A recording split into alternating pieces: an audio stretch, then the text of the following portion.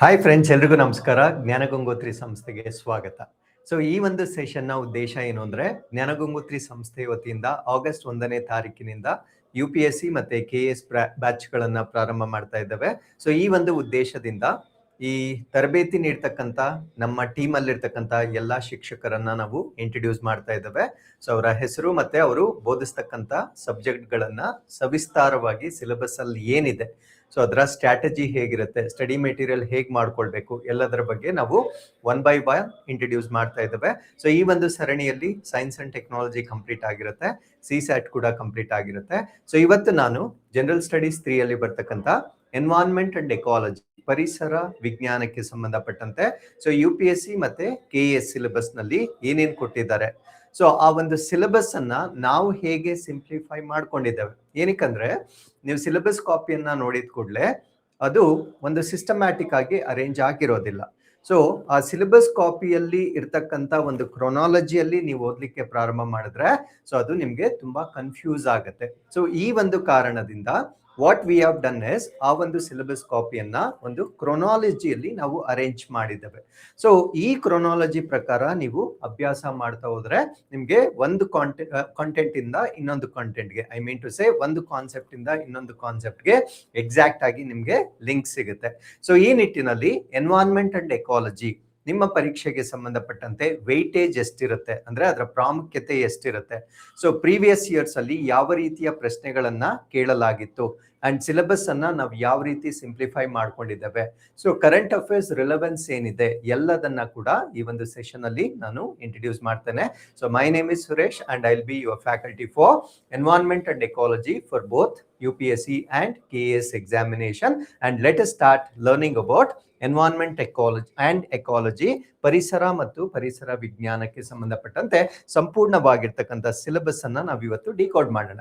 So syllabus ಅನ್ನ ನಾವು ಅಧ್ಯಯನ ಮಾಡ್ಲಿಕ್ಕಿಂತ ಮುಂಚೆ ಈ environment and ecology as N administrator ನೀವು ಯಾಕೆ ಓದ್ಬೇಕು ಅನ್ನೋದಕ್ಕೆ ಸೊ ಒಂದು ಬ್ಯೂಟಿಫುಲ್ ಸ್ಟೇಟ್ಮೆಂಟ್ ಅನ್ನ ನಾನಿಲ್ಲಿ ತಗೊಂಡಿದ್ದೇನೆ. ಸೊ ಈ ಸ್ಟೇಟ್ಮೆಂಟ್ ಏನ್ ಹೇಳುತ್ತೆ ಅಂದ್ರೆ, ಟು ಅಂಡರ್ಸ್ಟ್ಯಾಂಡ್ ಗವರ್ನೆನ್ಸ್, ಸೊ ನೀವು ಮಾಡ್ತಕ್ಕಂಥ ಒಂದು ಗವರ್ನೆನ್ಸ್ ಅಥವಾ ಆಡಳಿತವನ್ನ ನಾವು ನಿಜವಾಗ್ಲೂ ಅರ್ಥ ಮಾಡ್ಕೊಳ್ಬೇಕಾಗಿದ್ರೆ one must first understand environment. So ಎಲ್ಲರೂ ಕೂಡ ಮೊದಲು ಅರ್ಥ ಮಾಡ್ಕೊಳ್ಬೇಕಾಗಿರ್ತಕ್ಕಂಥದ್ದು ನಮ್ಮ ಪರಿಸರ ಅಥವಾ ಪರಿಸರ ವ್ಯವಸ್ಥೆ. ಹಾಗಿದ್ರೆ ಗವರ್ನೆನ್ಸ್ಗೂ ಪರಿಸರಕ್ಕೂ ಏನ್ ಸಂಬಂಧ ಅಂತಕ್ಕಂಥದ್ದು ಒಂದು ಬಿಗ್ಗೆಸ್ಟ್ ಕ್ವೆಶನ್ ಮಾರ್ಕ್ ನಮ್ಮ ತಲೆಯಲ್ಲಿ ಬರುತ್ತೆ. ಸೊ ಅದಕ್ಕೆ ಸಂಬಂಧ ಏನು ಅಂದ್ರೆ, because every policy begins with, ಸರ್ಕಾರ ಮಾಡ್ತಕ್ಕಂಥ ಪ್ರತಿಯೊಂದು ಪಾಲಿಸಿ ಅಥವಾ ನೀತಿ ಏನಿದೆ ಸೊ ಅದು ಯಾವ್ದ್ರಿಂದ ಪ್ರಾರಂಭವಾಗುತ್ತಂದ್ರೆ ಲ್ಯಾಂಡ್, ನಾವಿರ್ತಕ್ಕಂಥ ಭೂಮಿ. ಸಿಂಪಲ್ ಎಕ್ಸಾಂಪಲ್, ಇವಾಗ ಕರ್ನಾಟಕ ರಾಜ್ಯ ಸರ್ಕಾರ ಬಿಡದಿ ಟೌನ್ಶಿಪ್ ಅನ್ನ ಅನೌನ್ಸ್ ಮಾಡಿದೆ. ಸೊ ಕರ್ನಾಟಕದ ಮೊದಲ AI ಸಿಟಿಯನ್ನ ಮಾಡ್ತಕ್ಕಂಥದ್ದು ಇದರ ಉದ್ದೇಶವಾಗಿರುತ್ತೆ. ಸೊ ಇದಕ್ಕೆ ಸಾಕಷ್ಟು ಪ್ರತಿರೋಧ ಬರ್ತಾ ಇದೆ. So we need to know the land, ಅದರ ಇಕೋಸಿಸ್ಟಮ್ ಏನಿದೆ, ಅದರ ಪ್ರಾಮುಖ್ಯತೆ ಏನಿದೆ. So can we convert that into township ಅಥವಾ ಅದರ ಸಿಗ್ನಿಫಿಕೆನ್ಸ್ ಬೇರೆ ಇದೆಯಾ? ಸೊ ನಾವು there is a balance between development and ecosystem. So ecosystem ಮತ್ತೆ ಈ ಡೆವಲಪ್ಮೆಂಟ್ ಏನಿದೆ ಸೊ ಇದರ ಮಧ್ಯೆ ಒಂದು ಬ್ಯಾಲೆನ್ಸಿಂಗ್ ಆಕ್ಟ್ ಅನ್ನ ನಾವು ಮಾಡ್ಬೇಕಾಗಿರುತ್ತೆ. ಸೊ ಅದರಿಂದ ಯಾವುದೇ ಒಂದು ಗವರ್ನೆನ್ಸ್ ಅಥವಾ ಒಂದು ಪಾಲಿಸಿಯನ್ನ ಮಾಡ್ಬೇಕಾಗಿದ್ರೆ ನೋಯಿಂಗ್ ಅಬೌಟ್ ದ ಲ್ಯಾಂಡ್ ಅಥವಾ environment is very important. Then water, so obviously ಇದ್ರ ಬಗ್ಗೆ ನಾನು ಎಕ್ಸ್ಪ್ಲೇನ್ ಮಾಡೋ ಅವಶ್ಯಕತೆನೇ ಇಲ್ಲ. So due to water scarcity ನಾವು ಇತ್ತೀಚೆಗೆ ನದಿಗಳನ್ನ ಸಂಪರ್ಕ ಮಾಡ್ತಾ ಇದ್ದೇವೆ, ಒಂದಕ್ಕೊಂದನ್ನ ನಾವು ಲಿಂಕ್ ಮಾಡ್ತಾ ಇದ್ದೇವೆ. So biggest project in India is Ken Betwa project ಅನ್ನ ಮಾಡ್ತಾ ಇದ್ದಾರೆ. ಸೊ ಇತ್ತೀಚೆಗೆ ನೀವು ಸುದ್ದಿಗಳಲ್ಲಿ ನೋಡಿರ್ತೀರಾ, ಕೆನ್ ಬೆತ್ವಾ ಪ್ರಾಜೆಕ್ಟ್ಗೆ ಎಷ್ಟೊಂದು ಜನ ಅಪೋಸ್ ಅನ್ನ ಮಾಡ್ತಾ ಇದ್ದಾರೆ. ಪರಿಸರವಾದಿಗಳಿರ್ಬೋದು, ಅಲ್ಲಿರ್ತಕ್ಕಂಥ ಟ್ರೈಬಲ್ ಪಾಪ್ಯುಲೇಷನ್ಸ್ ಇರ್ಬೋದು, ಸೊ ಇವರೆಲ್ಲ ಕೂಡ ಅದನ್ನ ಅಪೋಸ್ ಮಾಡ್ತಾ ಇದ್ದಾರೆ. Once again the question arises, so should we continue this project, ಅದನ್ನ ಪ್ರಾಜೆಕ್ಟ್ ಅನ್ನ ನಾವು ಮಾಡ್ಬೇಕಾ ಮಾಡಬಾರ್ದಾ? ಸೊ ಇದೆಲ್ಲವನ್ನ ನಾವು ಉತ್ತರಿಸಬೇಕಾಗಿದ್ರೆ ಸೊ ಒಂದು ಪರಿಸರದ ಬಗ್ಗೆ ನಮ್ಗೆ ಗೊತ್ತಿರಬೇಕಾಗಿರುತ್ತೆ. ಅಂಡ್ ಗ್ರೇಟರ್ ನಿಕೋಬಾರ್ ಪ್ರಾಜೆಕ್ಟ್ ಅನ್ನ ಕೂಡ ಮಾಡ್ತಾ ಇದ್ದಾರೆ. ಸೊ ಇದರಿಂದ ಲಕ್ಷಾಂತರ ಇಕೋಸಿಸ್ಟಮ್ ಅನ್ನ ನಾವು ಕಳ್ಕೊಳ್ತೇವೆ, ಅಲ್ಲಿರ್ತಕ್ಕಂಥ ಬಯೋಡೈವರ್ಸಿಟಿಯನ್ನ ಕಳ್ಕೊಳ್ತೇವೆ. So again your policy depends upon environment ಅಂತಕ್ಕಂಥದ್ದು ನಮ್ಗಿಲ್ಲಿ ಗೊತ್ತಿರಬೇಕಾಗಿರುತ್ತೆ. ಅಂಡ್ ಫಾರೆಸ್ಟ್, ಸೊ ಫಾರೆಸ್ಟ್ ಬಗ್ಗೆ ನಾನು ಹೇಳೋ ಅವಶ್ಯಕತೆನೇ ಇಲ್ಲ. Lungs of the south south ಅಂತ ಹೇಳ್ತೇವೆ, ಪಶ್ಚಿಮ ಘಟ್ಟಗಳನ್ನ ನಾವು ದಕ್ಷಿಣದ ಶ್ವಾಸಕೋಶಗಳು ಅಂತ ಹೇಳ್ತೇವೆ. ಸೊ ಅದನ್ನ ಸಂರಕ್ಷಣೆ ಮಾಡ್ಲಿಕ್ಕೆ ನಾವು ಈಗಾಗಲೇ ಸಾಕಷ್ಟು ಕಮಿಟಿಗಳ ಒಂದು ಶಿಫಾರಸುಗಳನ್ನ ತಗೊಂಡಿದ್ದೇವೆ. ಸೊ ಗಾಡ್ಗಿಲ್ ಕಮಿಟಿ ಆಗಿರ್ಬೋದು, ಕಸ್ತೂರಿ ರಂಗನ್ ಕಮಿಟಿ ಆಗಿರ್ಬೋದು, ಬಟ್ ಅವ್ರು ಕೊಟ್ಟಿರ್ತಕ್ಕಂಥ ಯಾವುದೇ ಶಿಫಾರಸುಗಳನ್ನ ನಾವು ಇದುವರೆಗೂ ಇಂಪ್ಲಿಮೆಂಟ್ ಮಾಡಿಲ್ಲ. ಸೊ ಅದರ ಕಾನ್ಸಿಕ್ವೆನ್ಸಸ್ ಅನ್ನ, ಪರಿಣಾಮಗಳನ್ನ ನಾವು ಇವತ್ತು ಫೇಸ್ ಮಾಡ್ತಾ ಇದ್ದೇವೆ. ಸೊ ಫ್ಲಡ್ಸ್ ಅನ್ನ ನೀವು ನೋಡ್ಬೋದಾಗಿರುತ್ತೆ. ಸೊ ವಯನಾಡಲ್ಲಿ ಆಗಿರ್ತಕ್ಕಂಥ ಲ್ಯಾಂಡ್ ಸ್ಲೈಡ್ ಗಳನ್ನ ನಾವು ನೋಡ್ಬೋದಾಗಿರುತ್ತೆ. ಸೊ ಇವೆಲ್ಲ ಕೂಡ ಜನರ ಜೀವನದ ಮೇಲೆ ಪರಿಣಾಮ ಬೀರ್ತಕ್ಕಂಥದ್ದು. ಕೇವಲ ಜನ ಮಾತ್ರ ಅಲ್ಲ, ಅಲ್ಲಿರ್ತಕ್ಕಂಥ ವೆಜಿಟೇಷನ್, ಪೀಪಲ್, ಅಲ್ಲಿರ್ತಕ್ಕಂಥ ವೆಜಿಟೇಷನ್, ಅಲ್ಲಿರ್ತಕ್ಕಂಥ ಬಯೋಡೈವರ್ಸಿಟಿ ಎಲ್ಲದರ ಮೇಲೆ ಪರಿಣಾಮ ಬೀರ್ತಕ್ಕಂಥದ್ದು. ಸೊ ಅದರಿಂದ ಯಾವುದೇ ಒಂದು ಗವರ್ನೆನ್ಸ್ ಅನ್ನ ನಾವು ಉತ್ತಮವಾಗಿ ಅರ್ಥ ಮಾಡ್ಕೊಳ್ಬೇಕಾಗಿದ್ರೆ, ಸೊ ಫಸ್ಟ್ ನಾವು ಅರ್ಥ ಮಾಡ್ಕೊಳ್ಬೇಕಾಗಿರ್ತಕ್ಕಂಥದ್ದು ಆ ಒಂದು ಎನ್ವೈರನ್ಮೆಂಟ್ ಅಥವಾ ಪರಿಸರ ವಿಜ್ಞಾನದ ಬಗ್ಗೆ ನಾವು ಅರ್ಥ ಮಾಡ್ಕೊಳ್ಬೇಕು. Because every policy of government is related to so environment ಅಂತಕ್ಕಂಥದ್ದು ನಮಗೆ ಗೊತ್ತಿರಬೇಕಾಗಿರುತ್ತೆ. ಸೊ ಈ ನಿಟ್ಟಿನಲ್ಲಿ ನಿಮ್ಮ UPSC ಅಂಡ್ KS ಎಕ್ಸಾಮಿನೇಷನ್ ಅಲ್ಲಿ ಸೊ ಈ ಒಂದು ಎನ್ವೈರನ್ಮೆಂಟ್ ಎಕಾಲಜಿ ಅಂತಕ್ಕಂಥ ಸಿಲೆಬಸ್ ಅನ್ನ ನಿಮ್ಗೆ ಕೊಟ್ಟಿರ್ತಾರೆ. So that from now itself you should start understanding what is my environment and ecology, how my administration is related to this particular environment and ecology ಅಂತಕ್ಕಂಥದ್ದು so ಈಗನಿಂದನೇ ನಿಮ್ಗೆ ಅರ್ಥ ಆಗ್ಬೇಕಾಗಿರುತ್ತೆ. So this is what I have to say about the significance of environment and ecology. And with respect to syllabus ಅಂತ ಬಂದಾಗ KS 2025ರಲ್ಲಿ so UPSC related mains questions ಅನ್ನ ನಾನು ಇನ್ನೊಂದು ಸೆಷನ್ ಅಲ್ಲಿ ಡಿಸ್ಕಸ್ ಮಾಡ್ತೇನೆ. ಸೊ ಈ ಒಂದು ಸೆಷನ್ ಅಲ್ಲಿ KS ಪರೀಕ್ಷೆಯಲ್ಲಿ 2025ರಲ್ಲಿ ಪರೀಕ್ಷೆ ಏನ್ ನಡೆದಿದೆ, so I am focusing majorly on mains. Because ನೀವು ಮೇನ್ಸ್ ಅನ್ನ ತಯಾರಿ ಮಾಡ್ತಾ ಇದ್ರೆ ಎವೆಂಚುಯಲಿ ಅಥವಾ ಬೈ ಡಿಫಾಲ್ಟ್ ನಿಮ್ಮ ಪ್ರಿಲಿಮ್ಸ್ ತಯಾರಿ ಕೂಡ ಸೈಮಲ್ಟೇನಿಯಸ್ಲಿ ಆಗೋಗಿರುತ್ತೆ. But you cannot go other way round ಹೋಗ್ಲಿಕ್ಕೆ ಆಗಲ್ಲ. ಅಂದ್ರೆ ನಾನು ಪ್ರಿಲಿಮ್ಸ್ ಮಾತ್ರ ತಯಾರಿ ಮಾಡ್ಕೊಳ್ತೀನಿ, ಸೊ ಅದರಿಂದ ಪ್ಯಾರಲಲಿ ನನಗೆ ಮೇನ್ಸ್ ಕೂಡ ತಯಾರಿ ಆಗುತ್ತೆ. ಸೊ ಈ ಒಂದು ಈಕ್ವೇಶನ್ ವರ್ಕ್ ಆಗಲ್ಲ. But other way it works. So I prepare for mains and eventually my prelims ಕೂಡ ಅದರ ಓವರ್ಲ್ಯಾಪ್ ಆಗಿ ಅದನ್ನ ನಾನು ಸೈಮಲ್ಟೇನಿಯಸ್ ಆಗಿ ಮುಗಿಸಿರ್ಬೋದಾಗಿರುತ್ತೆ.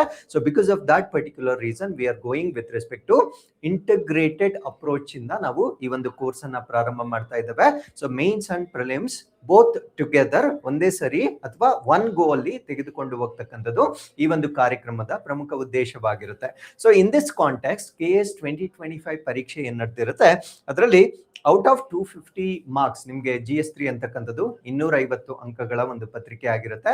ಸೊ ನಿಮ್ಗೆ 3 ಗಂಟೆಗಳ 3 hours ಆಫ್ ಟೈಮ್ ಅನ್ನ ಕೊಟ್ಟಿರ್ತಾರೆ. ಸೊ ಇದರಲ್ಲಿ ಎನ್ವೈರನ್ಮೆಂಟ್ ಅಂಡ್ ಎಕಾಲಜಿಗೆ ಸಂಬಂಧಪಟ್ಟಂತೆ 100 ಅಂಕಗಳಿಗೆ ಸಂಬಂಧಪಟ್ಟಿರ್ತಕ್ಕಂಥ ಪ್ರಶ್ನೆಗಳನ್ನ ಕೇಳಲಾಗಿರುತ್ತೆ. ಸೊ ನಾವು you can understand so what is the weightage of this paper ಅನ್ನೋದು ನಿಮ್ಗೆ ಗೊತ್ತಾಗುತ್ತೆ. ಸೊ GS3 ಅಲ್ಲಿ ಮತ್ತೆ ನೀವು ಸೈನ್ಸ್ ಅಂಡ್ ಟೆಕ್ನಾಲಜಿಯನ್ನ ಓದ್ತೀರಾ. ಸೊ ಅದು ಕೂಡ ತುಂಬಾ ಇಂಪಾರ್ಟೆಂಟ್ ಆಗಿರುತ್ತೆ. ಸೊ ಬಹಳಷ್ಟು ಪ್ರಶ್ನೆಗಳು ಸೈನ್ಸ್ ಅಂಡ್ ಟೆಕ್ನಾಲಜಿ ಅಥವಾ ವಿಜ್ಞಾನ ಮತ್ತು ತಂತ್ರಜ್ಞಾನದಿಂದ ಕೂಡ ಬಂದಿರುತ್ತೆ. ಸೊ ಮಿಕ್ಕಿದ ಎಲ್ಲ ಸ್ವಲ್ಪ ಭಾಗ ನಿಮ್ಗೆ ಆನಿಮಲ್ ಹಸ್ಬೆಂಡ್ರಿ, ಫಿಶರೀಸ್, ಹೈನುಗಾರಿಕೆ ಈ ರೀತಿಯ ಕೆಲವೊಂದು ವಿಷಯಗಳನ್ನ ಕೂಡ ಕೊಟ್ಟಿರ್ತಾರೆ. ಸೊ ಅದ್ರ ಮೇಲೂ ಕೂಡ ಕೆಲವೊಂದು ಪ್ರಶ್ನೆಗಳು ಬಂದಿರುತ್ತೆ. ಸೊ ಓವರ್ ಆಲ್ ನಮ್ಮ GS3 ಏನಿತ್ತು KS 2025 ಅಲ್ಲಿ ಔಟ್ ಆಫ್ 250 ಮಾರ್ಕ್ಸ್ಗೆ ನಮಗೆ 100 ಮಾರ್ಕ್ಸ್ಗೆ ಎನ್ವೈರನ್ಮೆಂಟ್ ಅಂಡ್ ಎಕಾಲಜಿ ಬಂದಿರುತ್ತೆ. ಸೊ ಅದರಿಂದ this becomes significant part of your preparation and according to me it is scoring section also. ಯಾಕಂದ್ರೆ syllabus is not too vast. So ನಿಮ್ಗೆ ಬೇರೆ ಸಬ್ಜೆಕ್ಟ್ಸ್ ಗಳಿಗೆ ಕಂಪೇರ್ ಮಾಡ್ಕೊಂಡಾಗ ಸಿಲೆಬಸ್ ತುಂಬಾ ಲಿಮಿಟೆಡ್ ಆಗಿರುತ್ತೆ. ಅಂಡ್ ರಿಟರ್ನ್ ಆನ್ ಇನ್ವೆಸ್ಟ್ಮೆಂಟ್ ಅಂದ್ರೆ ನೀವು ಎಷ್ಟು ಸಮಯವನ್ನ ಈ ಒಂದು ಸಬ್ಜೆಕ್ಟ್ಸ್ ಮೇಲೆ ಸ್ಪೆಂಡ್ ಮಾಡ್ತೀರಾ, ಸೊ ಅಷ್ಟು ಹೆಚ್ಚಿನ ಅಂಕಗಳನ್ನ ಗಳಿಸಲಿಕ್ಕೆ ನಿಮ್ಗೆ ಸಾಧ್ಯವಾಗುತ್ತೆ. ಹಾಗಿದ್ರೆ ಸೊ ಮುಂದೆ ನಾವು ನೋಡೋದಾದ್ರೆ ಈ ಎನ್ವೈರನ್ಮೆಂಟ್ ಅಂಡ್ ಎಕಾಲಜಿ ಅಂತ ಬಂದಾಗ UPSC and KS examination, whether you are preparing for UPSC examination or for KS examination, syllabus ಅಲ್ಲಿ ಯಾವುದೇ ರೀತಿಯ ವ್ಯತ್ಯಾಸ ಇರೋದಿಲ್ಲ. 100% ಓವರ್ಲ್ಯಾಪ್ ಆಗುತ್ತೆ. ಸೊ ಅದರಿಂದ we can prepare environment and ecology together with respect to both KS examination and UPSC examination. So ಇದು ಕೂಡ ನಿಮ್ಗೆ ಗೊತ್ತಿರಬೇಕಾಗಿರುತ್ತೆ. ನಾವು what syllabus copy says, so ನಮ್ಗೆ ಅಧಿಕೃತವಾಗಿ KPSC ಆಗಿರ್ಬೋದು ಮತ್ತೆ UPSC ಆಗಿರ್ಬೋದು ಅವ್ರು ಕೊಟ್ಟಿರ್ತಕ್ಕಂಥ ಪಠ್ಯಕ್ರಮದಲ್ಲಿ ಏನಿದೆ ಅಂತ ನಾನು ಇಲ್ಲಿ ಮೆನ್ಷನ್ ಮಾಡ್ತೇನೆ. ಸೊ ನಾನು ಬಿಗಿನಿಂಗ್ ಹೇಳಿದ್ದೇನೆ. ಸೊ ಆ ಒಂದು ಪಠ್ಯಕ್ರಮವನ್ನ ಆಸ್ ಅ ಸ್ಟೂಡೆಂಟ್ ನೀವು ನೋಡಿದಾಗ, ಇನ್ಕ್ಲೂಡಿಂಗ್ ಆಸ್ ಅ ಫ್ಯಾಕಲ್ಟಿ ನಾವು ನೋಡಿದಾಗ, ಸೊ ಅದೊಂದು ಸಿಸ್ಟಮ್ಯಾಟಿಕ್ ಆಗಿ ಅರೇಂಜ್ ಆಗಿರಲ್ಲ. ಸೊ ಆ ತರ ಏನಾದ್ರೂ ಸಿಲೆಬಸ್ ಕಾಪಿ ಅಂದ್ರೆ ಅವ್ರು ಏನ್ ಕೊಟ್ಟಿದ್ದಾರೆ ಅದೇ ಆರ್ಡರ್ ಅಲ್ಲಿ ನಾನು ಪ್ರಿಪೇರ್ ಮಾಡ್ಕೊಂಡು ಹೋಗ್ತೀನಿ ಅಂದ್ರೆ so that is not right chronology. So because of that reason what we have made is ಅದನ್ನ ಸಿಂಪ್ಲಿಫೈ ಮಾಡಿದ್ದೀರಾ. So even if you are even if you are not going to be part of this particular program, ಯಾರು self studies ಮಾಡ್ಕೊಳ್ತಾ ಇದ್ದೀರಾ, so ಅವ್ರಿಗೂ ಕೂಡ ಈ ಒಂದು session ಬಹಳ ಇಂಪಾರ್ಟೆಂಟ್ ಆಗುತ್ತೆ. ಸೊ ದಟ್ ಆ ಒಂದು ಸಿಲೆಬಸ್ ಅನ್ನ ನಾವು ತುಂಬಾ ಸಿಸ್ಟಮ್ಯಾಟಿಕ್ ಆಗಿ ಅರೇಂಜ್ ಮಾಡಿರ್ತೇವೆ. ಸೊ ಅದರಿಂದ this will be helpful for your study plan ಅನ್ನ ಮಾಡ್ಕೊಳ್ಳಿಕ್ಕೆ ತುಂಬಾ ಹೆಲ್ಪ್ಫುಲ್ ಆಗಿರ್ತಕ್ಕಂಥ ಒಂದು ಸೆಷನ್ ಆಗಿರುತ್ತೆ. ಹಾಗಿದ್ರೆ ನಮ್ಮ syllabus copy particularly KS and UPSC ಎರಡನ್ನು ಕೂಡ ನಾನು ಎಕ್ಸ್ಪ್ಲೇನ್ ಮಾಡ್ತೇನೆ. ಸೊ KS ಅಲ್ಲಿ ನಾವು ಇದನ್ನ GS3 ಅಲ್ಲಿ ಸೆಕ್ಷನ್ 3 ಅಂತ ಇದನ್ನ ಮೆನ್ಷನ್ ಮಾಡಿರ್ತಾರೆ. ಸೊ ಸೆಕ್ಷನ್ 3 ಅಲ್ಲಿ challenges and issues of development, environment and ecology ಅಂತ ಕೊಟ್ಟಿರ್ತಾರೆ. ಸೊ ಇದರಲ್ಲಿ ಒಟ್ಟು 6 ಘಟಕಗಳನ್ನ ಕೊಟ್ಟಿರ್ತಾರೆ. ಅಂದ್ರೆ ನಮ್ಮ ಪರಿಸರಕ್ಕೆ ಸಂಬಂಧಪಟ್ಟಂತೆ ಚಾಲೆಂಜಸ್, ಸವಾಲುಗಳು, ಮತ್ತೆ ಸಮಸ್ಯೆಗಳು, ಮತ್ತೆ ಅಭಿವೃದ್ಧಿ. So best example is Bidadi township. ಒಂದ್ ಕಡೆ ಡೆವಲಪ್ಮೆಂಟ್ ಮಾಡಬೇಕು, ಯಾಕಂದ್ರೆ ಅರ್ಬನೈಸೇಷನ್ ಜಾಸ್ತಿ ಆಗ್ತಾ ಇದೆ. ಸೊ ಇನ್ನೊಂದ್ ಕಡೆ ಇಕೋ ಸಿಸ್ಟಮ್ ಅನ್ನ ನಾವು ಪ್ರೊಟೆಕ್ಟ್ ಮಾಡ್ಕೊಳ್ಬೇಕು, ಯಾಕಂದ್ರೆ without nature there is no or existence. ನೀವು ಎಷ್ಟೇ ಡೆವಲಪ್ಮೆಂಟ್ ಮಾಡ್ಕೊಳ್ಳಿ, ನಿಮ್ಗೆ ಉಸಿರಾಡ್ಲಿಕ್ಕೆ ಸ್ವಚ್ಛವಾದ ಗಾಳಿ ಇಲ್ಲ ಅಂದ್ರೆ ಡೆವಲಪ್ಮೆಂಟ್ ಮಾಡಿ ಏನ್ ಪ್ರಯೋಜನ? So you can see the best example or the worst example I can say Delhi. So today it's a capital city and it is infamous that it is the most polluted capital city in the world. So ಪ್ರಪಂಚದಲ್ಲಿಯೇ ಅತಿ ಹೆಚ್ಚು ವಾಯು ಮಾಲಿನ್ಯಕ್ಕೆ ಒಳಪಟ್ಟಿರ್ತಕ್ಕಂಥ ಒಂದು capital city ಆಗಿರುತ್ತೆ. So ನಾವು what is the use? So if you are polluting so much, then what is the fun in doing development? So ಅದರಿಂದ we need to strike the balance between development and environment and ecology. So ಅದೇ title ಅನ್ನ ನಾವಿಲ್ಲಿ ನೋಡ್ಬೋದಾಗಿರುತ್ತೆ, challenges and issues of development, environment and ecology. ಅಂದ್ರೆ ಪರಿಸರವನ್ನ ನಾವು ಉಳಿಸಿಕೊಳ್ಳುವುದರ ಜೊತೆಗೆ ನಮ್ಮ ದೇಶವನ್ನ ಅಥವಾ ಮೂಲ ಸೌಕರ್ಯಗಳನ್ನ ಯಾವ ರೀತಿ ನಾವು ಅಭಿವೃದ್ಧಿ ಪಡಿಸಬೇಕು, ಇದನ್ನೇ ನಾವು ಸಸ್ಟೈನಬಲ್ ಡೆವಲಪ್ಮೆಂಟ್ ಅಥವಾ ಸುಸ್ಥಿರ ಅಭಿವೃದ್ಧಿ ಅಂತ ಹೇಳ್ತೇವೆ. ಸೊ ನಾವು ಬಳಕೆ ಮಾಡ್ತಕ್ಕಂಥ ಈ ಒಂದು ನ್ಯಾಚುರಲ್ ರಿಸೋರ್ಸಸ್ ಅಥವಾ ನೈಸರ್ಗಿಕ ಸಂಪನ್ಮೂಲಗಳು ಏನಿರ್ತವೆ, ಸೊ ಅದು ಎಕ್ಸಾಸ್ಟ್ ಆಗಬಾರ್ದು, ಆ ರೀತಿಯಾಗಿ ಅದನ್ನ ನಾವು ಬಳಕೆ ಮಾಡ್ಕೊಳ್ಬೇಕಾಗಿರುತ್ತೆ. ಸೊ ಇದನ್ನ ನಾವು ಅರ್ಥ ಮಾಡ್ಕೊಳ್ಬೇಕಾಗಿದ್ರೆ we need to understand the balancing act between development and environment ecology. So ಆ ಒಂದು ಸಿಲೆಬಸ್ ನಲ್ಲಿ ನಮಗೆ ಟೋಟಲ್ 6 ಯೂನಿಟ್ಸ್ ಅನ್ನ ನೀಡಲಾಗಿರುತ್ತೆ. ಸೊ ಅಫಿಷಿಯಲ್ KS ನೋಟಿಫಿಕೇಶನ್ ಪ್ರಕಾರ ಅವರು ಮೆನ್ಷನ್ ಮಾಡಿರ್ತಕ್ಕಂಥ ಯೂನಿಟ್ಸ್ ಯಾವ್ದ್ಯಾವ್ದು ಅಂತ ನಾವು ನೋಡೋದಾದ್ರೆ, ಯೂನಿಟ್ 1 ಅಲ್ಲಿ ಎನ್ವೈರನ್ಮೆಂಟಲ್ ಸೆಗ್ಮೆಂಟ್ ಅಂತ ಕೊಟ್ಟಿದ್ದಾರೆ, ಪರಿಸರ ವಿಭಾಗಗಳು ಅಂತ ಕೊಟ್ಟಿದ್ದಾರೆ. ಸೊ ಅದರ ಡೀಟೇಲ್ಡ್ PDF ಅನ್ನ ನಮ್ಮ ಟೆಲಿಗ್ರಾಮ್ ಚಾನಲ್ ಅಲ್ಲಿ ನಾನು ಕೊಟ್ಟಿರ್ತೇನೆ. ಬಟ್ ನಾನು ಮುಂದೆ ಡಿಸ್ಕಸ್ ಮಾಡ್ತಕ್ಕಂಥ ನಾವೇನು ಅದನ್ನ ಒಂದು ಸಿಸ್ಟಮ್ಯಾಟಿಕ್ ಕ್ರೊನಾಲಜಿಯಲ್ಲಿ ನಾವು ಅದನ್ನ ಸೆಟ್ ಮಾಡಿದ್ದೇವೆ. ಸೊ ಆ ಒಂದು ಕ್ರೊನಾಲಜಿ ಪ್ರಕಾರ ನೀವು ಓದ್ಲಿಕ್ಕೆ ಪ್ರಾರಂಭ ಮಾಡಬಹುದಾಗಿರುತ್ತೆ. ಸೊ ಘಟಕ 1ರಲ್ಲಿ ಪರಿಸರ ವಿಭಾಗಗಳಿಗೆ ಸಂಬಂಧಪಟ್ಟಂತೆ ಕೆಲವೊಂದು ಮಾಹಿತಿಯನ್ನ ನಾವಿಲ್ಲಿ ಸ್ಟಡಿ ಮಾಡಬೇಕಾಗಿರುತ್ತೆ. ಯೂನಿಟ್ 2 ಅಥವಾ ಘಟಕ 2ರಲ್ಲಿ ನ್ಯಾಚುರಲ್ ರಿಸೋರ್ಸ್ ಅಥವಾ ನೈಸರ್ಗಿಕ ಸಂಪನ್ಮೂಲಗಳು ಅಂತ ಕೊಟ್ಟಿರ್ತಾರೆ. ಸಿ ಆಕ್ಚುಲಿ ಇಲ್ಲಿ ನೈಸರ್ಗಿಕ ಸಂಪನ್ಮೂಲಗಳನ್ನ ನಾವು ಜಿಯೋಗ್ರಫಿಯಲ್ಲಿ ಕೂಡ ಬಹಳ ವಿಸ್ತೃತವಾಗಿ ನಾವು ಸ್ಟಡಿ ಮಾಡಿರ್ತೇವೆ.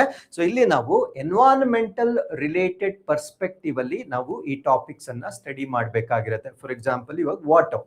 ಸೊ ವಾಟರ್ ರಿಸೋರ್ಸಸ್, ಸೊ ಅದನ್ನ ನಾನು ಯಾವ ಪರ್ಸ್ಪೆಕ್ಟಿವ್ ಅಲ್ಲಿ ಸ್ಟಡಿ ಮಾಡ್ತೀನಿ ಅಂದ್ರೆ ಅದರ ಪೊಲ್ಯೂಷನ್ಗೆ ಸಂಬಂಧಪಟ್ಟಂತೆ ವಿಷಯಗಳನ್ನ ನಾವು ಅಧ್ಯಯನ ಮಾಡಬೇಕಾಗಿರುತ್ತೆ. ಸೊ ವಾಟರ್ ಪೊಲ್ಯೂಷನ್ ಅಂದ್ರೆ ಏನು, ವಾಟರ್ ಪೊಲ್ಯೂಷನ್ ಅನ್ನ ನಾವು ಹೇಗೆ ಮೆಷರ್ ಮಾಡ್ತೇವೆ, ಅದನ್ನ ಕಂಟ್ರೋಲ್ ಮಾಡ್ಲಿಕ್ಕೆ ಭಾರತ ದೇಶದಲ್ಲಿರ್ತಕ್ಕಂಥ ಕಾಯ್ದೆಗಳು ಯಾವ್ದ್ಯಾವ್ದು, ಅದ್ರ ಜೊತೆಗೆ ಇತ್ತೀಚೆಗೆ ಜಲಮಾಲಿನ್ಯವನ್ನ ನಾವು ಪ್ರಿವೆಂಟ್ ಮಾಡ್ಲಿಕ್ಕೆ ಭಾರತ ಸರ್ಕಾರ ಆಗಿರ್ಬೋದು ಅಥವಾ ಕರ್ನಾಟಕ ರಾಜ್ಯ ಸರ್ಕಾರ ಆಗಿರ್ಬೋದು ಯಾವ ಹೊಸ ಕಾರ್ಯಕ್ರಮಗಳನ್ನ ರೂಪಿಸಿದೆ. ಸೊ ಈ ರೀತಿಯಾಗಿ ನ್ಯಾಚುರಲ್ ರಿಸೋರ್ಸಸ್ ಅನ್ನ, ಅದು ವಾಟರ್ ಆಗಿರ್ಬೋದು, ಫಾರೆಸ್ಟ್ ಆಗಿರ್ಬೋದು, ಸೊ ಇವೆಲ್ಲವನ್ನ ನಾವು ಬೇರೊಂದು ಪರ್ಸ್ಪೆಕ್ಟಿವ್ ಅಲ್ಲಿ ಅಂದ್ರೆ ಜಿಯೋಗ್ರಫಿಯಲ್ಲಿ ನೀವೇನು ಓದ್ತೀರಾ ಅದಕ್ಕೆ ಹೊರತುಪಡಿಸಿ ಅದರ ಪ್ರೊಟೆಕ್ಷನ್ ಒಂದು ಆಂಗಲ್ ಅಲ್ಲಿ ನಾವು ಇದನ್ನ ಓದ್ಬೇಕಾಗಿರುತ್ತೆ. ಸೊ ಅದು ಘಟಕ 2 ನೈಸರ್ಗಿಕ ಸಂಪನ್ಮೂಲಗಳಂತ ಅವರು ಹೆಡ್ಡಿಂಗ್ ಅನ್ನ ಕೊಟ್ಟಿರ್ತಾರೆ. ಸೊ ಯೂನಿಟ್ 3 ಅಲ್ಲಿ ಇಕೋಸಿಸ್ಟಮ್ ಅಂಡ್ ಬಯೋಡೈವರ್ಸಿಟಿ, ಪರಿಸರ ವ್ಯವಸ್ಥೆ ಮತ್ತು ಜೀವ ವೈವಿಧ್ಯತೆ ಅಂತ ಹೇಳ್ತೇವೆ. ಆಕ್ಚುಲಿ ಇವೆರಡು ನಿಮ್ಗೆ ಅರ್ಥ ಆಗ್ಬೇಕಾಗಿದ್ರೆ, ಘಟಕ 1 ಮತ್ತೆ ಘಟಕ 2 ಅರ್ಥ ಆಗ್ಬೇಕಾಗಿದ್ರೆ ಸೊ ಇದು ಫಸ್ಟ್ ಪ್ಲೇಸ್ ಅಲ್ಲಿ ಬರ್ಬೇಕಾಗಿರುತ್ತೆ. ಸೊ ಅದನ್ನೇ ನಾನು ಹೇಳಿರ್ತಕ್ಕಂಥದ್ದು. So let as know just what is there in the syllabus. ಯಾಕಂದ್ರೆ ಯಾವುದೇ ಒಂದು ವಿದ್ಯಾರ್ಥಿ ಒಂದು ಪರ್ಟಿಕ್ಯುಲರ್ ಪರೀಕ್ಷೆಗೆ ಅವನು ತಯಾರಿಯನ್ನ ಮಾಡ್ತಾ ಇದ್ದಾನಂದ್ರೆ ಫಸ್ಟ್ ವೆಪನ್ ನಿಮ್ಮಲ್ಲಿ ಇರಬೇಕಾಗಿರ್ತಕ್ಕಂಥ ಮೊಟ್ಟ ಮೊದಲ ಶಸ್ತ್ರಾಸ್ತ್ರ ಯಾವುದು ಅಂದ್ರೆ ಸಿಲೆಬಸ್ ಕಾಪಿ ನಿಮ್ಮ ಹತ್ರ ಇರಬೇಕು. Even before purchasing text books, even before choosing your coaching center. The very first thing that you are supposed to do is collect the syllabus copy. That is your first weapon. And second weapon is previous year's question paper. So ಇವೆರಡೂ ಮಾಡದೆ ನೀವು third step books ಅನ್ನ ಖರೀದಿ ಮಾಡ್ತಕ್ಕಂಥದ್ದಾಗ್ಲಿ, coaching centre ಅನ್ನ search ಮಾಡ್ತಕ್ಕಂಥದ್ದಾಗ್ಲಿ, if you are doing the third one, that means you are bypassing very essential two things that are suppose to be come in the first place, that is knowing your syllabus copy, and second is previous year's questions. So ನಿಮಗೆ ಮುಂಚೆ ಗೊತ್ತಿರಬೇಕು, ನಾನು ಭವಿಷ್ಯದಲ್ಲಿ ಬರೀತಕ್ಕಂಥ ಒಂದು ಪರೀಕ್ಷೆ ಆ ಪ್ರಶ್ನೆಗಳು ಹೇಗ್ ಬರುತ್ತೆ ಅಂತಕ್ಕಂಥ ಕ್ಯೂರಿಯಾಸಿಟಿ ಒಬ್ಬ ವಿದ್ಯಾರ್ಥಿಗೆ ಇರಬೇಕು. ಅದಾದ ನಂತರ ನಿಮ್ಮ ಕೋಚಿಂಗ್ ಸೆಂಟರ್ನಾದ್ರೂ ಆಯ್ಕೆ ಮಾಡ್ಕೊಳ್ಳಿ, ಅಥವಾ ಸೆಲ್ಫ್ ಸ್ಟಡಿ ಮಾಡ್ತಕ್ಕಂಥ ವಿದ್ಯಾರ್ಥಿಗಳು ಯಾವ ರಿಸೋರ್ಸಸ್ ಬೆಸ್ಟ್ ಇದೆ ಅದನ್ನ ನೀವು ಖರೀದಿ ಮಾಡಿ ನಿಮ್ಮ ಸ್ವಂತ ತಯಾರಿಯನ್ನ ಮಾಡ್ಕೊಳ್ಬಹುದಾಗಿರುತ್ತೆ.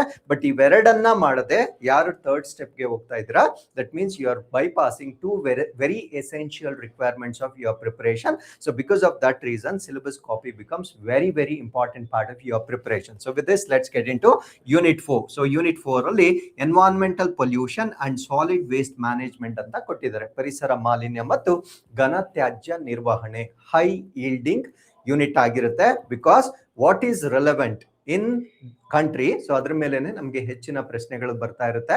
ಸೊ ಇತ್ತೀಚೆಗೆ ನಾವು ತುಂಬಾ ವರಿ ಮಾಡ್ತಾ ಇರ್ತಕ್ಕಂಥ ಒಂದು ಫ್ಯಾಕ್ಟರ್ ಯಾವುದು ಅಂದ್ರೆ, ಡ್ಯೂ ಟು ಪಾಪ್ಯುಲೇಷನ್ ಎಕ್ಸ್ಪ್ಲೋಷನ್, ಜನಸಂಖ್ಯಾ ಸ್ಫೋಟ ಅಂಡ್ ಡೆವಲಪ್ಮೆಂಟಲ್ ಆಕ್ಟಿವಿಟೀಸ್, ಇವೆಲ್ಲ ತುಂಬಾ ಕ್ಷಿಪ್ರ ಗತಿಯಲ್ಲಿ ನಡೆಯುತ್ತಿರುವ ಕಾರಣದಿಂದ ಪರಿಸರ ಮಾಲಿನ್ಯ ಅಂತಕ್ಕಂಥದ್ದು ತುಂಬಾ ಒಂದು ಲಾರ್ಜ್ ಸ್ಕೇಲ್ ಅಲ್ಲಿ ನಡೀತಾ ಇರ್ತಕ್ಕಂಥದ್ದು. ಸೊ ಅದರಿಂದ ಅತಿ ಹೆಚ್ಚಿನ ಪ್ರಶ್ನೆಗಳನ್ನ ನಾವು ಈ ಒಂದು ಎನ್ವೈರನ್ಮೆಂಟಲ್ ಪೊಲ್ಯೂಷನ್ ಬಗ್ಗೆ ನಾವು ಸ್ಟಡಿ ಮಾಡಬೇಕಾಗಿರುತ್ತೆ. ನೆಕ್ಸ್ಟ್ ಯೂನಿಟ್ 5 ಅಲ್ಲಿ ಅಥವಾ ಘಟಕ 5ರಲ್ಲಿ role of information technology in environment and human health ಅಂತ ಕೊಟ್ಟಿದ್ದಾರೆ. ಅಂದ್ರೆ ಪರಿಸರ ಮತ್ತು ಮಾನವನ ಆರೋಗ್ಯವನ್ನ ಕಾಪಾಡುವಲ್ಲಿ ನಾವು ವಿಜ್ಞಾನ ಮತ್ತು ತಂತ್ರಜ್ಞಾನವನ್ನ ಯಾವ ರೀತಿ ಬಳಸ್ಕೊಳ್ಬೇಕು. ನೋಡಿ, ಇದಕ್ಕೆ ಮಾಹಿತಿ ಯಾವುದೇ ಅಫಿಷಿಯಲ್ ಟೆಕ್ಸ್ಟ್ ಬುಕ್ ಅಲ್ಲಿ ನಮ್ಗೆ ಕೊಡಕ್ ಆಗೋದಿಲ್ಲ. ಯಾಕೆ ಅಂದ್ರೆ ಇದೆಲ್ಲ ಕರೆಂಟ್ ಅಫೇರ್ಸ್ ರಿಲೇಟೆಡ್ ಮಾಹಿತಿ ಆಗಿರುತ್ತೆ. ಕೊಟ್ಟಿದ್ರು ಕೂಡ ಅದು ಅವರು ಪ್ರಿಂಟ್ ಮಾಡಿರ್ತಕ್ಕಂಥ ಸಮಯಕ್ಕೆ ಮಾತ್ರ ಅಪ್ಡೇಟ್ ಆಗಿರುತ್ತೆ. ಬಟ್ ನೀವು ಎಕ್ಸಾಮಿನೇಷನ್ ಅನ್ನ ಪ್ರತಿ ವರ್ಷ ಬರಿಬೇಕಾಗಿರುತ್ತೆ. ಸೊ ಯಾವಾಗ್ಲೂ ಅಷ್ಟೇ ನಿಮ್ಮ ಒಂದು ಆನ್ಸರ್ ನಲ್ಲಿ ಫ್ರೆಶ್ನೆಸ್ ಇರ್ಬೇಕಾಗಿರುತ್ತೆ. ಆ ಫ್ರೆಶ್ನೆಸ್ ಎಲ್ಲಿ ಬರುತ್ತೆ ಅಂದ್ರೆ, ರೀಸೆಂಟ್ ಡೆವಲಪ್ಮೆಂಟ್ಸ್ ಅನ್ನ ನಿಮ್ಮ ಉತ್ತರದಲ್ಲಿ ನೀವು ಆಡ್ ಮಾಡ್ಕೊಂಡಾಗ ನಿಮ್ಮ ಉತ್ತರದಲ್ಲಿ ಫ್ರೆಶ್ನೆಸ್ ಕಾಣಿಸುತ್ತೆ. ನಾನು ಯಾವ್ದೋ 10 ಇಯರ್ಸ್ ಅಥವಾ 20 ಇಯರ್ಸ್ ಹಿಂದೆ ನಡೆದಿರ್ತಕ್ಕಂಥ ಒಂದು ಡೆವಲಪ್ಮೆಂಟ್ಸ್ ಅನ್ನ ನನ್ನ ಉತ್ತರದಲ್ಲಿ ಬರೆಯೋದ್ರಿಂದ ಅದು ತುಂಬಾ ಸ್ಟೇಲ್ ಆಗಿರುತ್ತೆ ಅಥವಾ ಔಟ್ಡೇಟೆಡ್ ಇನ್ಫಾರ್ಮೇಶನ್ ಇರುತ್ತೆ. ಸೊ ಅದರಿಂದ ಈ ರೀತಿಯ ಟಾಪಿಕ್ಸ್ ಅನ್ನ ನಾವು ಸ್ಟಡಿ ಮಾಡುವಾಗ ಈ ಕರೆಂಟ್ ಅಫೇರ್ಸ್ ಅನ್ನ ಲಿಂಕ್ ಮಾಡ್ತಕ್ಕಂಥದ್ದು ಬಹಳ ಇಂಪಾರ್ಟೆಂಟ್ ಆಗಿರುತ್ತೆ. ಸೊ ಅದು ಹೇಗೆ ಕರೆಂಟ್ ಅಫೇರ್ಸ್ ಅನ್ನ ಯಾವ ಯೂನಿಟ್ ಗೆ ನಾವು ಲಿಂಕ್ ಮಾಡಬೇಕು ಅಂತಕ್ಕಂಥದ್ದನ್ನ ನಾವು ತರಗತಿಗಳಲ್ಲಿ ಕಂಪ್ಲೀಟ್ ಆಗಿ ಡಿಸ್ಕಸ್ ಮಾಡ್ತಾ ಬರ್ತಾನೆ. ಸೊ ಅದಾದ್ಮೇಲೆ ಯೂನಿಟ್ 6 ಬರುತ್ತೆ. ಯೂನಿಟ್ 6 ಅಲ್ಲಿ state, community, civil society interface ಅಂತ ಹೇಳ್ತೇವೆ. ರಾಜ್ಯ, ಸಮುದಾಯ ಮತ್ತೆ ನಾಗರಿಕ ಸಮಾಜದ ಒಡನಾಟ ಅಥವಾ ಇಂಟರ್ಫೇಸ್ ಅಂತ ಹೇಳ್ತೇವೆ. ಸರ್ ಏನಿದು?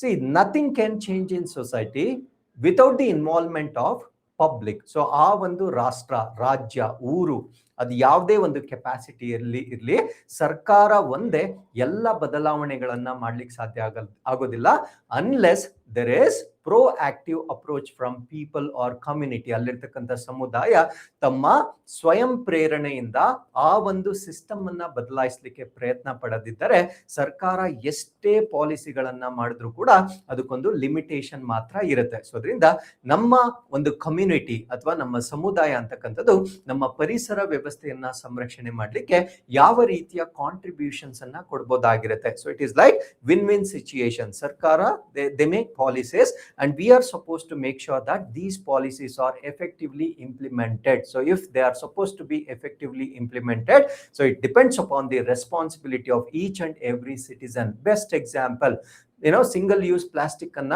ಬಳಕೆ ಮಾಡಬೇಡಿ ಅಂತ ಸರ್ಕಾರ ಪಾಲಿಸಿ ಮಾಡುತ್ತೆ. So as a citizen of this country I should ಒಬೇ that, because any policy that is made by government it is for the people of that particular country. So ನಾನು ಅದನ್ನ ಇಗ್ನೋರ್ ಮಾಡಿ ನಾನು ಸಿಂಗಲ್ ಯೂಸ್ ಪ್ಲಾಸ್ಟಿಕ್ ಅನ್ನ ಎಲ್ಲಾ ಕಡೆ ನಾನು use ಮಾಡ್ತಾ ಹೋಗ್ತಾ ಇದ್ರೆ ಏನಾಗುತ್ತಂದ್ರೆ, ಸೊ ಅದರ ರಿಪರ್ಕಷನ್ಸ್ ಏನಿರುತ್ತೆ ಅಲ್ಟಿಮೇಟ್ಲಿ ನಾನೇ ಫೇಸ್ ಮಾಡಬೇಕಾಗಿರುತ್ತೆ. So I should suffer ultimately. So ಈ ರೀತಿಯಾಗಿ ಯಾವುದೇ ಒಂದು ಪಾಲಿಸಿ ಪಾಲಿಸೀಸ್ ಅನ್ನ ಮಾಡಿದಾಗ ಅದರಿಂದ ಕಮ್ಯುನಿಟಿ ಸಪೋರ್ಟ್ ಬರ್ದಿದ್ರೆ ಆ ಒಂದು ಪಾಲಿಸಿ ಅಂತಕ್ಕಂಥದ್ದನ್ನ ಎಫೆಕ್ಟಿವ್ ಆಗಿ ನಾವು ಇಂಪ್ಲಿಮೆಂಟ್ ಮಾಡ್ಲಿಕ್ಕೆ ಸಾಧ್ಯ ಆಗೋದಿಲ್ಲ. ಸೊ ಈ ಕಾನ್ಸೆಪ್ಟ್ ಗಳನ್ನ ನಾವಿಲ್ಲಿ ಕಮ್ಯುನಿಟಿ ಮತ್ತೆ ಸಿವಿಲ್ ಸೊಸೈಟಿ ಇಂಟರ್ಫೇಸ್ ಅಂತ ಏನ್ ಬರುತ್ತೆ, ಸೊ ಇಲ್ಲಿ ನಾವು ಕಂಪ್ಲೀಟ್ ಆಗಿ ಅಧ್ಯಯನ ಮಾಡಬೇಕಾಗಿರುತ್ತೆ. ಸೊ ಇದು ಘಟಕ 6 ಅಥವಾ ಯೂನಿಟ್ 6 ನಲ್ಲಿ ನಾವು ನೋಡ್ಬೋದಾಗಿರ್ತಕ್ಕಂಥ ಮಾಹಿತಿ ಆಗಿರುತ್ತೆ. ಸೊ ನಾನು ಇಷ್ಟೊತ್ತು ಏನನ್ನ ಎಕ್ಸ್ಪ್ಲೇನ್ ಮಾಡಿದ್ದೇನೆ, all these points are given in KS notification ಅಲ್ಲಿ ಇರ್ತಕ್ಕಂಥ ಅಧಿಕೃತ ಸಿಲೆಬಸ್ ಕಾಪಿಯಲ್ಲಿ ಕೊಟ್ಟಿರ್ತಕ್ಕಂಥದ್ದು. ಅಂಡ್ UPSC ಅಲ್ಲಿ ಏನ್ ಕೊಟ್ಟಿದ್ದಾರೆ, ಸೊ UPSC ಅಲ್ಲಿ ಇವನ್ ಅಷ್ಟು ಮಾಹಿತಿ ಕೂಡ ಕೊಟ್ಟಿರೋದಿಲ್ಲ, ವೆರಿ ಫ್ಯೂ ಲೈನ್ಸ್ ಅಲ್ಲಿ ಮಾತ್ರ ಕೊಟ್ಟಿರ್ತಾರೆ. ಬಟ್ ಇದರ ಒಳಗಡೆ ಸಾಕಷ್ಟು ಟಾಪಿಕ್ಸ್ ಗಳನ್ನ ವಿಸ್ತೃತವಾಗಿ ನಾವು ಅಧ್ಯಯನ ಮಾಡಬೇಕಾಗಿರುತ್ತೆ. ಹಾಗಿದ್ರೆ UPSC ಅಲ್ಲಿ ಮೆನ್ಷನ್ ಮಾಡಿರ್ತಕ್ಕಂಥದ್ದು ಏನು ಅಂದ್ರೆ ನೋಡಿ, ಕನ್ಸರ್ವೇಷನ್ ಅಂದ್ರೆ ಸಂರಕ್ಷಣೆ, ಅದು ಅನಿಮಲ್ ಕನ್ಸರ್ವೇಷನ್ ಆದ್ರೂ ಆಗಿರ್ಬೋದು, ಫಾರೆಸ್ಟ್ ಕನ್ಸರ್ವೇಷನ್ ಆದ್ರೂ ಆಗಿರ್ಬೋದು, ಎಲ್ಲವನ್ನ ಕೂಡ ನಾವು ಕಲಿಬೇಕಾಗಿರುತ್ತೆ. ಎನ್ವೈರನ್ಮೆಂಟಲ್ ಪೊಲ್ಯೂಷನ್ ಅಂಡ್ ಡಿಗ್ರೇಡೇಷನ್, ಪರಿಸರ ಮಾಲಿನ್ಯ ಮತ್ತು ಅವನತಿಗೆ ಸಂಬಂಧಪಟ್ಟಂತೆ ನಾವು ಓದ್ಬೇಕಾಗಿರುತ್ತೆ. ಎನ್ವೈರನ್ಮೆಂಟಲ್ ಇಂಪ್ಯಾಕ್ಟ್ ಅಸೆಸ್ಮೆಂಟ್, ಪರಿಸರ ಪರಿಣಾಮದ ಮೌಲ್ಯಮಾಪನ. ಎನ್ವೈರನ್ಮೆಂಟಲ್ ಇಂಪ್ಯಾಕ್ಟ್ ಅಸೆಸ್ಮೆಂಟ್ ಅಂದ್ರೆ ನಾವು ಯಾವುದೇ ಒಂದು ಡೆವಲಪ್ಮೆಂಟಲ್ ಪ್ರಾಜೆಕ್ಟ್ ಅನ್ನ ಮಾಡುವ ಮುಂಚೆ ಎನ್ವೈರನ್ಮೆಂಟಲ್ ಇಂಪ್ಯಾಕ್ಟ್ ಅಸೆಸ್ಮೆಂಟ್ ಅಂತ ಮಾಡ್ತಾರೆ. ಅಂದ್ರೆ ಆ ಒಂದು ಪ್ರಾಜೆಕ್ಟ್ ಅನ್ನ ಮಾಡೋದ್ರಿಂದ ನನ್ನ ಪರಿಸರದ ಮೇಲೆ ಎಷ್ಟರ ಮಟ್ಟಿಗೆ ಪರಿಣಾಮ ಬೀರುತ್ತೆ, ಆ ಒಂದು ಪರಿಣಾಮ ನಾವು ತಡೆಕೊಳ್ಳಬಹುದಾ ಅಥವಾ ಆ ಪರಿಣಾಮವನ್ನ ಕಡೆಗಣಿಸಿ ನಾವು ಡೆವಲಪ್ಮೆಂಟ್ ಅನ್ನ ಮಾಡ್ಬೇಕಾ. ಸೊ ಒಂದು ಸಣ್ಣ ರಸ್ತೆಯನ್ನ ಡೆವಲಪ್ ಮಾಡ್ಬೇಕಾಗಿದ್ರು ಕೂಡ ಎನ್ವೈರನ್ಮೆಂಟಲ್ ಇಂಪ್ಯಾಕ್ಟ್ ಅಸೆಸ್ಮೆಂಟ್ ಅನ್ನ ಮಾಡ್ಬೇಕಾಗಿರುತ್ತೆ. ಒಂದು ನದಿಯನ್ನ ಒಂದಕ್ಕೊಂದು ಸಂಪರ್ಕಿಸುವ ಮುನ್ನ ಎನ್ವೈರನ್ಮೆಂಟಲ್ ಇಂಪ್ಯಾಕ್ಟ್ ಅಸೆಸ್ಮೆಂಟ್ ಅನ್ನ ಮಾಡ್ಬೇಕಾಗಿರುತ್ತೆ. ಈ ರೀತಿಯಾಗಿ ಪ್ರತಿಯೊಂದು ಅಭಿವೃದ್ಧಿ ಕಾರ್ಯಕ್ರಮವನ್ನ ನಾವು ಅಪ್ರೂವ್ ಮಾಡೋದಕ್ಕಿಂತ ಮುಂಚೆ ಪರಿಸರದ ಮೇಲೆ ಅದರಿಂದ ಆಗಬಹುದಾಗಿರ್ತಕ್ಕಂಥ ಪರಿಣಾಮಗಳೇನು, ತುಂಬಾ ಕೆಟ್ಟ ಪರಿಣಾಮಗಳನ್ನ ನಾವು ಆ ಒಂದು ವರದಿಯಲ್ಲಿ ನೋಡೋದಾದ್ರೆ ಅದನ್ನ ಬದಲಾಯಿಸಿ ಪರ್ಯಾಯವಾಗಿ ನಾವೇನಾದ್ರೂ ಮಾರ್ಗಗಳನ್ನ ಕಂಡುಕೊಳ್ಬೋದಾ, are there any alternative way so that we can avoid developing such projects, but still we should be in a position to solve the problems ಅಂತಕ್ಕಂಥದ್ದನ್ನ ನಾವಿಲ್ಲಿ ಎನ್ವೈರನ್ಮೆಂಟಲ್ ಇಂಪ್ಯಾಕ್ಟ್ ಅಸೆಸ್ಮೆಂಟ್ ಅಲ್ಲಿ ನಾವು ಸ್ಟಡಿ ಮಾಡಬೇಕಾಗಿರುತ್ತೆ. So disaster and disaster management, ವಿಪತ್ತು ಮತ್ತೆ ವಿಪತ್ತು ನಿರ್ವಹಣೆ, very very important. It could be any sort of disaster. ಆ ವಿಪತ್ತುಗಳು ಅಂದ್ರೆ ಏನು, ಆ ವಿಪತ್ತುಗಳನ್ನ ನಿರ್ವಹಣೆ ಮಾಡ್ಲಿಕ್ಕೆ ನಾವು ಎಷ್ಟು ಸನ್ನದ್ಧರಾಗಿದ್ದೇವೆ, ಸೈನ್ಸ್ ಅಂಡ್ ಟೆಕ್ನಾಲಜಿಯನ್ನ ಈ ಒಂದು ಡಿಸಾಸ್ಟರ್ ಅನ್ನ ನಾವು ಕಡಿಮೆ ಮಾಡ್ಲಿಕ್ಕೆ ನಾವು ಏನೇನು ಡೆವಲಪ್ಮೆಂಟ್ ಅನ್ನ ಮಾಡ್ಕೊಳ್ತಾ ಇದ್ದೇವೆ. ಬೆಸ್ಟ್ ಎಕ್ಸಾಂಪಲ್ ಹೇಳೋದಾದ್ರೆ ಅರ್ಲಿ ವಾರ್ನಿಂಗ್ ಸಿಸ್ಟಮ್ಸ್ ಅಂತ ನಾವು ಡೆವಲಪ್ ಮಾಡ್ತಾ ಇದ್ದೇವೆ. ಸೊ ಆ ಒಂದು ಡಿಸಾಸ್ಟರ್ ಗಳನ್ನ, ಯಾಕಂದ್ರೆ ಯಾವುದೇ ಒಂದು ಡಿಸಾಸ್ಟರ್ ಅನ್ನ ನಾವು ತಡಿಲಿಕ್ಕೆ ಸಾಧ್ಯವಾಗೋದಿಲ್ಲ, ಬಟ್ ಆ ಡಿಸಾಸ್ಟರ್ ಆದಾಗ ಮಿನಿಮಮ್ ಡ್ಯಾಮೇಜ್ ಆಗಬೇಕು both for infrastructure and also man kind. So ಅದರಿಂದ ಅರ್ಲಿ ವಾರ್ನಿಂಗ್ ಸಿಸ್ಟಮ್ ಅಂತಕ್ಕಂಥ ಒಂದು ವ್ಯವಸ್ಥೆ ಇರುತ್ತೆ. ಆ ರೀತಿಯಾಗಿ ಸಾಕಷ್ಟು ವಿಜ್ಞಾನ ಮತ್ತು ತಂತ್ರಜ್ಞಾನಗಳನ್ನ ನಾವು ಈ ಡಿಸಾಸ್ಟರ್ ಅನ್ನ ಮಿಟಿಗೇಟ್ ಮಾಡ್ಲಿಕ್ಕೆ ಯೂಸ್ ಮಾಡ್ತೇವೆ. ಅವೆಲ್ಲವನ್ನ ಕೂಡ basics of the subject along with current affairs ಎರಡನ್ನು ಮರ್ಜ್ ಮಾಡಿ ಈ ಒಂದು ಟಾಪಿಕ್ ನಲ್ಲಿ ನಾವು ಅಧ್ಯಯನ ಮಾಡಬೇಕಾಗಿರುತ್ತೆ. And linkages between development and spread of extremism, ಅಭಿವೃದ್ಧಿ ಮತ್ತೆ ಉಗ್ರವಾದದ ಹರಡುವಿಕೆಯ ನಡುವಿನ ಸಂಬಂಧಗಳು, ಈ ಒಂದು ಎಕ್ಸ್ಟ್ರೀಮಿಸಂ ಏನಿದೆ, ಸೊ ಇದರಿಂದ ಡೆವಲಪ್ಮೆಂಟಲ್ ಪ್ರಾಜೆಕ್ಟ್ಸ್ ಗಳಿಗೆ ಯಾವ ರೀತಿ ನಮಗೆ ತೊಂದರೆ ಆಗ್ತಾ ಇದೆ. ಸೊ ಇದು ಕೂಡ more or less current affairs ಗೆ ಸಂಬಂಧಪಟ್ಟಿರ್ತಕ್ಕಂಥ ಟಾಪಿಕ್ ಆಗಿರುತ್ತೆ. ಸೊ ಇಷ್ಟು UPSC ಅಲ್ಲಿ ಮೆನ್ಷನ್ ಮಾಡಿರ್ತಕ್ಕಂಥ ಒಂದು ಲೈನ್ಸ್ ಆಗಿರುತ್ತೆ. ಸೊ ಇದನ್ನ ನಾವು ಮತ್ತೆ ಡಿಸೈಫರ್ ಮಾಡಿ ಇದ್ರೊಳಗಡೆ ಏನೇನು ಓದ್ಬೇಕು ಅನ್ನೋದನ್ನ ಕಂಪ್ಲೀಟ್ ಆಗಿ ನಾನೀಗ ಡೆವಲಪ್ ಮಾಡಿರ್ತೇನೆ. So this is how I break down the syllabus for students. So ವಿದ್ಯಾರ್ಥಿಗಳ ಅನುಕೂಲಕ್ಕಾಗಿ ಆ ಎರಡು ಸಿಲೆಬಸ್ ಅನ್ನ KPSC ಅಂಡ್ UPSC ಏನಿರುತ್ತೆ, ಸೊ ನನ್ನ ಒಂದು ಪೆಡಗಾಗಿ ಏನಿರುತ್ತೆ ಅಂದ್ರೆ ನಾನು ಬೋಧನಾ ಮಾಡ್ತಕ್ಕಂಥ ಒಂದು ಶೈಲಿ ಏನಿರುತ್ತೆ, ಸೊ ಆ ಒಂದು ಶೈಲಿಗೆ ತಕ್ಕಂತೆ ಅಥವಾ ನಿಮಗೆ ಆ ಒಂದು ಟಾಪಿಕ್ಸ್ ಅನ್ನ ಯಾವ ಕ್ರಮದಲ್ಲಿ ಹೇಳಿದ್ರೆ ಒಂದಕ್ಕೊಂದಕ್ಕೆ ಲಿಂಕೇಜ್ ಸಿಗುತ್ತೆ, ಆ ಒಂದು ಕ್ರಮದಲ್ಲಿ ನಾನು ಬ್ರೇಕ್ ಮಾಡ್ಕೊಂಡಿರ್ತೇನೆ. ಸೊ ಅದು ಹೇಗಿರುತ್ತೆ ಅನ್ನೋದನ್ನ ನಾನು ಇಲ್ಲಿ ಡಿಸ್ಕಸ್ ಮಾಡ್ತೇನೆ. The very first thing that we going to be focusing before reading any subject in order to understand. ಇವಾಗ ಬಯೋಡೈವರ್ಸಿಟಿ ಬಗ್ಗೆ ನಾನೇನಾದ್ರೂ ನಿಮ್ಗೆ ಹೇಳ್ಬೇಕು. ಇಮ್ಯಾಜಿನ್ ಯಾವುದೋ ಒಂದು ಪ್ರಾಣಿಯನ್ನ ನಾನು ಎಂಡೇಂಜರ್ಡ್ ಅಂತ ಹೇಳ್ತೇನೆ, ಅಳಿವಿನಂಚಿನಲ್ಲಿರ್ತಕ್ಕಂಥ ಪ್ರಾಣಿ ಅಂತ ಹೇಳ್ತೇನೆ. ಲೀಸ್ಟ್ ಕನ್ಸರ್ನ್ ಅಂತ ನಾನು ಮೆನ್ಷನ್ ಮಾಡ್ತೇನೆ, ಕನಿಷ್ಠ ಕಾಳಜಿ ಅಂತ ಹೇಳ್ತೇನೆ. ಕೀ ಸ್ಟೋನ್ ಸ್ಪೀಶೀಸ್ ಅಂತ ಹೇಳ್ತೇನೆ, ಫ್ಲಾಗ್ಶಿಪ್ ಸ್ಪೀಶೀಸ್ ಅಂತ ಹೇಳ್ತೇನೆ, ಫೌಂಡೇಶನ್ ಸ್ಪೀಶೀಸ್ ಅಂತ ಹೇಳ್ತೇನೆ, ಫುಡ್ ಚೈನ್ ಅಂತ ಹೇಳ್ತೇನೆ, ಫುಡ್ ವೆಬ್ ಅಂತ ಹೇಳ್ತೇನೆ, ಬಯೋ ಮ್ಯಾಗ್ನಿಫಿಕೇಶನ್ ಅಂತ ಹೇಳ್ತೇನೆ, ಬಯೋ ಆಂಪ್ಲಿಫಿಕೇಶನ್ ಅಂತ ಹೇಳ್ತೇನೆ. ಈ ಪದಗಳನ್ನೆಲ್ಲ ನಾನು ಒಂದೇ ಸತಿ ನಿಮ್ಗೆ ಫಸ್ಟ್ ಚಾಪ್ಟರ್ ಅಲ್ಲಿ ಯೂಸ್ ಮಾಡಿದಾಗ ಅದರ ಬಗ್ಗೆ ನನಗೆ ಮಾಹಿತಿನೇ ಇರಲ್ಲ. ಅಂದ್ರೆ ನಾನು ಹೇಳ್ತಾ ಇರೋದೇನು ಅಂದ್ರೆ ಸಿಲೆಬಸ್ ಕಾಪಿಯಲ್ಲಿ ಕೊಟ್ಟಿರ್ತಕ್ಕಂಥ ಆರ್ಡರ್ ಅಲ್ಲಿ ನಾನು ಓದಾಗ so I will be doing it in reverse order. So ಆ ಒಂದು ವಿರುದ್ಧ ಕ್ರಮದಲ್ಲಿ ನಾನು ಓದ್ತಾ ಇರ್ತೇನೆ. ಸೊ ಅದರಿಂದ ಫಸ್ಟ್ ನನಗೆ ಈ ಕಾನ್ಸೆಪ್ಟ್ಸ್ ಗೊತ್ತಿರ್ಬೇಕು. ಕೀ ಸ್ಟೋನ್ ಸ್ಪೀಶೀಸ್ ಅಂದ್ರೆ ನನಗೆ ಬೇಸಿಕ್ ಡೆಫಿನೇಷನ್ ಗೊತ್ತಿರ್ಬೇಕು.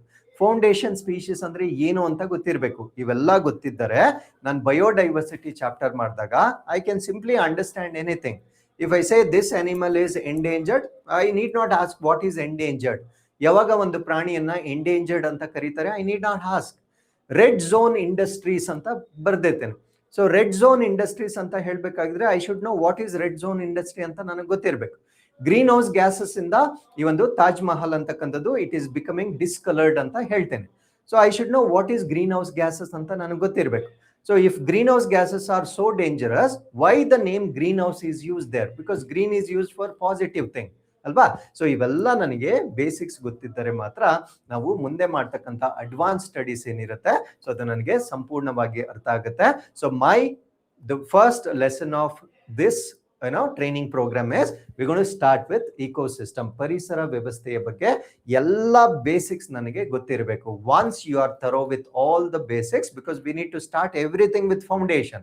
I cannot build 10th floor without having strong foundation. So basically I need to have very strong foundation. Then I can confidently build the 10th floor or 15th floor anna nanu tumba confident agi build ಮಾಡಬಹುದಾಗಿರುತ್ತೆ. So my approach is to make sure that the foundation is very strong initially. After that you can upscale it to any level. So ಯಾವ scale ಬೇಕಾದರೂ ನೀವು ಅದನ್ನ upscale ಮಾಡ್ಕೊಳ್ಳಬಹುದಾಗಿರುತ್ತೆ. ಹಾಗಿದ್ರೆ the very first thing that I am going to be starting here in your syllabus is understanding about ecosystem. So ecosystem alli as for what is mentioned in your syllabus, actually on the 3-4 points anna matra syllabus copy alli mention madidare, but looking at your previous question papers these 3 points are not enough, because there is even bigger things that we are supposed to be studying apart from what is exactly mentioned in your syllabus copy.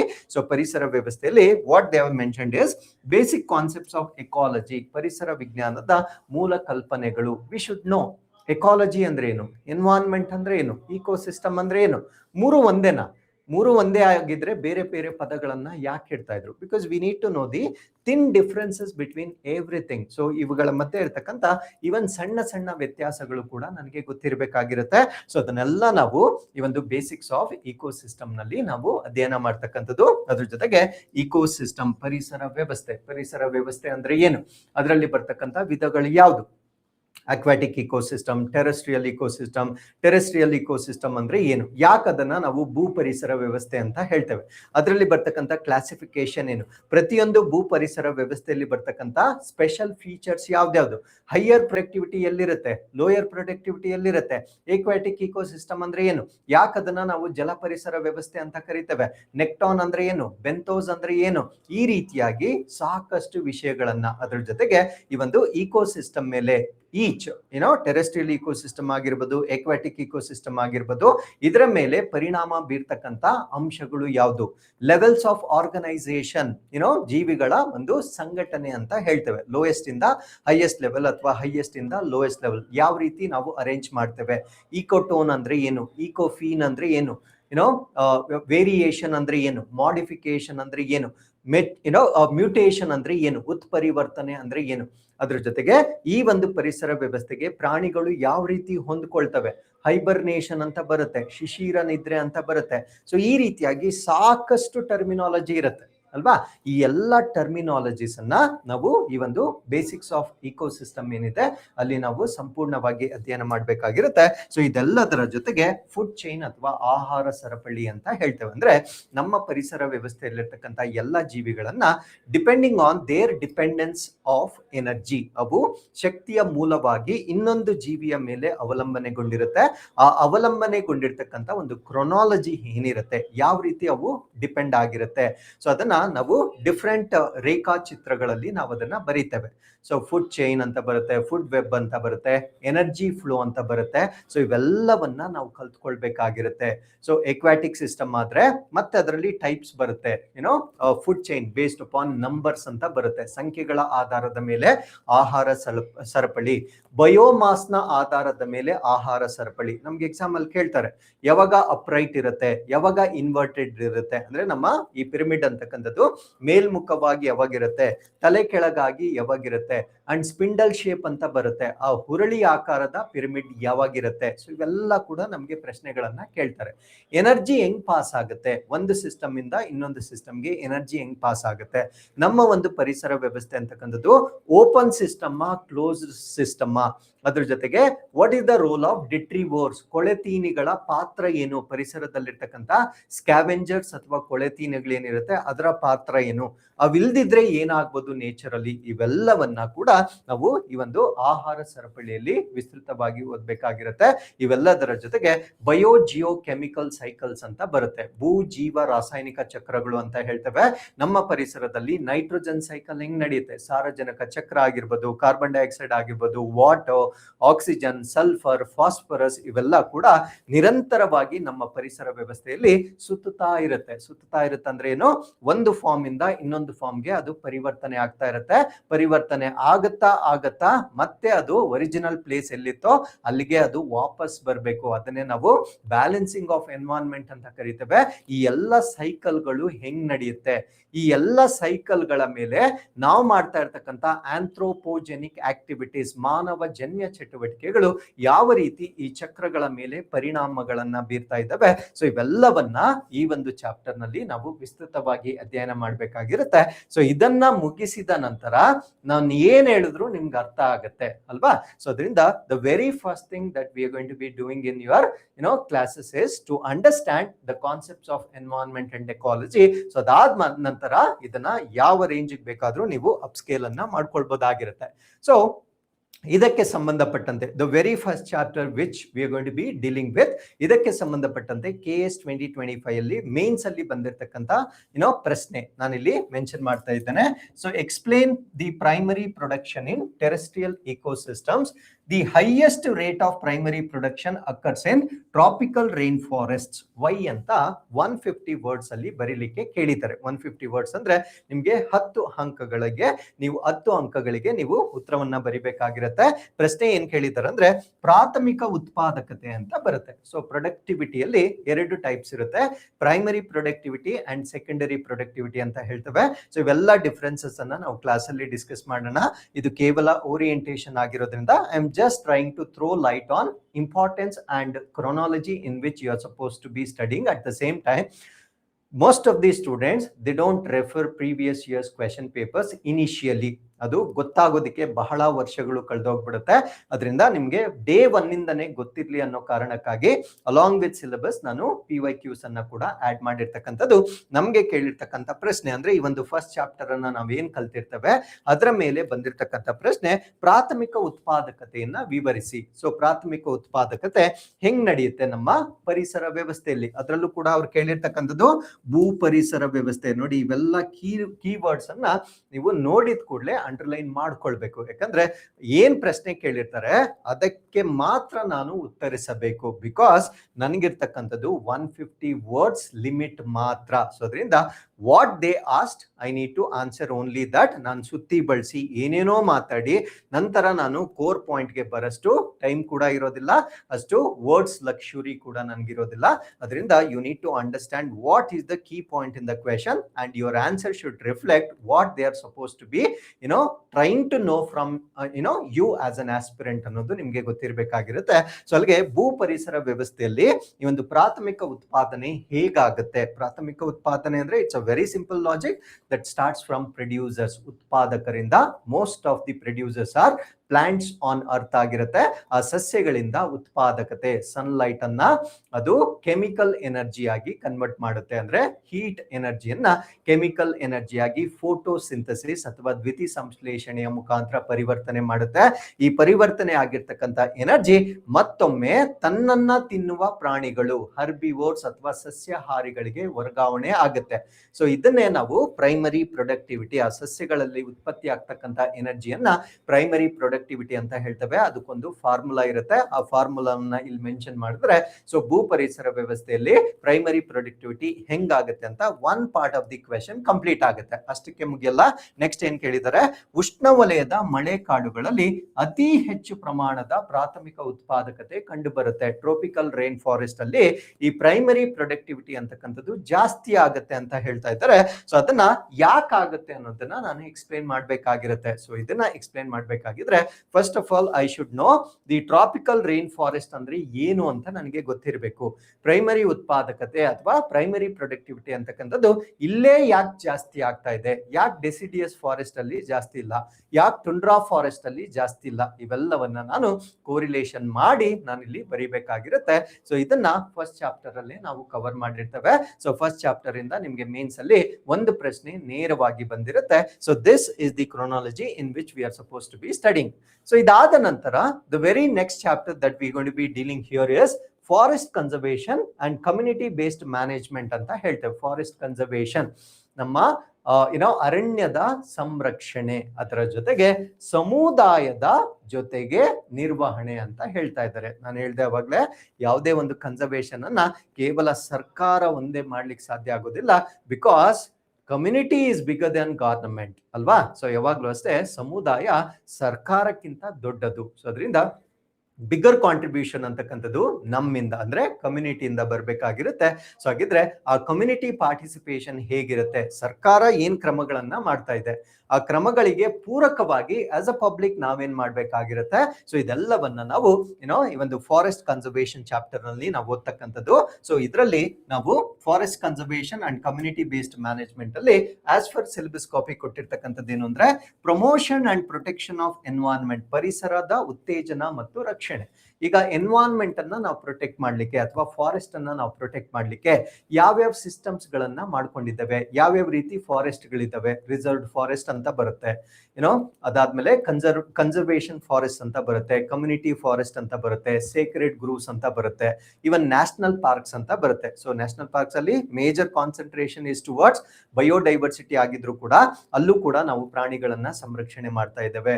Biodiversity hot spots ಅಂತ ಬರುತ್ತೆ, biosphere reserves ಅಂತ ಬರುತ್ತೆ. So ಇಲ್ಲೆಲ್ಲ levels of protection differences ಇರುತ್ತೆ. Because ನಾವು ಯಾವುದೇ ಒಂದು ಪರಿಸರವನ್ನ ಸಂರಕ್ಷಣೆ ಮಾಡುವ ಸಮಯದಲ್ಲಿ we need to keep in mind that the people living around, ಅದರ ಸುತ್ತಮುತ್ತ ವಾಸಿಸುತ್ತಿರ್ತಕ್ಕಂಥ ಜನರ ಜೀವನ ಶೈಲಿ ಅಥವಾ ಜೀವನೋಪಾಯದ ಮೇಲೆ ಕೂಡ ದೊಡ್ಡ ಪರಿಣಾಮ ಬೀರಬಾರ್ದು. Imagine you are protecting a forest, imagine at the same time there is a tribal population, ಅಲ್ಲಿ ಒಂದು ಬುಡಕಟ್ಟು ಜನಸಂಖ್ಯೆ ಇದೆ ಅಂತ ತಿಳ್ಕೊಳ್ಳಿ. So imagine you make 100% restrictions in the forest, ಆ ಒಂದು ಕಾಡಿಗೆ ಸಂಬಂಧಪಟ್ಟಂತೆ ಸಂಪೂರ್ಣವಾದ ನಿರ್ಬಂಧವನ್ನ ನೀವು ಹೇರಿರ್ತೀರ. ಅವಾಗ ಅಲ್ಲಿರ್ತಕ್ಕಂಥ ಬುಡಕಟ್ಟು ಜನಾಂಗದವರು ಆ ಒಂದು ಫಾರೆಸ್ಟ್ ಪ್ರೊಡ್ಯೂಸ್ ಅಂತ ಹೇಳ್ತೇವೆ, ಅರಣ್ಯದ ಉತ್ಪನ್ನಗಳು ಅಂತ ಹೇಳ್ತೇವೆ, ಅದರ ಮೇಲೆ ಅವಲಂಬನೆ ಹೊಂದಿರ್ತಾರೆ. ಅವ್ರು ಎಲ್ಲಿಗೆ ಹೋಗ್ಬೇಕು ಅವಾಗ? So that is the problems. ಅದರಿಂದ ಕನ್ಸರ್ವೇಷನ್ ಅನ್ನ ಮಾಡುವಾಗ ವೇರಿಯಸ್ ಲೆವೆಲ್ಸ್ ಆಫ್ ಕನ್ಸರ್ವೇಷನ್ ಇರುತ್ತೆ. ಅಲ್ಲಿಗೆ ಯಾವ ಪರ್ಮಿಷನ್ಸ್ ಅನ್ನ ಕೊಡ್ತಾರೆ. ಈಗ ಟ್ರೈಬಲ್ ಪಾಪ್ಯುಲೇಷನ್ಗೆ ಗ್ರೇಸಿಂಗ್, ದನ ಕರುಗಳನ್ನ ಮೇಯಿಸ್ತಕ್ಕಂಥ ಪರ್ಮಿಷನ್ ಕೊಡ್ಬೋದಾ, ಅಥವಾ ಫೈರ್ ವುಡ್ ಅನ್ನ ಕಲೆಕ್ಟ್ ಮಾಡ್ಲಿಕ್ಕೆ ಅಂದ್ರೆ ಸೌದೆಯನ್ನ ಸಂಗ್ರಹಣೆ ಮಾಡ್ಲಿಕ್ಕೆ ಅವರಿಗೆ ಪರ್ಮಿಷನ್ ಅನ್ನ ಕೊಡ್ಬೋದಾ. ಅದೇ ರೀತಿ ಬ್ಯಾಂಬು, ನಿಮ್ಗೆ ಬಿದಿರು ಗೊತ್ತಿರುತ್ತೆ. ಸೊ ಬಿದಿರನ್ನ ನಾವು ಅದನ್ನ ಮುಂಚೆ ಟ್ರೀ ಅಂತ ಕನ್ಸಿಡರ್ ಮಾಡಿದ್ರು. ಸೊ ಅದನ್ನ ಅಮೆಂಡ್ಮೆಂಟ್ ಮಾಡಿ, ತಿದ್ದುಪಡಿ ಮಾಡಿ ಅದನ್ನ ಗ್ರಾಸ್ ಅಂತ ಮಾರ್ಪಾಡು ಮಾಡಿದ್ದಾರೆ. ಯಾಕೆ ಸರ್ ಗ್ರಾಸ್ ಅಂತ ಮಾರ್ಪಾಡು ಮಾಡಿದ್ದಾರೆ? ಯಾಕಂದ್ರೆ ಅದು ಟಿಂಬರ್ ಅಥವಾ ವುಡ್ ಅಂತ ಅದನ್ನೇನಾದ್ರೂ ಕ್ಯಾಟಗರೈಸ್ ಮಾಡಿದಾಗ ಅದನ್ನ ಕಡಿತಕ್ಕಂತ ಅಧಿಕಾರ ಇರೋದಿಲ್ಲ. ಬಟ್ ಅದನ್ನ ಗ್ರಾಸ್ ಅಂತ ಕನ್ವರ್ಟ್ ಮಾಡಿದಾಗ ಅದ್ರ ಮೇಲೆ ಯಾವುದೇ ಕಾನೂನುಗಳು ಇರೋದಿಲ್ಲ. ಸೊ ಈ ಒಂದು ಬ್ಯಾಂಬೂ ಅಥವಾ ಬಿದಿರಿನ ಮೇಲೆ ಬುಡಕಟ್ಟು ಬುಡಕಟ್ಟು ಜನಾಂಗದವರು ಡಿಪೆಂಡ್ ಆಗಿರ್ತಾರೆ. ಅದರಿಂದ ಕೆಲವೊಂದು ವಸ್ತುಗಳನ್ನ ಮಾಡಿ ಅದನ್ನ ಮಾರಾಟ ಮಾಡಿ ತಮ್ಮ ಜೀವನವನ್ನ ನಡೆಸ್ತಾರೆ. ಸೊ ಇದರಿಂದ ಈ ರೀತಿಯಾಗಿ ನಾವು ಯಾವುದೇ ಒಂದು ಕನ್ಸರ್ವೇಷನ್, ಫಾರೆಸ್ಟ್ ಕನ್ಸರ್ವೇಷನ್ ಮಾಡೋದಂದ್ರೆ ಸ್ಟ್ರಿಕ್ಟ್ ರೂಲ್ಸ್ ಅನ್ನ ಮಾಡಿ ಅಲ್ಲಿ ಯಾವುದೇ ರೀತಿಯ ಮನುಷ್ಯರು ಬದುಕಲಿಕ್ಕೆ ಸಾಧ್ಯವಿಲ್ಲದ ಹಾಗೆ ಮಾಡ್ತಕ್ಕಂಥದ್ದಲ್ಲ. ಸೊ ಅದರಲ್ಲೂ ಕೂಡ ವೇರಿಯಸ್ ಲೆವೆಲ್ಸ್ ಇರುತ್ತೆ. ಫಾರ್ ಎಕ್ಸಾಂಪಲ್, ಇವಾಗ ನ್ಯಾಷನಲ್ ಪಾರ್ಕ್ ಅಂದ್ರೆ highest level of protection. So ಅಲ್ಲಿ ಇವನ್ ಆ ಬೌಂಡ್ರಿಯನ್ನ ನಾವು ಕ್ರಾಸ್ ಮಾಡ್ಲಿಕ್ಕೂ ಆಗೋದಿಲ್ಲ. ಮೇ ಬಿ ಟೂರಿಸಂ ಪರ್ಪಸ್ಗೆ ಹೋಗ್ಬೋದಾಗಿರುತ್ತೆ, ಬಟ್ ಅದನ್ನ ಬಿಟ್ಟು ಒಂದು ಸ್ಮಾಲ್ ಡೆವಲಪ್ಮೆಂಟಲ್ ಆಕ್ಟಿವಿಟೀಸ್ ಅನ್ನ ಕೂಡ ನಾವು ಮಾಡ್ಲಿಕ್ಕೆ ಬರೋದಿಲ್ಲ. ಅದೇ ಪ್ರೊಟೆಕ್ಟೆಡ್ ಏರಿಯಾಸ್ ಅಥವಾ ರಿಸರ್ವ್ಡ್ ಏರಿಯಾಸ್ ಅಂತ ಬಂದಾಗ ಸ್ವಲ್ಪ ಏನೋ ಡೈಲ್ಯೂಷನ್ಸ್ ಇರುತ್ತೆ. ಅಲ್ಲಿರ್ತಕ್ಕಂಥ ಫ್ರಿಂಜಸ್ ಆಫ್ ದಿ ಫಾರೆಸ್ಟ್ ಅಲ್ಲಿ ವಾಸ ಮಾಡ್ತಕ್ಕಂಥ ಜನರಿಗೆ ಮೇಯಿಸ್ತಕ್ಕಂಥದ್ದು, ಸೌದೆಯನ್ನ ಕಲೆಕ್ಟ್ ಮಾಡ್ತಕ್ಕಂಥದ್ದು, ಈ ರೀತಿಯ ಕೆಲವೊಂದು ಪರ್ಮಿಷನ್ಸ್ ಅನ್ನ ನೀಡಲಾಗಿರುತ್ತೆ. ಸೊ ಇವೆಲ್ಲವನ್ನ depending upon the forest level ಏನೇನಿರುತ್ತೆ ಅವೆಲ್ಲವನ್ನ ನಾವು ಅಧ್ಯಯನ ಮಾಡ್ಬೇಕಾಗಿರುತ್ತೆ. ಅದ್ರ ಜೊತೆಗೆ ಫಾರೆಸ್ಟ್ ರಿಪೋರ್ಟ್ ಅಂತ ಬರುತ್ತೆ, ಅರಣ್ಯ ವರದಿ.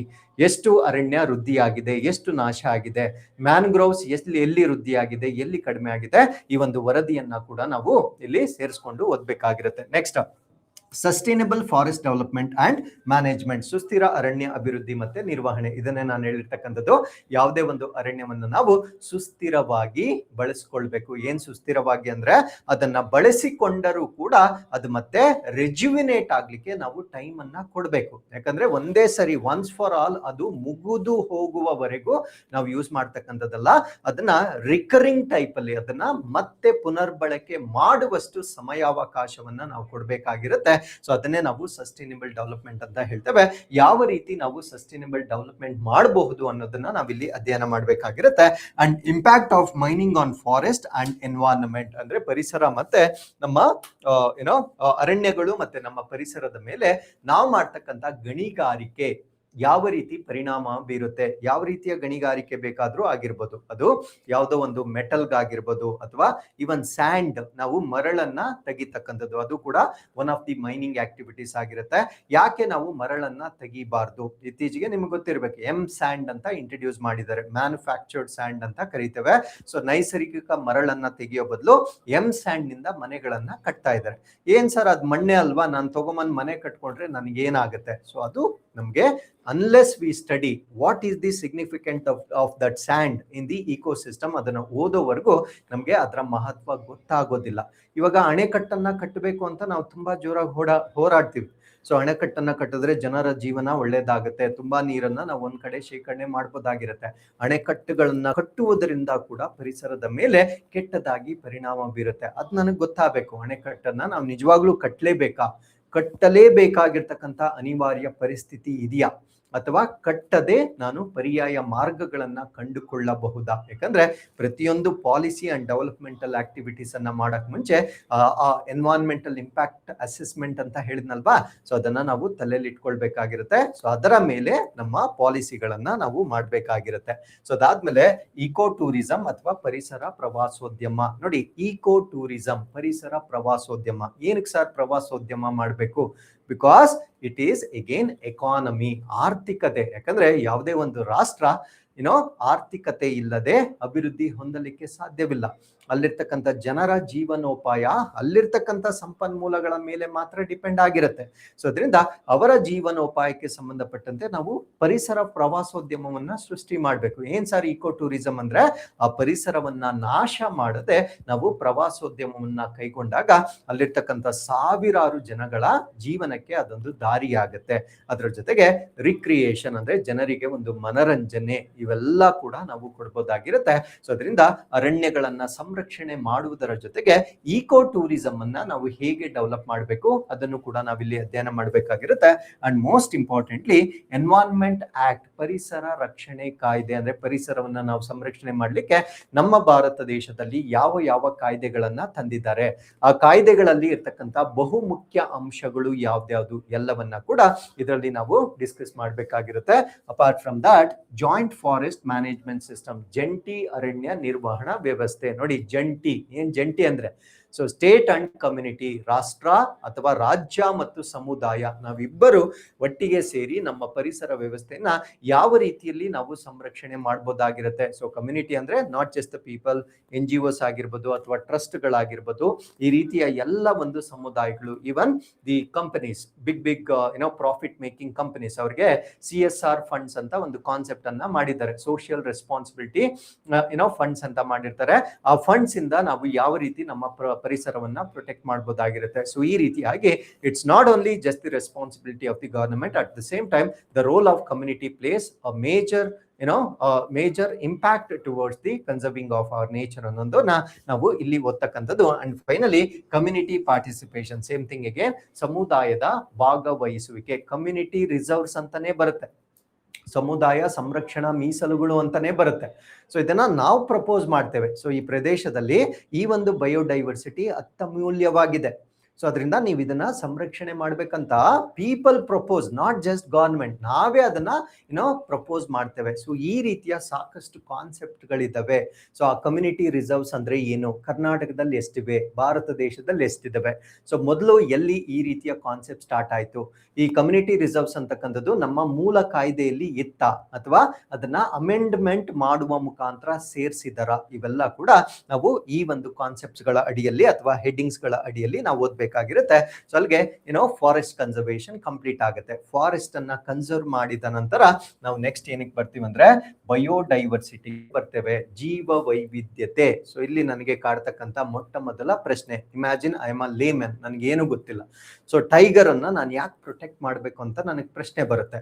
ಸರ್, ನಮ್ಮ ದೇಶದಲ್ಲಿ ಇಷ್ಟೊಂದು ಬಡತನ ಇದೆ, ನಿರುದ್ಯೋಗ ಸಮಸ್ಯೆ ಇದೆ, ಸೌತ್ ಆಫ್ರಿಕಾದಿಂದ, ಬೋಟ್ಸ್ವಾನಾದಿಂದ, ನಿಮೀಬಿಯಾದಿಂದ ಚೀತಾ ತಗೊಂಡ್ ಬರ್ತಾ ಇದ್ದಾರೆ, ಸಾವಿರಾರು ಕೋಟಿ ಆ ಪ್ರಾಜೆಕ್ಟ್ ಮೇಲೆ ಖರ್ಚು ಮಾಡ್ತಾ ಇದ್ದಾರೆ. ಏನ್ ಅವಶ್ಯಕತೆ ಇತ್ತು? ಅದ್ರ ಬದಲು ಒಂದು ಹಾಸ್ಪಿಟಲ್ ಕಟ್ಟಿದ್ರೆ ಆಗ್ತಾ ಇತ್ತಲ್ಲ, ಒಂದು ಸ್ಕೂಲ್ ಕಟ್ಸಿದ್ರೆ ಆಗ್ತಾ ಇತ್ತಲ್ವಾ? ಸೊ ಇದನ್ನ ನಾವು ಅರ್ಥ ಮಾಡ್ಕೊಳ್ಬೇಕಾಗಿದ್ರೆ we need to know the biodiversity, ಅದರ ಪ್ರಾಮುಖ್ಯತೆ ಏನು, ಯಾಕೆ ನಾವು ಬೇರೆ ಕಷ್ಟಗಳಿದ್ರೂ ಕೂಡ, ಬೇರೆ ಸಮಸ್ಯೆಗಳಿದ್ದರೂ ಕೂಡ ನಾವು ಬಯೋಡೈವರ್ಸಿಟಿಯನ್ನ ಪ್ರೊಟೆಕ್ಟ್ ಮಾಡ್ಲಿಕ್ಕೆ ನಾವು ಯಾಕೆ ಪ್ರಯತ್ನ ಪಡ್ತಾ ಇದ್ದೇವೆ. ಸೊ ಇದನ್ನ ನಾವು ಅರ್ಥ ಮಾಡ್ಕೊಳ್ಬೇಕಾಗಿದ್ರೆ we need to understand what is the contribution of these biodiversity towards the conservation of nature and our own survival. ನಾವು ಬದುಕಬೇಕಾಗಿದ್ರು ಕೂಡ ಈ ಒಂದು ಬಯೋಡೈವರ್ಸಿಟಿಯನ್ನ ನಾವು ಪ್ರೊಟೆಕ್ಟ್ ಮಾಡಿದ್ರೆ ಮಾತ್ರ ನಮಗೂ ಕೂಡ ಉಳಿಗಾಲ ಇರುತ್ತೆ. ನಾವೇನ್ ಪ್ರಾಣಿಗಳಿಗೆ ಏನ್ ಫೇವರ್ ಮಾಡ್ತಾ ಇಲ್ಲ, ಅವುಗಳನ್ನ ಉಳಿಸಿ ಅವುಗಳಿಗೇನೋ ನಾವು ಫೇವರ್ ಮಾಡ್ತಾ ಇಲ್ಲ, ನಾವು ನಮಗೆ ನಾವೇ ಫೇವರ್ ಅನ್ನ ಮಾಡ್ಕೊಳ್ತಾ ಇದ್ದೇವೆ. ಸೊ ಆ ಒಂದು ಫೇವರ್ ಅನ್ನ ಮಾಡ್ಕೊಳ್ಳೋದು ಯಾಕೆ ಅನ್ನೋದನ್ನ ನಾವು ಅರ್ಥ ಮಾಡ್ಕೊಳ್ಳಿಕ್ಕೆ ಬಯೋಡೈವರ್ಸಿಟಿಯನ್ನ ಓದ್ಬೇಕಾಗಿರುತ್ತೆ. ಸೊ ಬಯೋಡೈವರ್ಸಿಟಿಯಲ್ಲಿ ಸಿಲೆಬಸ್ ಕಾಪಿಯ ಪ್ರಕಾರ ಏನೇನ್ ಮೆನ್ಷನ್ ಮಾಡಿರ್ತಾರೆ ಅಂದ್ರೆ ಬಯೋಡೈವರ್ಸಿಟಿ ಅಂಡ್ ಇಟ್ಸ್ ಕನ್ಸರ್ವೇಷನ್, ಜೀವ ವೈವಿಧ್ಯತೆ ಮತ್ತು ಅದರ ಸಂರಕ್ಷಣೆ, ಇನ್ ಸಿಟ್ಯೂ ಕನ್ಸರ್ವೇಷನ್ ಅಂತ ಬರುತ್ತೆ, ಇನ್ ವಿವೋ ಕನ್ಸರ್ವೇಷನ್ ಅಂತ ಬರುತ್ತೆ, ಸ್ವಸ್ಥಾನ ಸಂರಕ್ಷಣೆ, ಅನ್ಯ ಸ್ಥಾನ ಸಂರಕ್ಷಣೆ, ನ್ಯಾಷನಲ್ ಪಾರ್ಕ್ಸ್ ಅಂತ ಕೇಳಿರ್ತೀರಾ, ಬಯೋಡೈವರ್ಸಿಟಿ ರಿಸರ್ವ್ಸ್ ಅಂತ ಕೇಳಿರ್ತೀರಾ, ಹಾಟ್ ಸ್ಪಾಟ್ಸ್ ಅಂತ ಕೇಳಿರ್ತೀರಾ, ಪ್ರೊಟೆಕ್ಟೆಡ್ ಏರಿಯಾಸ್, ಕನ್ಸರ್ವ್ಡ್ ಏರಿಯಾಸ್ ಅಂತ ಕೇಳಿರ್ತೀರಾ. ಇವೆಲ್ಲವನ್ನ ನಾವು ಮಾಡಿರ್ತಕ್ಕಂಥದ್ದು ಜೀವ ವೈವಿಧ್ಯತೆಯನ್ನ ಸಂರಕ್ಷಣೆ ಮಾಡ್ತಕ್ಕಂಥದ್ದು ಇದರ ಪ್ರಮುಖ ಉದ್ದೇಶವಾಗಿರುತ್ತೆ. ಅಂಡ್ ಬಯೋಡೈವರ್ಸಿಟಿ ಹಾಟ್ಸ್ಪಾಟ್, ಜೀವ ವೈವಿಧ್ಯತಾ ತಾಣಗಳು, hotspot, school spots, hope spots, ಏನೇನೋ ಬರುತ್ತೆ, ಅವೆಲ್ಲವನ್ನ ಕೂಡ ನಾವು ಅಧ್ಯಯನ ಮಾಡಬೇಕಾಗಿರುತ್ತೆ. ಅಂಡ್ ಥ್ರೆಟ್ಸ್ ಟು ಬಯೋಡೈವರ್ಸಿಟಿ, ಜೀವ ವೈವಿಧ್ಯತೆಗೆ ಬೆದರಿಕೆಗಳು, ಯಾಕೆ ಈ ಜೀವ ವೈವಿಧ್ಯತೆ ಕಡಿಮೆ ಆಗ್ತಾ ಇದೆ. ಬೆಸ್ಟ್ ಎಕ್ಸಾಂಪಲ್, ಇವಾಗ ವಲ್ಚರ್, ರಣಹದ್ದುಗಳ ಪಾಪ್ಯುಲೇಷನ್ ಆಲ್ಮೋಸ್ಟ್ ಕ್ಲೋಸ್ ಟು 90-99% ಕಡಿಮೆ ಆಗೋಗಿದೆ. ಅಂದ್ರೆ ನಾನು ಹೇಳ್ತಾ ಇರೋದು ಹಿಸ್ಟಾರಿಕಲಿ, ಐತಿಹಾಸಿಕವಾಗಿ ಈ ಒಂದು ರಣಹದ್ದುಗಳು ಎಷ್ಟಿದ್ವೋ ಅದು ತುಂಬಾ ಕಡಿಮೆ ಆಗೋಗಿದೆ. ನನ್ಗೆ ಇವಾಗ ಕ್ವೆಶನ್ ಬರುತ್ತೆ, ಸರ್ ರಣಹದ್ದು ಹೋದ್ರೆ ನನಗೇನು, ನಾನ್ ಬದುಕಿದ್ದೀನಲ್ವಾ ಅಂತ ನನಗೆ ಪ್ರಶ್ನೆ ಬರುತ್ತೆ. ಬಟ್ ಅದರ ಕನೆಕ್ಟ್ ಟುವರ್ಡ್ಸ್ ಆರ್ ಕನ್ಸರ್ವೇಷನ್ ನಮಗ್ ಗೊತ್ತಿರ್ಬೇಕು. ರಣಹದ್ದುಗಳನ್ನ ನಾವು ಸ್ಕ್ಯಾವೆಂಜರ್ಸ್ ಆಫ್ ನೇಚರ್ ಅಂತ ಕರಿತೇವೆ. ಅಂದ್ರೆ ಪರಿಸರವನ್ನ, ಸ್ಕ್ಯಾವೆಂಜರ್ ಅಂದ್ರೆ ಕಸ ಗುಡಿಸ್ತಕ್ಕಂಥವ್ರು, ಸ್ವಚ್ಛ ಮಾಡ್ತಕ್ಕಂಥ ಜೀವಿಗಳು ಅಂತ ಹೇಳ್ತೇವೆ. ಯಾವ್ದಾದ್ರು ಒಂದು ಕಾಡಲ್ಲಿ ಒಂದು ಪ್ರಾಣಿ ಸತ್ತು ಬಿದ್ದಿದ್ದರೆ ಸೊ ಅದು ಬೇಗ ಬೇರೆ ಪ್ರಾಣಿಗಳು ತಿಂದು ಅದನ್ನ ಶಮನ ಮಾಡಬೇಕು. ಮಾಡದಿದ್ರೆ ಏನಾಗುತ್ತೆ, ಅದರಲ್ಲಿ ಹೊಸ ಹೊಸ ವೈರಸ್, ಹೊಸ ಹೊಸ ಬ್ಯಾಕ್ಟೀರಿಯಾ ಉಟ್ಕೊಳ್ಳುತ್ತೆ. ಆ ಹೊಸ ವೈರಸ್ ಅಥವಾ ಬ್ಯಾಕ್ಟೀರಿಯಾ ಅಲ್ಲೇ ಇರೋದಿಲ್ಲ, ನಿಧಾನವಾಗಿ ಅದು ಮನುಷ್ಯರ ಕಡೆಗೆ ಬಂದು ಹೊಸ ಹೊಸ ಕಾಯಿಲೆಗಳನ್ನ ಸೃಷ್ಟಿ ಮಾಡುತ್ತೆ. ನೀವು ದಿನ ಬೆಳಗಾದ್ರೆ ಪೇಪರ್ ಅಲ್ಲಿ ಓದ್ತಾ ಇರ್ತೀರಾ, ಈ ತರ ಒಂದು ಹೊಸ ವೈರಸ್ ಬಂದಿದೆ, ಹೊಸ ಡಿಸೀಸ್ ಬಂದಿದೆ. ಏನಕ್ಕೆ ಬರ್ತಾ ಇದೆ ಇವೆಲ್ಲ ಏನಕ್ಕೆ ಬರ್ತಾ ಇದೆ ಅಂದ್ರೆ because of all these problems. ಇವುಗಳನ್ನ ನಾವು ಝೂನಾಟಿಕ್ ಡಿಸೀಸಸ್ ಅಂತ ಕರಿತೇವೆ, ಅಂದ್ರೆ ಪ್ರಾಣಿಗಳಿಂದ ಮನುಷ್ಯರಿಗೆ ಬರುವ ಕಾಯಿಲೆಗಳು ಅಂತ ಹೇಳ್ತೇವೆ. ಸೊ ಇದು ಹೆಚ್ಚಾಗ್ಲಿಕ್ಕೆ ಕಾರಣ because of reduction in vulture population. ಅದೇ ರಣಹದ್ದುಗಳು ಇದ್ದಿದ್ರೆ ಆ ಫ್ಲೆಶ್ ಏನಿರುತ್ತೆ, ಈವನ್ ಬೋನ್ಸ್ ಅಲ್ಲಿ ಇರ್ತಕ್ಕಂಥ ಸ್ಮಾಲೆಸ್ಟ್ ಫ್ಲೆಶ್ ಅನ್ನ ಕೂಡ ರಿಮೂವ್ ಮಾಡ್ತಕ್ಕಂಥ ಕೆಪಾಸಿಟಿ ಒಂದು ರಣಹದ್ದಿಗೆ ಇರುತ್ತೆ. ಸೊ ಆ ಪ್ರಾಣಿಗಳು ಅದನ್ನ ತಿಂದಾಗ ಅದು ತುಂಬಾ ಅಸಿಡಿಕ್ ಸ್ಟಮಕ್ ಅನ್ನ ಹೊಂದಿರುತ್ತೆ, ಅಂದ್ರೆ ಆಮ್ಲೀಯತೆ ಅದರ ಜಠರದಲ್ಲಿ ತುಂಬಾ ಜಾಸ್ತಿ ಇರುತ್ತೆ. ಅದರಿಂದ ಆ ಪ್ರಾಣಿಯನ್ನ ಝೀರೋ ಆಗಿ ಕನ್ವರ್ಟ್ ಮಾಡುತ್ತೆ. ಅದರಿಂದ ಯಾವುದೇ ಹೊಸ ವೈರಸ್ ಅಥವಾ ಬ್ಯಾಕ್ಟೀರಿಯಾ ಹುಟ್ಟೋದಿಲ್ಲ. ಸೊ ಈ ರೀತಿಯಾಗಿ ನಾವು ಪ್ರಾಣಿಗಳನ್ನ ಕನ್ಸರ್ವ್ ಮಾಡೋದ್ರಿಂದ ನಮ್ಮನ್ನ ನಾವು ಸಂರಕ್ಷಣೆ ಮಾಡ್ಕೊಳ್ಬಹುದಾಗಿರುತ್ತೆ. ಬಟ್ ರಣಹದ್ದುಗಳ ಪಾಪ್ಯುಲೇಷನ್ ಕಡಿಮೆ ಆಗಿದೆ. ಕಾರಣ ಏನು ಅಂದ್ರೆ ನಾವು ದನ ಕರುಗಳಿಗೆ ಬಳಸ್ತಕ್ಕಂಥ ಈ ಒಂದು ಡೈಕ್ಲೋಫಿನಾಕ್ ಇಂಜೆಕ್ಷನ್ ಅಂತ ಬರುತ್ತೆ. ಇದನ್ನ ಎನ್ಸಿಟ್ಸ್ ಅಂತ ಕರಿತೇವೆ, ನಾನ್ ಸ್ಟೀರಾಯ್ಡಲ್ ಆಂಟಿ ಇನ್ಫ್ಲಮೇಟರಿ ಡ್ರಗ್ಸ್ ಅಂತ ಯೂಸ್ ಮಾಡ್ತೇವೆ. ಆ ದನ ಕರುಗಳಿಗೆ ನಾವು ಅದನ್ನ ಇಂಜೆಕ್ಟ್ ಮಾಡಿರ್ತೇವೆ. ಆ ದನ ಕರುಗಳು ಸತ್ತೋದಾಗ ಏನ್ ಮಾಡ್ತೇವೆ, ಎಲ್ಲೋ ಒಂದು ಬೈಲಲ್ಲಿ ನಾವು ಬಿಸಾಕ್ತೇವೆ. ಬಿಸಾಕ್ದಾಗ ಆ ಪಕ್ಷಿಗಳು ಬಂದು ತಿನ್ನುತ್ತೆ. ಯಾವಾಗ ರಣಹದ್ದು ಆ ಡೈಕ್ಲೋಫಿನಾಕ್ ಇಂಜೆಕ್ಷನ್ ನ ಕೊಟ್ಟಿರ್ತಕ್ಕಂಥ ಪ್ರಾಣಿಯನ್ನ ತಿನ್ನುತ್ತೆ, ಅದಕ್ಕೆ ಕಿಡ್ನಿ ಟಾಕ್ಸಿಸಿಟಿ ಆಗುತ್ತೆ. ಸೊ ಇದರಿಂದ ಡೈಕ್ಲೋಫಿನಾಕ್ ಸೋಡಿಯಂ ಅನ್ನ ವೆಟರ್ನರಿ ಯೂಸ್ ಮಾಡಬಾರ್ದಂತ ಸರ್ಕಾರ ಕಾಯ್ದೆಗಳನ್ನ ಮಾಡಿರುತ್ತೆ ಅಥವಾ ಕಾನೂನುಗಳನ್ನ ತಂದಿರುತ್ತೆ. ಇದನ್ನೇ ನಾನು ಬಿಗಿನಿಂಗ್ ಅಲ್ಲಿ ಹೇಳಿದ್ದು, ಯಾವುದೇ ಒಂದು ಪಾಲಿಸಿ ಮಾಡ್ಬೇಕಾಗಿದ್ರೆ ನಮ್ ನೇಚರ್ ಬಗ್ಗೆ ನನಗೆ ಗೊತ್ತಿರಬೇಕಾಗಿರುತ್ತೆ, ನನ್ನ ಪ್ರಾಣಿಗಳಿಂದ ನನಗೆ ಏನಾಗುತ್ತೆ ಅನ್ನೋದು ನನಗೆ ಗೊತ್ತಿರಬೇಕಾಗಿರುತ್ತೆ. ಸೊ ಈ ರೀತಿಯಾಗಿ ನಾವು ಜೀವ ವೈವಿಧ್ಯತೆಗೆ ಇರ್ತಕ್ಕಂಥ ಥ್ರೆಟ್ಸ್ ಗಳ ಬಗ್ಗೆ ನಮ್ಗೆ ಗೊತ್ತಿರಬೇಕು. GIB ಅಂತ ಕೇಳಿರ್ತೀರಾ, ಗ್ರೇಟ್ ಇಂಡಿಯನ್ ಬಸ್ಟರ್ಡ್ ಅಂತ ಕೇಳಿದ್ದೀರಾ. ಆಲ್ಮೋಸ್ಟ್ ಮುಗ್ದೋಗಿದೆ ಅದು. ಇಟ್ಸ್ ಇನ್ ನಂಬರ್ಸ್ ನಾವು 100 to 150 ಅಷ್ಟು ಕಡಿಮೆ ಸಂಖ್ಯೆಗೆ ಅದು ಕಡಿಮೆ ಆಗೋಗಿದೆ. ಸೊ ಅದು one of the biggest birds ಆಗಿರುತ್ತೆ, ಅಂದ್ರೆ one of the biggest flying birds ಆಗಿರುತ್ತೆ. ಸರ್ ಅದ್ಯಾಕೆ ಸೊತ್ತೋಗ್ತಾ ಇದೆ ನೋಡಿ, ಸಿಂಪಲ್ ರೀಸನ್. ನಾವೇನು ಎಲೆಕ್ಟ್ರಿಕ್ ಲೈನ್ಸ್ ಅನ್ನ ಹೇಳ್ದಿರ್ತೀವಲ್ವಾ, ಟ್ರಾನ್ಸ್ಮಿಷನ್ ಲೈನ್ಸ್, ಅದು ಹಾರುವಾಗ ಪಕ್ಷಿ ಗಾತ್ರ ದೊಡ್ಡದಾಗಿರೋದ್ರಿಂದ ಆ ಎಲೆಕ್ಟ್ರಿಕ್ ಲೈನ್ಸ್ಗೆ ಸಿಕ್ಕಾಕೊಂಡು ಅದು ಬಹಳಷ್ಟು ಸಂಖ್ಯೆಯಲ್ಲಿ ಸತ್ತೋಗ್ತಾ ಇದೆ. ನೋಡಿ, ರಣಹದ್ದು ಸತ್ತೋಗ್ಲಿಕ್ಕೆ ಒಂದು reason, GIB great Indian bustard ಸತ್ತೋಗ್ಲಿಕ್ಕೆ ಇನ್ನೊಂದು ರೀಸನ್. ಅರ್ಥ ಆಯ್ತಲ್ವಾ?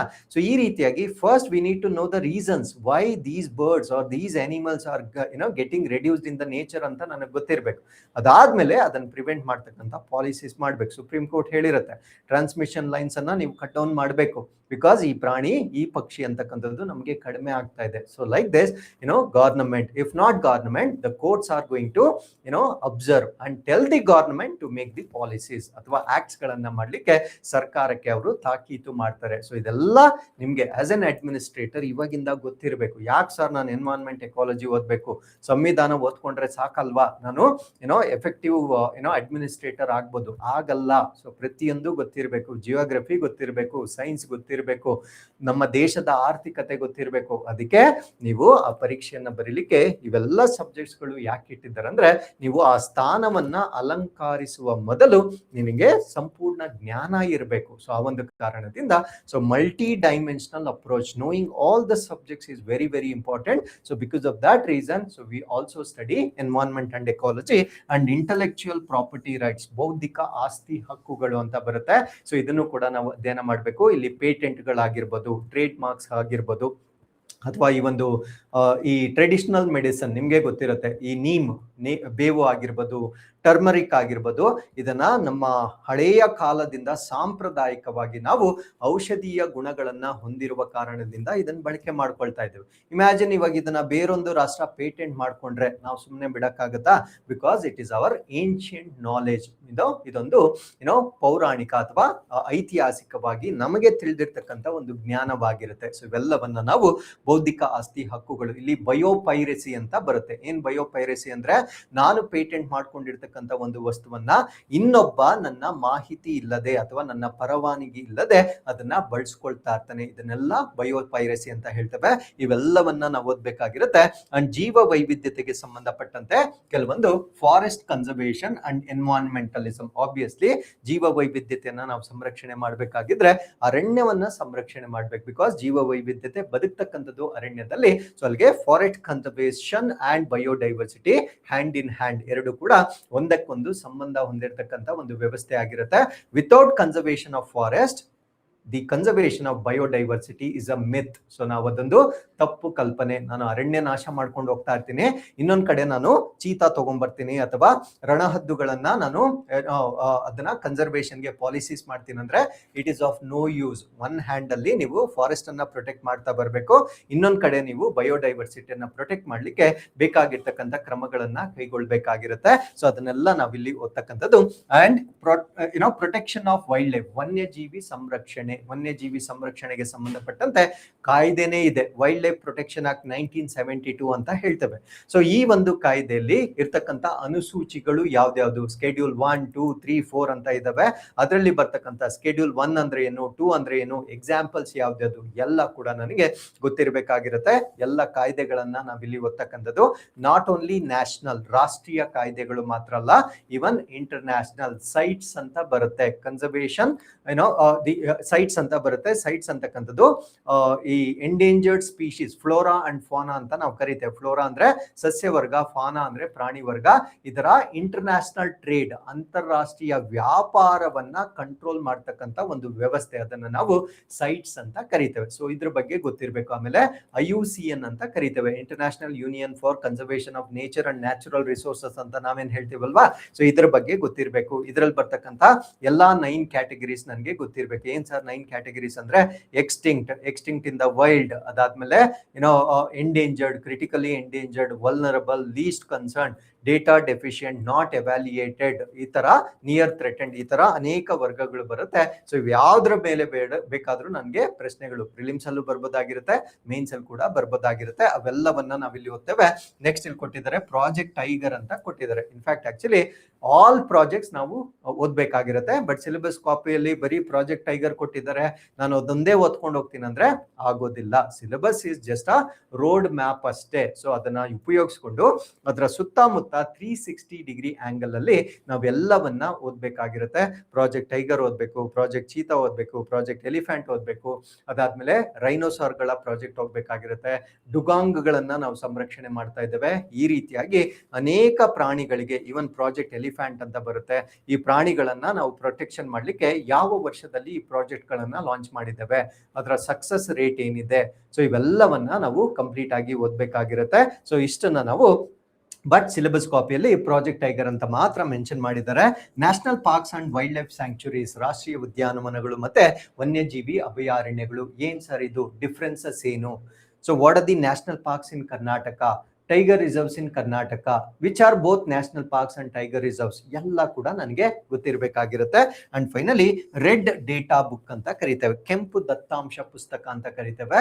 ಸೊ ಇದು IUCN ನ ಪಾರ್ಟ್ ಅಲ್ಲಿ ನಾವು ಓದ್ತೇವೆ. ರೆಡ್ ಡೇಟಾ ಬುಕ್ ಅಲ್ಲಿ ನಾನು ಆಲ್ರೆಡಿ ಹೇಳಿದ್ದಾಗೆ ಸ್ಪೀಶೀಸ್ ಕ್ಯಾಟಗರೈಸೇಷನ್ ಮಾಡಿರ್ತಾರೆ, ಪ್ರಭೇದಗಳನ್ನ ವಿವಿಧ ವರ್ಗಗಳಾಗಿ ಡಿವೈಡ್ ಮಾಡಲಾಗಿರುತ್ತೆ. So very very important for both prelims and mains, ತುಂಬಾ ಇಂಪಾರ್ಟೆಂಟ್ ಆಗಿರ್ತಕ್ಕಂಥ ಟಾಪಿಕ್ ಆಗಿರುತ್ತೆ. ಅಂಡ್ ಫೈನಲಿ ಎಂಡೇಂಜರ್ಡ್ ಸ್ಪೀಶೀಸ್, ಅಳಿವಿನಂಚಿನಲ್ಲಿರುವ ಪ್ರಭೇದಗಳು. ಅಳಿವಿನಂಚಿನಲ್ಲಿ ಅಂದ್ರೆ ಇನ್ನೇನ್ ಸತ್ತೋಗ್ತಾ ಇದ್ದಾವೆ, ಅದನ್ನ ನಾವು ಕಾಪಾಡದಿದ್ರೆ ಸೊ ಅವು ಮುಂದೊಂದಿನ ನಮ್ಗೆ ಉಳಿಯೋದಿಲ್ಲ. ಈ ರೀತಿಯ ಪ್ರಾಣಿಗಳನ್ನ ನಾವು ಎಂಡೇಂಜರ್ಡ್ ಸ್ಪೀಶೀಸ್ ಅಂತ ಕರಿತೇವೆ. ಸೊ ಎಂಡೇಂಜರ್ಡ್ ಸ್ಪೀಶೀಸ್ ಪಟ್ಟಿ ನನಗೆ ಗೊತ್ತಿರಬೇಕು, ಅದ್ರ ಜೊತೆಗೆ ಅದನ್ನ ಪ್ರೊಟೆಕ್ಷನ್ ಮಾಡ್ಲಿಕ್ಕೆ ನ್ಯಾಷನಲ್ ಎಫರ್ಟ್ಸ್ ಏನಿದೆ, ಇಂಟರ್ನ್ಯಾಷನಲ್ ಎಫರ್ಟ್ಸ್ ಏನಿದೆ ಎಲ್ಲ ನನಗೆ ಗೊತ್ತಿರಬೇಕಾಗಿರುತ್ತೆ. ಸೊ ನಿಮ್ಗೆ ಗೊತ್ತಿರೋ ಹಾಗೆ ಇತ್ತೀಚೆಗೆ ಇಂಟರ್ನ್ಯಾಷನಲ್ ಬಿಗ್ ಕ್ಯಾಟ್ಸ್ ಅಲಯನ್ಸ್ ಅಂತ ಮಾಡಿದ್ದಾರೆ. ನಮ್ಮ ಭಾರತ ರಾಷ್ಟ್ರನೇ ಲಾಂಚ್ ಮಾಡಿರೋದು. ಬಿಗ್ ಕ್ಯಾಟ್ಸ್ ಅಂದ್ರೆ ಇರ್ತಕ್ಕಂಥ 7 ದೊಡ್ಡ ಬೆಕ್ಕುಗಳನ್ನ ಸಂರಕ್ಷಣೆ ಮಾಡ್ತಕ್ಕಂಥದ್ದು ಇದರ ಉದ್ದೇಶವಾಗಿರುತ್ತೆ. ಯಾಕೆ ಸರ್ ನಾನು ಟೈಗರ್ಸ್ ಅನ್ನ ಪ್ರೊಟೆಕ್ಟ್ ಮಾಡಬೇಕು? That's what is ecology. ಇದನ್ನೇ ನಾವು ಪರಿಸರ ವಿಜ್ಞಾನದಲ್ಲಿ ಓದ್ತಕ್ಕಂಥದ್ದು. ಸೊ ಇಷ್ಟು ನನಗೆ ಬಯೋಡೈವರ್ಸಿಟಿಯಲ್ಲಿ ಓದ್ಲಿಕ್ಕೆ ಇರ್ತಕ್ಕಂಥ ಟಾಪಿಕ್ಸ್ ಆಗಿರುತ್ತೆ. ನೆಕ್ಸ್ಟ್ ಬರುತ್ತೆ pollution and global warming, very very important. So in fact actually ಬಯೋಡೈವರ್ಸಿಟಿಗೆ ಸಂಬಂಧಪಟ್ಟಂತೆ 2025 KS ಅಲ್ಲಿ ಪ್ರಶ್ನೆಗಳಾಗಿಲ್ಲ. ಡೆಫಿನೆಟ್ಲಿ ನೆಕ್ಸ್ಟ್ ಎಕ್ಸಾಮ್ ಅಲ್ಲಿ ಅದ್ರ ಮೇಲೆ ಹೆಚ್ಚಿನ ವೇಟೇಜ್ ಅನ್ನ ಕೊಡ್ತಕ್ಕಂಥ ಸಾಧ್ಯತೆ ಇರುತ್ತೆ. ಇದನ್ನು ಕೂಡ ನೀವು ಅರ್ಥ ಮಾಡ್ಕೊಳ್ಬೇಕು. ಓದ್ ಸರಿ ಏನ್ ಕೇಳಿದ್ರು, ಯಾವ್ದನ್ನ ಬಿಟ್ಟಿದ್ರು, ಸೊ ನೆಕ್ಸ್ಟ್ ಟೈಮ್ ಏನ್ರ ಮೇಲೆ ಅವ್ರು ಮತ್ತೆ ಪ್ರಶ್ನೆ ಕೇಳ್ಬೋದು. So this you should analyse while reading. So ಈ ಅನಾಲಿಸಿಸ್ ಯಾವಾಗ ಬರುತ್ತೆ ಅಂದ್ರೆ looking at the syllabus copy and the question paper, ಇವೆರಡು ಮ್ಯಾಚ್ ಮಾಡಿದಾಗ ಮಾತ್ರ ಸೊ ನೀವು ಈ ತರ ಕ್ಯಾಲ್ಕುಲೇಟೆಡ್ ಗೆಸ್ಸಿಂಗ್ ಅನ್ನ ನೀವು ಮಾಡಬಹುದಾಗಿರುತ್ತೆ. ಆ ಕ್ಯಾಲ್ಕುಲೇಟೆಡ್ ಗೆಸ್ಸಿಂಗ್ ಮಾಡಿ ಅದಕ್ಕೆ ಜಾಸ್ತಿ ಪ್ರಾಮುಖ್ಯತೆಯನ್ನ ಕೊಡೋದ್ರಿಂದ ನಿಮ್ಮ preparation only not hard work, it is also part of your smart work. ಎರಡು ಕ್ಲಬ್ ಆಗ್ಬೇಕು. ನಾನು ಕತ್ತೆ ತರ ದುಡಿಯೋದೊಂದೇ ಅಲ್ಲ, ಅದ್ರ ಜೊತೆ ನಾನು ಸ್ಮಾರ್ಟ್ ಆಗಿ ಕೂಡ ಯೋಚನೆ ಮಾಡಬೇಕಾಗಿರುತ್ತೆ. That is when you are going to clear such toughest examinations of the country ಅನ್ನೋದು ನಿಮ್ಗೆ ಮನಸ್ಸಲ್ಲಿ ಇರ್ಲಿ. ಸೊ ನೆಕ್ಸ್ಟ್ ಬರುತ್ತೆ ಪೊಲ್ಯೂಷನ್ ಅಂಡ್ ಗ್ಲೋಬಲ್ ವಾರ್ಮಿಂಗ್. ಇದು ಅತಿ ಹೆಚ್ಚಿನ ಪ್ರಶ್ನೆಗಳನ್ನ ಕೊಟ್ಟಿರ್ತಕ್ಕಂಥ ಒಂದು ಟಾಪಿಕ್. ಬಿಕಾಸ್ ಇದರ ಹಿಂದೆ there is no secret at all. Because ಯಾವಾಗ something is more in current affairs, obviously ಅದರ ಮೇಲೆ UPSC ಆಗಿರ್ಬೋದು ಅಂಡ್ ಈವನ್ KS ಆಗಿರ್ಬೋದು ಅತಿ ಹೆಚ್ಚಿನ ಪ್ರಶ್ನೆಗಳನ್ನ ನಾವು ಎಕ್ಸ್ಪೆಕ್ಟ್ ಮಾಡ್ಬೋದಾಗಿರುತ್ತೆ. ಅಂಡ್ ಎವಿಡೆನ್ಷಿಯಲಿ ಇಲ್ಲೂ ಕೂಡ ಸೊ ಈ ಒಂದು ಮಾಲಿನ್ಯ ಮತ್ತು ಜಾಗತಿಕ ತಾಪಮಾನಕ್ಕೆ ಸಂಬಂಧಪಟ್ಟಂತೆ ಅತಿ ಹೆಚ್ಚಿನ ಪ್ರಶ್ನೆಗಳನ್ನ ನಿಮ್ಗೆ ನೀಡಲಾಗಿರುತ್ತೆ. ಫಾರ್ ಎಕ್ಸಾಂಪಲ್ ಏರ್ ಪೊಲ್ಯೂಷನ್, ವಾಯು ಮಾಲಿನ್ಯದ ಬಗ್ಗೆ ನಾನು ಓದ್ಕೊಳ್ಬೇಕು. ಏರ್ ಪೊಲ್ಯೂಷನ್ ಅಂದ್ರೆ ಏನು, ಏರ್ ಪೊಲ್ಯೂಷನ್ ಇಂದ ಆಗ್ತಕ್ಕಂಥ ಇಂಪ್ಯಾಕ್ಟ್ಸ್ ಏನು, ಏರ್ ಪೊಲ್ಯೂಟೆಂಟ್ಸ್ ಯಾವ್ದ್ಯಾವ್ದು, ಏರ್ ಪೊಲ್ಯೂಷನ್ ಅನ್ನ ಕಡಿಮೆ ಮಾಡ್ಲಿಕ್ಕೆ ಭಾರತ ದೇಶದ ಪಾಲಿಸಿಗಳು ಯಾವ್ದ್ಯಾವ್ದು, ಎಲ್ಲವನ್ನ ಕೂಡ end to end A to Z ನನಗೆಲ್ಲ ಗೊತ್ತಿರಬೇಕು. ಸರ್ 150 ಅಥವಾ 250 ವರ್ಡ್ಸ್ ಅಲ್ವಾ, ನಾನೊಂದು ಪೇಜ್ಗೆ ಆಗಷ್ಟು ಮಾಹಿತಿ ತಗೊಂಡ್ರೆ ಸಾಕಾಗುತ್ತಾ? ಆಗಲ್ಲ. ಬಿಕಾಸ್ ಅದರಲ್ಲಿ ಮತ್ತೆ ಸಬ್ ಕ್ವೆಶನ್ಸ್ ಬರ್ಬೋದು. ಯಾವುದೋ ಒಂದು ಪಾಲಿಸಿ ಮೇಲೆನೆ 150 ವರ್ಡ್ಸ್ ಬರೀರಿ ಅಂತ ಕೇಳ್ತಾರೆ, ಅಥವಾ 250 ವರ್ಡ್ಸ್ಗೆ ಬರೀರಿ ಅಂತ ಕೇಳ್ತಾರೆ ಅಲ್ವಾ. So national clean air programme ಅಂತ ಇದೆ, ಸೊ ಅದ್ರ ಮೇಲೆ ಬರೀರಿ ಅಂತ ಕೇಳ್ತಾರೆ. ಅಂದ್ರೆ ಆ ಟಾಪಿಕ್ ಒಂದನ್ನೇ ನೀವು 150 ಅಥವಾ 250 ವರ್ಡ್ಸ್ಗೆ ನೀವು ಬರೀಬೇಕಾಗಿರುತ್ತೆ. ಎಲ್ಲೂ ಕೂಡ ಎಕ್ಸಾಮ್ ಅಲ್ಲಿ ರೈಟ್ ಅಬೌಟ್ ಅಥವಾ ಡಿಸ್ಕಸ್ ಅಬೌಟ್ ಏರ್ ಪೊಲ್ಯೂಷನ್ ಅಂತ ನಿಮ್ಗೆ ಜನರಿಕ್ ಕ್ವೆಶನ್ ಅನ್ನ ಕೇಳೋದಿಲ್ಲ. ಅದರಲ್ಲಿ ಒಂದು ಸ್ಪೆಸಿಫಿಕ್ ಪಾರ್ಟ್ ಅನ್ನ ಮಾತ್ರ ಆಯ್ಕೆ ಮಾಡಿಕೊಂಡು ನಿಮ್ಗೆ ಎಲಾಬ್ರೇಟ್ ಮಾಡ್ಲಿಕ್ಕೆ ಕೇಳ್ತಾರೆ. ಸೊ ಅದನ್ನ ನಾವು ಮಾಡ್ಬೇಕಾಗಿದ್ರೆ ಈಚ್ ಸೆಗ್ಮೆಂಟ್ ಇನ್ ಡೀಟೇಲ್ ನನಗೆ ಗೊತ್ತಿರಬೇಕಾಗಿರುತ್ತೆ. So that should be your approach towards preparing for both prelims and mains ಅನ್ನೋದು ನಿಮ್ಗೆ ಗೊತ್ತಿರಲಿ. ಅದರ ಜೊತೆಗೆ ವಾಟರ್ ಪೊಲ್ಯೂಷನ್, ಜಲ ಮಾಲಿನ್ಯ, ರೈನ್ ವಾಟರ್ ಹಾರ್ವೆಸ್ಟಿಂಗ್, ಮಳೆ ನೀರು ಕೊಯ್ಲು, ಸಾಯಿಲ್ ಪೊಲ್ಯೂಷನ್, ಮಣ್ಣಿನ ಮಾಲಿನ್ಯ, ಅದರ ಜೊತೆಗೆ noise pollution and remedial measures including plastic pollution. ಇಲ್ಲಿ ಮೆನ್ಷನ್ ಮಾಡಿರೋದೇ ಕೊಡ್ಬೇಕಂತೇನಿಲ್ಲ, ಪ್ಲಾಸ್ಟಿಕ್ ಪೊಲ್ಯೂಷನ್ ಮೇಲೆ ಕೂಡ ಪ್ರಶ್ನೆ ಕೇಳಬಹುದಾಗಿರುತ್ತೆ. ಈ ರೀತಿ ಇವನ್ ರೇಡಿಯೋ ಆಕ್ಟಿವ್ ಸಬ್ಸ್ಟೆನ್ಸಸ್ ಗಳ ಮಾಲಿನ್ಯ, ನಾವೇನು ಪರಮಾಣು ವಿದ್ಯುತ್ ಸ್ಥಾವರಗಳನ್ನ ತಯಾರಿ ಮಾಡ್ಲಿಕ್ಕೆ ಬಳಸ್ತಕ್ಕಂಥ ರೇಡಿಯೋ ಆಕ್ಟಿವ್ ಫ್ಯೂಯಲ್ಸ್ ಏನಿರುತ್ತೆ, ವಿಕಿರಣ ಪಟುತ್ವ ಇಂಧನಗಳೇನಿರುತ್ತೆ ಅದು ಕೂಡ ಮಾಲಿನ್ಯಕ್ಕೆ ಕಾರಣವಾಗುತ್ತೆ. ಅದನ್ನು ಕೂಡ ಕೇಳಬಹುದಾಗಿರುತ್ತೆ. It's not that what they have mentioned in the syllabus copy ಅದನ್ನೇ ಕೇಳ್ಬೇಕಂತೇನಿಲ್ಲ. ಮಾಲಿನ್ಯ ಇಸ್ ದಿ ವರ್ಡ್ ಅಷ್ಟೇ. ನೀವು ಫೋಕಸ್ ಮಾಡಬೇಕಾಗಿರೋದು ಮಾಲಿನ್ಯ ಅಂತ ಬಂದ ಕೂಡಲೇ ಎಲ್ಲ ಮಾಲಿನ್ಯಗಳ ಬಗ್ಗೆ ನನಗೆ ಗೊತ್ತಿರಬೇಕಾಗಿರುತ್ತೆ. So that is compulsory thing that you need to understand. So ಅದರ ಜೊತೆಗೆ solid waste management, this is the most toughest thing these days, including Bengaluru ಅಂತಹ ಮಹಾನಗರ ಪಾಲಿಕೆಗಳಲ್ಲೂ ಕೂಡ ಈ ಘನತ್ಯಾಜ್ಯ ನಿರ್ವಹಣೆ ಅಂತಕ್ಕಂಥದ್ದು ಅತ್ಯಂತ ದೊಡ್ಡ ಸಮಸ್ಯೆಯಾಗಿ ಪರಿಣಾಮ ಬೀರಿರುತ್ತೆ. ಹಾಗಿದ್ರೆ ಸಾಲಿಡ್ ವೇಸ್ಟ್ ಅಂದ್ರೆ ಏನು? Types of solid waste management, ಘನತ್ಯಾಜ್ಯವನ್ನ ನಿರ್ವಹಣೆ ಮಾಡಲಿಕ್ಕೆ ನಾವು ಯಾವ ವಿಧಗಳನ್ನ ಕಂಡುಕೊಂಡಿದ್ದೇವೆ? ರೀಸೈಕ್ಲಿಂಗ್ ಮಾಡ್ತೀರಾ ಅಥವಾ ಅದನ್ನ ರೀಪ್ರೋಸೆಸ್ ಮಾಡ್ತೀವಾ? ಹೆಂಗ್ ಕಲೆಕ್ಟ್ ಮಾಡ್ಕೊಳ್ತೀವಿ? ಸೆಗ್ರಿಗೇಷನ್ ಮಾಡ್ತೀವಾ ಮಾಡಲ್ವಾ? ಡ್ರೈ ವೇಸ್ಟ್, ವೆಟ್ ವೇಸ್ಟ್ ಅಂದ್ರೆ ಬಯೋಡಿಗ್ರೇಡಬಲ್, ನಾನ್ ಬಯೋಡಿಗ್ರೇಡಬಲ್, ಜೈವಿಕವಾಗಿ ವಿಘಟನೆಗೊಳ್ಳಬಲ್ಲ, ಜೈವಿಕವಾಗಿ ವಿಘಟನೆಗೊಳ್ಳದ ವಸ್ತುಗಳು, ಎಲ್ಲ ನಾಲೆಜ್ ನನಗಿರ್ಬೇಕಾಗಿರುತ್ತೆ. ಸೊ ಆ ವಿಧಗಳು ನನಗಿಲ್ಲಿ ಗೊತ್ತಿರಬೇಕಾಗಿರುತ್ತೆ. And factors affecting solid waste generation ಅಂದ್ರೆ ಘನತ್ಯಾಜ್ಯ ಉತ್ಪಾದನೆಯ ಮೇಲೆ ಪರಿಣಾಮ ಬೀರ್ತಕ್ಕಂಥ ಅಂಶಗಳು ಯಾವ್ದ್ಯಾವ್ದು, ಯಾವ ಕಾರಣಗಳಿಂದ ಈ ಒಂದು ಸಾಲಿಡ್ ವೇಸ್ಟ್ ಅಂತಕ್ಕಂಥದ್ದು ಉತ್ಪತ್ತಿ ಆಗುತ್ತೆ, ಅದು ನನ್ಗೆ ಗೊತ್ತಿರಬೇಕು. And impacts of solid waste, ಈ ಘನತ್ಯಾಜ್ಯದಿಂದ ನಮ್ಮ ಪರಿಸರದ ಮೇಲೆ ಯಾವ ಪರಿಣಾಮ ಬೀರುತ್ತೆ? ಲ್ಯಾಂಡ್ ಫಿಲ್ಸ್ ಅಂತ ಹೇಳ್ತೇವೆ. ಲ್ಯಾಂಡ್ ಫಿಲ್ಸ್ ಅಂದ್ರೆ ಘನತ್ಯಾಜ್ಯವನ್ನ ಹೋಗಿ ಎಲ್ಲೋ ಒಂದ್ ಕಡೆ ಡಂಪ್ ಮಾಡ್ಬಿಡ್ತೇವೆ. ಡಂಪ್ ಮಾಡಿದ ಕೂಡಲೇ ನಾನು ಸೇಫ್ ಅಂತಲ್ಲ, ಅಲ್ಲಿಂದ ಕೆಮಿಕಲ್ಸ್ ಲೀಚ್ ಆಗಕ್ಕೆ ಸ್ಟಾರ್ಟ್ ಆಗುತ್ತೆ. ಪ್ರೈಮರಿ ಪೊಲ್ಯೂಟೆಂಟ್, ಸೆಕೆಂಡರಿ ಪೊಲ್ಯೂಟೆಂಟ್ಸ್ ಅಂತ ಕರಿತೇವೆ. ಪ್ರಾಥಮಿಕ ಮಾಲಿನ್ಯ ಕಾರಕಗಳು, ದ್ವಿತೀಯ ಮಾಲಿನ್ಯ ಕಾರಕಗಳು ಅಂತ ಕರಿತೇವೆ. ನಾವು ಬಿಸಾಕಿರೋದು ಪ್ರೈಮರಿ ಪೊಲ್ಯೂಟೆಂಟ್ ಅಷ್ಟೇ. ಆ ಪ್ರೈಮರಿ ಪೊಲ್ಯೂಟೆಂಟ್ ಏನಾಗುತ್ತಂದ್ರೆ ಮತ್ತೆ ಒಂದಕ್ಕೊಂದು ರಿಯಾಕ್ಟ್ ಆಗಕ್ಕೆ ಸ್ಟಾರ್ಟ್ ಆಗುತ್ತೆ. ಸೊ ಯಾಕಂದ್ರೆ ಅವೆಲ್ಲ ರಾಸಾಯನಿಕ ವಸ್ತುಗಳು, they start reacting with each other. So ಅವೆರಡು ಒಂದಕ್ಕೊಂದು ರಿಯಾಕ್ಟ್ ಆದಾಗ ಇನ್ನೊಂದು ಹೊಸ ಪೊಲ್ಯೂಟೆಂಟ್ ಕ್ರಿಯೇಟ್ ಆಗುತ್ತೆ. ಆ ಹೊಸ ಪೊಲ್ಯೂಟೆಂಟ್ ಈವನ್ ಪ್ರೈಮರಿ ಪೊಲ್ಯೂಟೆಂಟ್ ಗಿಂತ ತುಂಬಾ ಡೇಂಜರಸ್ ಆಗಿರುತ್ತೆ. ಸೊ ಅದನ್ನೇ ನಾವು ಘನತ್ಯಾಜ್ಯಗಳ ಪರಿಣಾಮ, ಅದನ್ನ ಹಾಗೆ ಬಿಟ್ರೆ, ಸರಿಯಾಗಿ ಅದನ್ನ ನಾವು ಸಂಸ್ಕರಣೆ ಮಾಡದೆ ಅಥವಾ ಪ್ರೊಸೆಸಿಂಗ್ ಮಾಡದೆ ಸುಮ್ಮನೆ ಬೇಕಾಬಿಟ್ಟಿಯಾಗಿ ಬಿಸಾಕಿದಾಗ ಅದರಿಂದ ಆಗ್ತಕ್ಕಂಥ ಪರಿಣಾಮಗಳು ಯಾವುದು? ಇವಾಗ ಹಾಸ್ಪಿಟಲ್ ವೇಸ್ಟ್ ಅಂತ ಇರುತ್ತೆ, ಹಾಸ್ಪಿಟಲ್ ಅಥವಾ ಆಸ್ಪತ್ರೆಗಳಲ್ಲಿ ಉತ್ಪತ್ತಿ ಆಗ್ತಕ್ಕಂಥ ತ್ಯಾಜ್ಯ.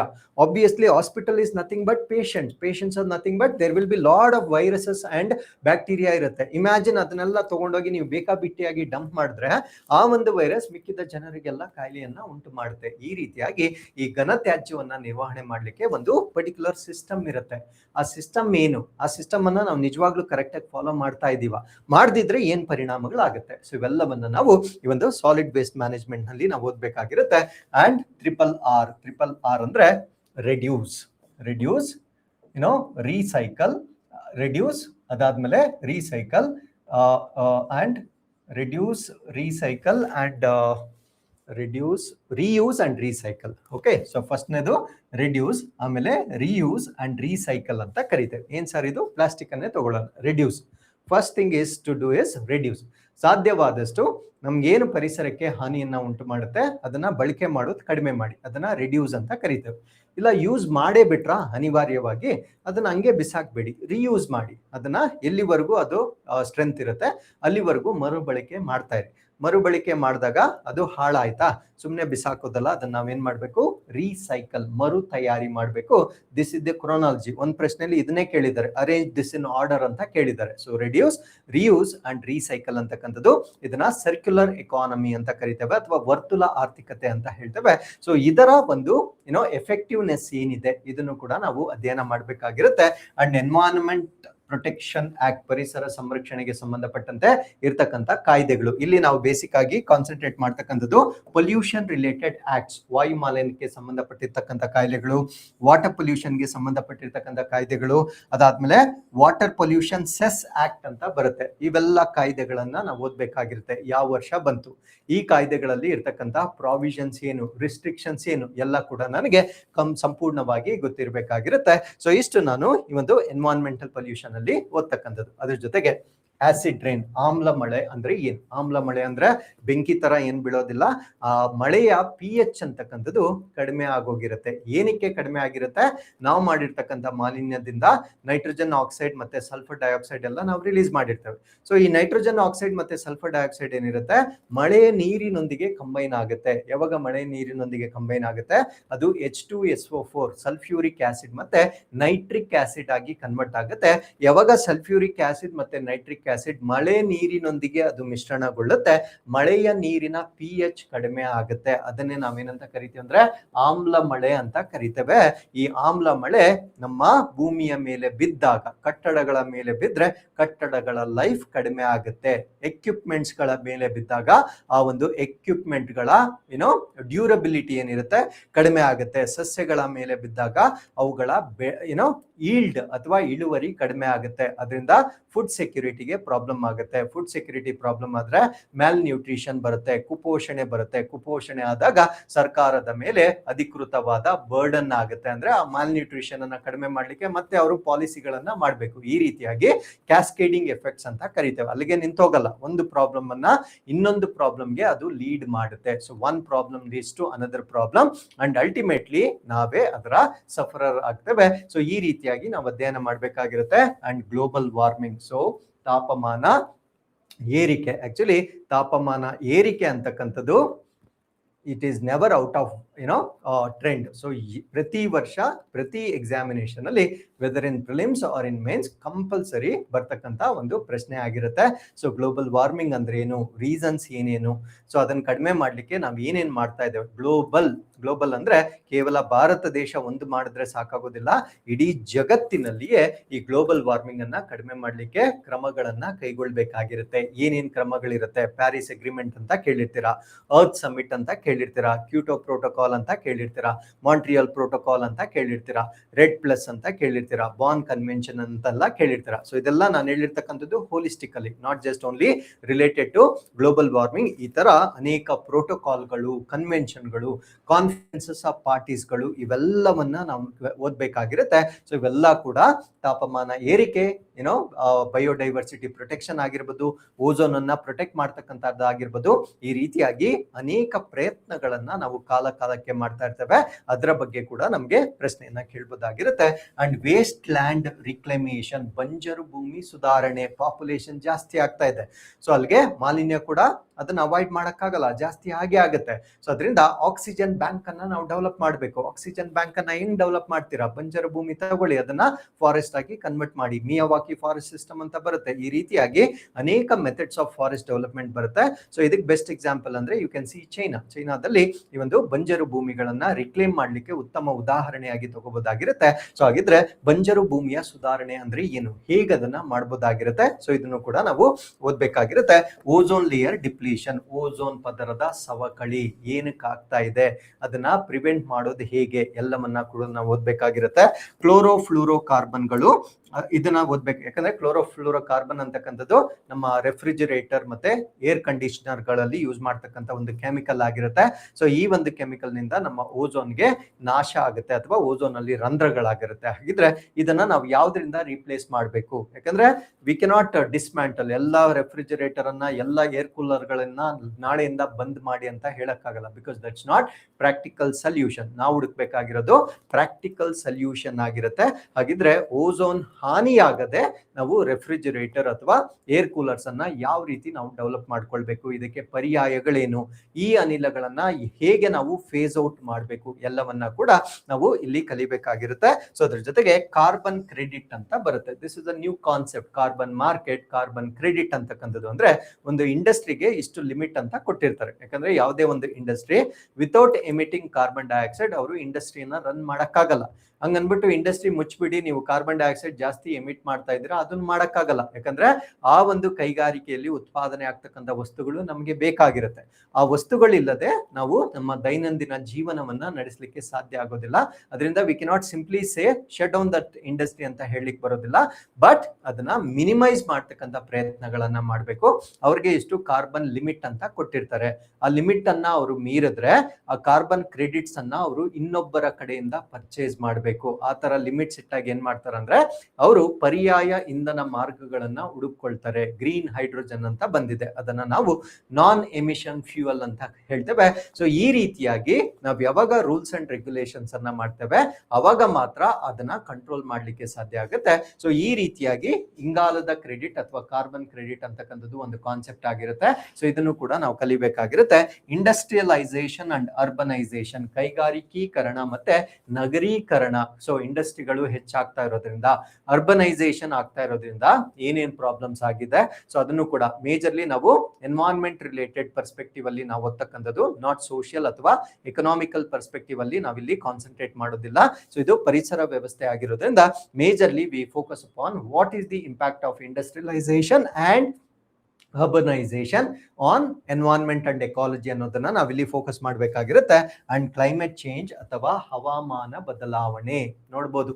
ಸೊ ಹವಾಮಾನ ಬದಲಾವಣೆ ಮುಂಚೆ ಪರ್ಫೆಕ್ಟ್ ಆಗಿತ್ತು ಸೀಸನ್. ಸಮ್ಮರ್ ಅಂದ್ರೆ ಸಮ್ಮರ್, ವಿಂಟರ್ ಅಂದ್ರೆ ವಿಂಟರ್, ರೈನಿ ಸೀಸನ್ ಅಂದ್ರೆ ರೈನಿ ಸೀಸನ್. ಸೊ ನೀವು ಚಿಕ್ಕ ಮಕ್ಕಳಿದ್ದಾಗ ಇದನ್ನ ಎಕ್ಸ್ಪೀರಿಯನ್ಸ್ ಮಾಡಿರ್ತೀರ. ಬಟ್ ಇವಾಗ ನೋಡಿ, ಸಮ್ಮರ್ ಅಲ್ಲಿ ಮಳೆ ಬೀಳುತ್ತೆ, ವಿಂಟರ್ ಅಲ್ಲಿ ಬಿಸಿ ಇರುತ್ತೆ. ಈಗ ಮಳೆ ಬೀಳ್ಬೇಕು ಚೆನ್ನಾಗಿ, ನಾವು ಸಮ್ಮರ್ ತರ ಶೆಕೆಯನ್ನ ನಾವು ಎಕ್ಸ್ಪೀರಿಯನ್ಸ್ ಮಾಡ್ತಾ ಇದ್ದೀವಿ. ಇದನ್ನೇ ನಾವು ಹವಾಮಾನ ಬದಲಾವಣೆ ಅಥವಾ ಕ್ಲೈಮೇಟ್ ಚೇಂಜ್ ಅಂತ ಕರಿತೇವೆ. ಯಾಕೆ ಹಿಂಗ್ ಚೇಂಜ್ ಆಯ್ತು ನೋಡಿ, ಈ ವರ್ಷ ಬರಗಾಲ ಬರ್ತಾ ಇದೆ.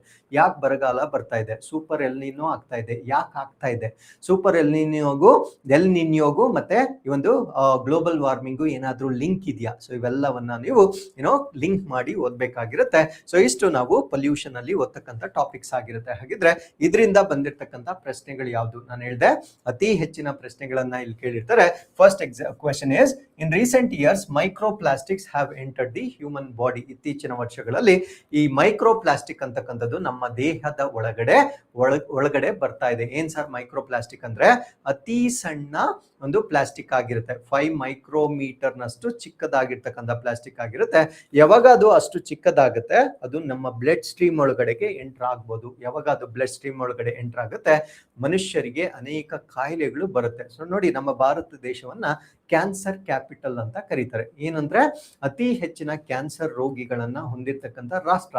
ಏನಕ್ಕೆ ಸರ್ ಕ್ಯಾನ್ಸರ್ ಬರ್ತಾ ಇದೆ ಅನ್ಕೊಳ್ತಾರೆ. ಸರ್ ನಾನು ಯಾರಿಗೂ ಮೋಸನೇ ಮಾಡಲಿಲ್ಲ, ನನ್ಗೆ ಒಳ್ಳೆ ಹ್ಯಾಬಿಟ್ಸ್ ಇತ್ತು, ನಾನು ಯಾವತ್ತು ಸ್ಮೋಕ್ ಮಾಡಿಲ್ಲ, ಡ್ರಿಂಕ್ ಮಾಡಿಲ್ಲ, ಕೆಟ್ಟ ಅಭ್ಯಾಸಗಳು ಏನು ಇಲ್ಲ, ಡೈಲಿ ಎಕ್ಸರ್ಸೈಸ್ ಮಾಡ್ತಾ ಇದ್ದೆ, ನಾನು ಯಾರಿಗೂ ಮೋಸನೂ ಮಾಡಿಲ್ಲ, ನನಗೆ ಯಾಕೆ ಬಂತು? ಎಲ್ಲ ಆಂಗಲ್ ಅಲ್ಲೂ ಯೋಚನೆ ಮಾಡ್ತಾರೆ. Why did I get cancer ಅಂತ ಪ್ರಶ್ನೆ ಕೇಳ್ಕೊಳ್ತಾರೆ. ಅದಕ್ಕೆ ದೀಸ್ ಆರ್ ದಿ ಆನ್ಸರ್. ನಮಗೆ ಗೊತ್ತಿಲ್ದಿರನೆ ನಾವು ಸೇವಿಸ್ತಕ್ಕಂಥ ಆಹಾರದಲ್ಲಿ ಈ ರೀತಿಯ ಮೈಕ್ರೋ ಪ್ಲಾಸ್ಟಿಕ್ಗಳು ಇರುತ್ತೆ. ಸೊ ಇದರಿಂದ ಯಾವ ಕಾಯಿಲೆಗಳು ಬೇಕಾದ್ರೂ ಬರ್ಬೋದಾಗಿರುತ್ತೆ. ಸೊ ಅದು ಮೈಕ್ರೋ ಪ್ಲಾಸ್ಟಿಕ್ ಅಂದ್ರೆ ಇಮ್ಯಾಜಿನ್, ನಾವು ಪ್ಲಾಸ್ಟಿಕ್ ಅನ್ನ ಬಿಸಾಡಿದ್ರೆ ಅದು ಬಯೋಡಿಗ್ರೇಡಬಲ್ ಆಗಲ್ಲ. ಯಾವುದೇ ಸೂಕ್ಷ್ಮ ಜೀವಿ ಅದನ್ನ ಝೀರೋ ಮಾಡಕ್ಕಾಗಲ್ಲ. ಅದೇನಾಗುತ್ತೆ, ಚಿಕ್ಕ ಚಿಕ್ಕ ಕಣಗಳಾಗಿ ಬ್ರೇಕ್ ಆಗುತ್ತೆ. ಇವಾಗ ಬಿರುಗಾಳಿ ಬರ್ತಾ ಇರುತ್ತೆ, ಮಳೆ ಬೀಳ್ತಾ ಇರುತ್ತೆ, ಬಿಸಿಲು ಬರ್ತಾ ಇರುತ್ತೆ, ಆ ಪ್ಲಾಸ್ಟಿಕ್ ಏನಾಗುತ್ತೆ ಅಂದ್ರೆ ಸ್ಮಾಲ್ ಪಾರ್ಟಿಕಲ್ಸ್ ಆಗಿ ಬ್ರೇಕ್ ಆಗುತ್ತೆ.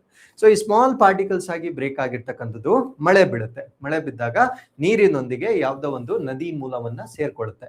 ಸೊ ನದಿ ಮೂಲವನ್ನ ಸೇರ್ಕೊಂಡಾಗ ಅಲ್ಲಿರ್ತಕ್ಕಂಥ ಜೀವಿಗಳು ತನ್ನ ಆಹಾರ ಜೊತೆಗೆ ಆ ಮೈಕ್ರೋ ಪ್ಲಾಸ್ಟಿಕ್ ಅನ್ನು ತಿಂದಿರುತ್ತೆ.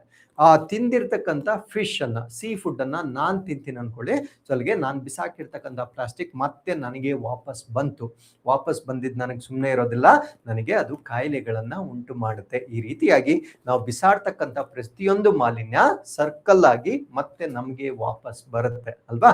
ಸೊ ಈ ರೀತಿಯಾಗಿ ಹ್ಯೂಮನ್ ಬಾಡಿಗೆ ಅದು ಹೇಗ್ ಬರ್ತಾ ಇದೆ, ಅದರಿಂದ examine the causes, consequences and way ahead to address this issue. ಅಂದ್ರೆ ಈ ಒಂದು ಮೈಕ್ರೋಪ್ಲಾಸ್ಟಿಕ್ಗೆ ಕಾರಣಗಳೇನು, ಯಾಕೆ ಇದು ಜಾಸ್ತಿ ಆಗ್ತಾ ಇದೆ, ಅದರಿಂದ ಪರಿಣಾಮಗಳೇನು, ಅಂದ್ರೆ ಇಂಪ್ಯಾಕ್ಟ್ಸ್ ಏನಾಗ್ತಾ ಇದೆ, ಅಂದ್ರೆ ಹೆಲ್ತ್ ಇಶ್ಯೂಸ್ ಅನ್ನು ನಾವು ಬರಿಬೇಕಾಗಿರುತ್ತೆ. Even not only human beings, ಇಲ್ಲಿ ಪ್ರಾಣಿಗಳ ಮೇಲೂ, ಜಲಚರ ಪ್ರಾಣಿಗಳ ಮೇಲೂ ಕೂಡ ಇದು ಇಂಪ್ಯಾಕ್ಟ್ ಅನ್ನ ಉಂಟು ಮಾಡುತ್ತೆ. ಅಂಡ್ ಈ ಸಮಸ್ಯೆಗಳನ್ನ ಪರಿಹರಿಸಲಿಕ್ಕೆ ನಮ್ಗೆ ಮುಂದಿನ ಹಾದಿ ಏನು, ಇದನ್ನ ನಾವು 150 ವರ್ಡ್ಸ್ ಅಲ್ಲಿ ಬರಿಬೇಕಾಗಿರುತ್ತೆ. So it is purely depends on your pollution chapter ಅಲ್ಲಿ ನಾವು ಓದ್ತಕ್ಕಂಥದ್ದು. ನೆಕ್ಸ್ಟ್ ಬರುತ್ತೆ define waste land, discuss waste land reclamation strategies for sustainable development. So ನಾನು ಹೇಳಿದ್ದೆ ಬಂಜರು ಭೂಮಿಯನ್ನ ವ್ಯಾಖ್ಯಾನಿಸಿ. ಬಂಜರು ಭೂಮಿ ಅಂದ್ರೆ ಏನು, ಅದರ ಡೆಫಿನೇಷನ್ ಅನ್ನ ಬರಿಬೇಕು. ಅದ್ರ ಜೊತೆಗೆ ಸುಸ್ಥಿರ ಅಭಿವೃದ್ಧಿಗಾಗಿ ಬಂಜರು ಭೂಮಿ ಪುನಃಸ್ಥಾಪನೆಯ ಕಾರ್ಯತಂತ್ರಗಳನ್ನ ಚರ್ಚಿಸಿ. ಅಂದ್ರೆ ಸಸ್ಟೈನಬಲ್ ಡೆವಲಪ್ಮೆಂಟ್ಗೆ ಈ ಬಂಜರು ಭೂಮಿಯನ್ನ ನಾವು ಯಾವ ರೀತಿ ಡೆವಲಪ್ ಮಾಡ್ಬೋದು. ಸೊ ಇದನ್ನ 150 ವರ್ಡ್ಸ್ ಅಲ್ಲಿ ಬರೀಲಿಕ್ಕೆ ನಮ್ಗೆ ಕೇಳಿದ್ದಾರೆ. ಇದು ಕೂಡ ನಾವು ಪೊಲ್ಯೂಷನ್ ಚಾಪ್ಟರ್ ಅಲ್ಲಿ ನಾವು ಓದ್ತಕ್ಕಂತ ಒಂದು ಕಾನ್ಸೆಪ್ಟ್ ಆಗಿರುತ್ತೆ. ನೆಕ್ಸ್ಟ್ ಬರುತ್ತೆ identify recent visible science of climate change in India. Bharat ದೇಶದಲ್ಲಿ ಜಾಗತಿಕವಾಗಿ, ಭಾರತ ದೇಶದಲ್ಲಿ ಮತ್ತು ಜಾಗತಿಕವಾಗಿ ಅಂದ್ರೆ ಇಂಡಿಯಾದಲ್ಲಿ ಮತ್ತೆ ಜಾಗತಿಕವಾಗಿ ಅಂದ್ರೆ ಗ್ಲೋಬಲಿ ಇತ್ತೀಚಿನ ವಾಯುಗುಣ ಬದಲಾವಣೆಯ ಗೋಚರ ಗುರುತುಗಳನ್ನ ಗುರುತಿಸಿ. ಅಂದ್ರೆ ನೀವು ರೀಸೆಂಟ್ ಮೋಸ್ಟ್ ಪಾಪ್ಯುಲರ್ ಎಕ್ಸಾಂಪಲ್ಸ್ ಅನ್ನ ನಾವಿಲ್ಲಿ ಕೋಟ್ ಮಾಡಬೇಕಾಗಿರುತ್ತೆ. ಅಂದ್ರೆ ಕ್ಲೈಮೇಟ್ ಚೇಂಜ್ ಇಂದ ಆಗಿರ್ತಕ್ಕಂಥ ಇನ್ಸಿಡೆಂಟ್ ಗಳನ್ನ ಬೋತ್ ನ್ಯಾಷನಲಿ ಬರಿಬೇಕು, ಇಂಟರ್ ನ್ಯಾಷನಲಿ ಕೂಡ ನಾವು ಬರಿಬೇಕಾಗಿರುತ್ತೆ. ನ್ಯಾಷನಲಿ ನಾವು ವೈಡ್ನಾಡ್ ಫ್ಲಡ್ಸ್ ಅನ್ನೇ ಬರಿಬಹುದು, ಫ್ಲಾಶ್ ಫ್ಲಡ್ಸ್ ಅನ್ನ ಬರಿಬಹುದಾಗಿರುತ್ತೆ, ಲ್ಯಾಂಡ್ ಸ್ಲೈಡ್ ಗಳನ್ನ ನಾವು ಬೆಸ್ಟ್ ಎಕ್ಸಾಂಪಲ್ಸ್ ಆಗಿ ತಗೋಬಹುದಾಗಿರುತ್ತೆ. ಇಂಟರ್ನ್ಯಾಷನಲಿ ತಗೊಂಡಾಗ ಗ್ರೀನ್ ಲ್ಯಾಂಡ್ ಅಲ್ಲಿ ಮಳೆ ಆಗ್ತಾ ಇರ್ತಕ್ಕಂಥದ್ದು ಬೆಸ್ಟ್ ಎಕ್ಸಾಂಪಲ್, ಸಹಾರಾ ಡೆಸರ್ಟ್ ಅಲ್ಲಿ ಮಳೆ ಆಗಿರ್ತಕ್ಕಂಥದ್ದು ಬೆಸ್ಟ್ ಎಕ್ಸಾಂಪಲ್. ಸೊ ಇವೆಲ್ಲ ಕೂಡ because these things will have never happened in the history, but first time ಇವೆಲ್ಲವನ್ನ ನಾವು ವಿಟ್ನೆಸ್ ಮಾಡ್ತಾ ಇದ್ದೀವಿ. ಇದನ್ನ ನಾವು ಕ್ಲೈಮೇಟ್ ಚೇಂಜ್ ಇಂದ ನೋಡಬಹುದಾಗಿರ್ತಕ್ಕಂಥ ವಿಸಿಬಲ್, ನಮಗೆ ಕಣ್ಣಿಗೆ ಗೋಚರವಾಗ್ತಾ ಇರ್ತಕ್ಕಂಥ ಬದಲಾವಣೆಗಳನ್ನ ನಾವಿಲ್ಲಿ ಮೆನ್ಷನ್ ಮಾಡಬೇಕಾಗಿರುತ್ತೆ. And analyse India's preparedness for climate challenges and suggest measures to eliminate climate measures to enhance climate resilience. ಅಂದ್ರೆ ಈ ಒಂದು ಹವಾಮಾನ ಬದಲಾವಣೆಯನ್ನ ನಾವು ಕಡಿಮೆ ಮಾಡಲಿಕ್ಕೆ ಅಥವಾ ಅದನ್ನ ಎದುರಿಸಲಿಕ್ಕೆ ನಮ್ಮ ಸಿದ್ಧತೆ ಹೇಗಿದೆ, ಭಾರತ ದೇಶದ ಸಿದ್ಧತೆ ಹೇಗಿದೆ, ಅದ್ರ ಜೊತೆಗೆ ಈ ಪರಿಸರ ಸ್ಥಿತಿಸ್ಥಾಪಕತ್ವ ಅಂತ ಕರಿತೇವೆ. ಸೊ ವಾಯುಗುಣ ಬದಲಾವಣೆಯನ್ನ ಮೆಟ್ಟು ನಿಲ್ಲಲು ನಾವು ಪಡೆದಿರ್ತಕ್ಕಂಥ ಸ್ಥಿತಿಸ್ಥಾಪಕತ್ವ ಅಂದ್ರೆ ರೆಸಿಲಿಯನ್ಸ್. ಏನ್ ರೆಸಿಲಿಯನ್ಸ್ ಅಂದ್ರೆ ಹವಾಮಾನ ಬದಲಾವಣೆ ಆಗ್ತಾ ಇದೆ ಅಂದ್ರೆ ಅದನ್ನ ತಡ್ಕೊಳ್ತಕ್ಕಂತ ಒಂದು ಬದಲಾವಣೆಯನ್ನು ನಾವು ಮಾಡ್ಕೊಳ್ಬೇಕು. ಯಾಕಂದ್ರೆ it is practically not possible to reverse the climate change in day 1 or day 2. ಒಂದಿನ ಅಥವಾ 2 ದಿನದಲ್ಲಿ ನಾವು ಕ್ಲೈಮೇಟ್ ಚೇಂಜ್ ಅನ್ನ ಒಂದು ವಾರದಲ್ಲಿ ನಾನು ಚೇಂಜ್ ಮಾಡ್ಬಿಡ್ತೀನಿ, ಒಂದು ವರ್ಷದಲ್ಲಿ ನಾನು ಚೇಂಜ್ ಮಾಡ್ತೀನಿ, ಅದಾಗಕ್ ಬರೋದಿಲ್ಲ. ಬಿಕಾಸ್ ಇಟ್ ಈಸ್ ಇನ್ಫ್ಯಾಕ್ಟ್ ಅದು ಒಂದು ಕ್ಯುಮ್ಯುಲೇಟಿವ್ ಎಫೆಕ್ಟ್ ಆಗಿರುತ್ತೆ. ಅಂದ್ರೆ ವರ್ಷಾನುಗಟ್ಟಲೆಯಿಂದ ನಾವು ಮಾಲಿನ್ಯವನ್ನ ಮಾಡಿ ಮಾಡಿ ಮಾಡಿ ಮಾಡಿ ಅದೊಂದು ಪೀಕ್ಗೆ ಇವಾಗ ರೀಚ್ ಆಗಿರುತ್ತೆ. ಸೊ ಅದನ್ನ ನಾನು ಒಂದ್ ದಿವಸಕ್ಕೆ ಡ್ರಾಪ್ ಡೌನ್ ಮಾಡಕ್ಕಾಗಲ್ಲ, ಗ್ರಾಜುಯಲಿ ಅದನ್ನ ನಾವು ರಿವರ್ಸ್ ಮಾಡ್ಬೇಕಾಗಿರುತ್ತೆ. ಸೊ ಬಟ್ ಆಸ್ ಆಫ್ ನಾವು ಬದುಕಬೇಕಾಗಿದ್ರೆ so that is called as climate resilience ಅಂತ ಕರಿತೇವೆ, ಹವಾಮಾನ ಸ್ಥಿತಿಸ್ಥಾಪಕತ್ವ ಅಂತ ಕರಿತೇವೆ. ಅಂದ್ರೆ ಹವಾಮಾನ ಬದಲಾವಣೆ ಆಗ್ತಾ ಇದ್ರು ಅದಕ್ಕೆ ನಾನು ಹೊಂದಿಕೊಳ್ಳುವುದು ಹೇಗೆ, ಇದಕ್ಕೊಂದು ಸಿಂಪಲ್ ಎಕ್ಸಾಂಪಲ್ ಕೊಡ್ತೀನಿ ನೋಡಿ. ಈಗ ಕ್ಲೈಮೇಟ್ ಚೇಂಜ್ ಆದಾಗ ನಮ್ಮ ಬೆಳೆಗಳ ಒಂದು ಈಲ್ಡ್ ಕೂಡ ಕಡಿಮೆ ಆಗುತ್ತೆ. ಯಾಕಂದ್ರೆ ಯಾವುದೇ ಒಂದು ಬೆಳೆಗೆ ಒಂದು ನಿರ್ದಿಷ್ಟವಾದ ತಾಪಮಾನ, ನಿರ್ದಿಷ್ಟವಾದ ಮಳೆ, ನಿರ್ದಿಷ್ಟವಾದ ಮಣ್ಣಿನ ಗುಣಗಳು ಎಲ್ಲ ಕೂಡ ಅದಕ್ಕೆ ಬೇಕಾಗಿರುತ್ತೆ. ಸೊ ಎಲ್ಲಿ ಬಿಸಾಕಿದ್ರು ಅದು ಬೆಳ್ಕೊಳ್ಳುತ್ತೆ, ಹಾಗೇನಿರೋದಿಲ್ಲ. Every crop needs certain basic essential needs, ಅದಿದ್ದಾಗ ಮಾತ್ರ ಅದು ಸಮೃದ್ಧವಾಗಿ ಬೆಳೆಯುತ್ತೆ. ಯಾವಾಗ ಈ ಕ್ಲೈಮೇಟ್ ಚೇಂಜ್ ಆಗ್ತಾ ಇದೆ, ಈವನ್ ನಮ್ಮ ಕ್ರಾಪ್ಸ್ಗಳು ಕೂಡ ಸರಿಯಾಗಿ ಇಳುವರಿಯನ್ನ ಕೊಡೋದಿಲ್ಲ.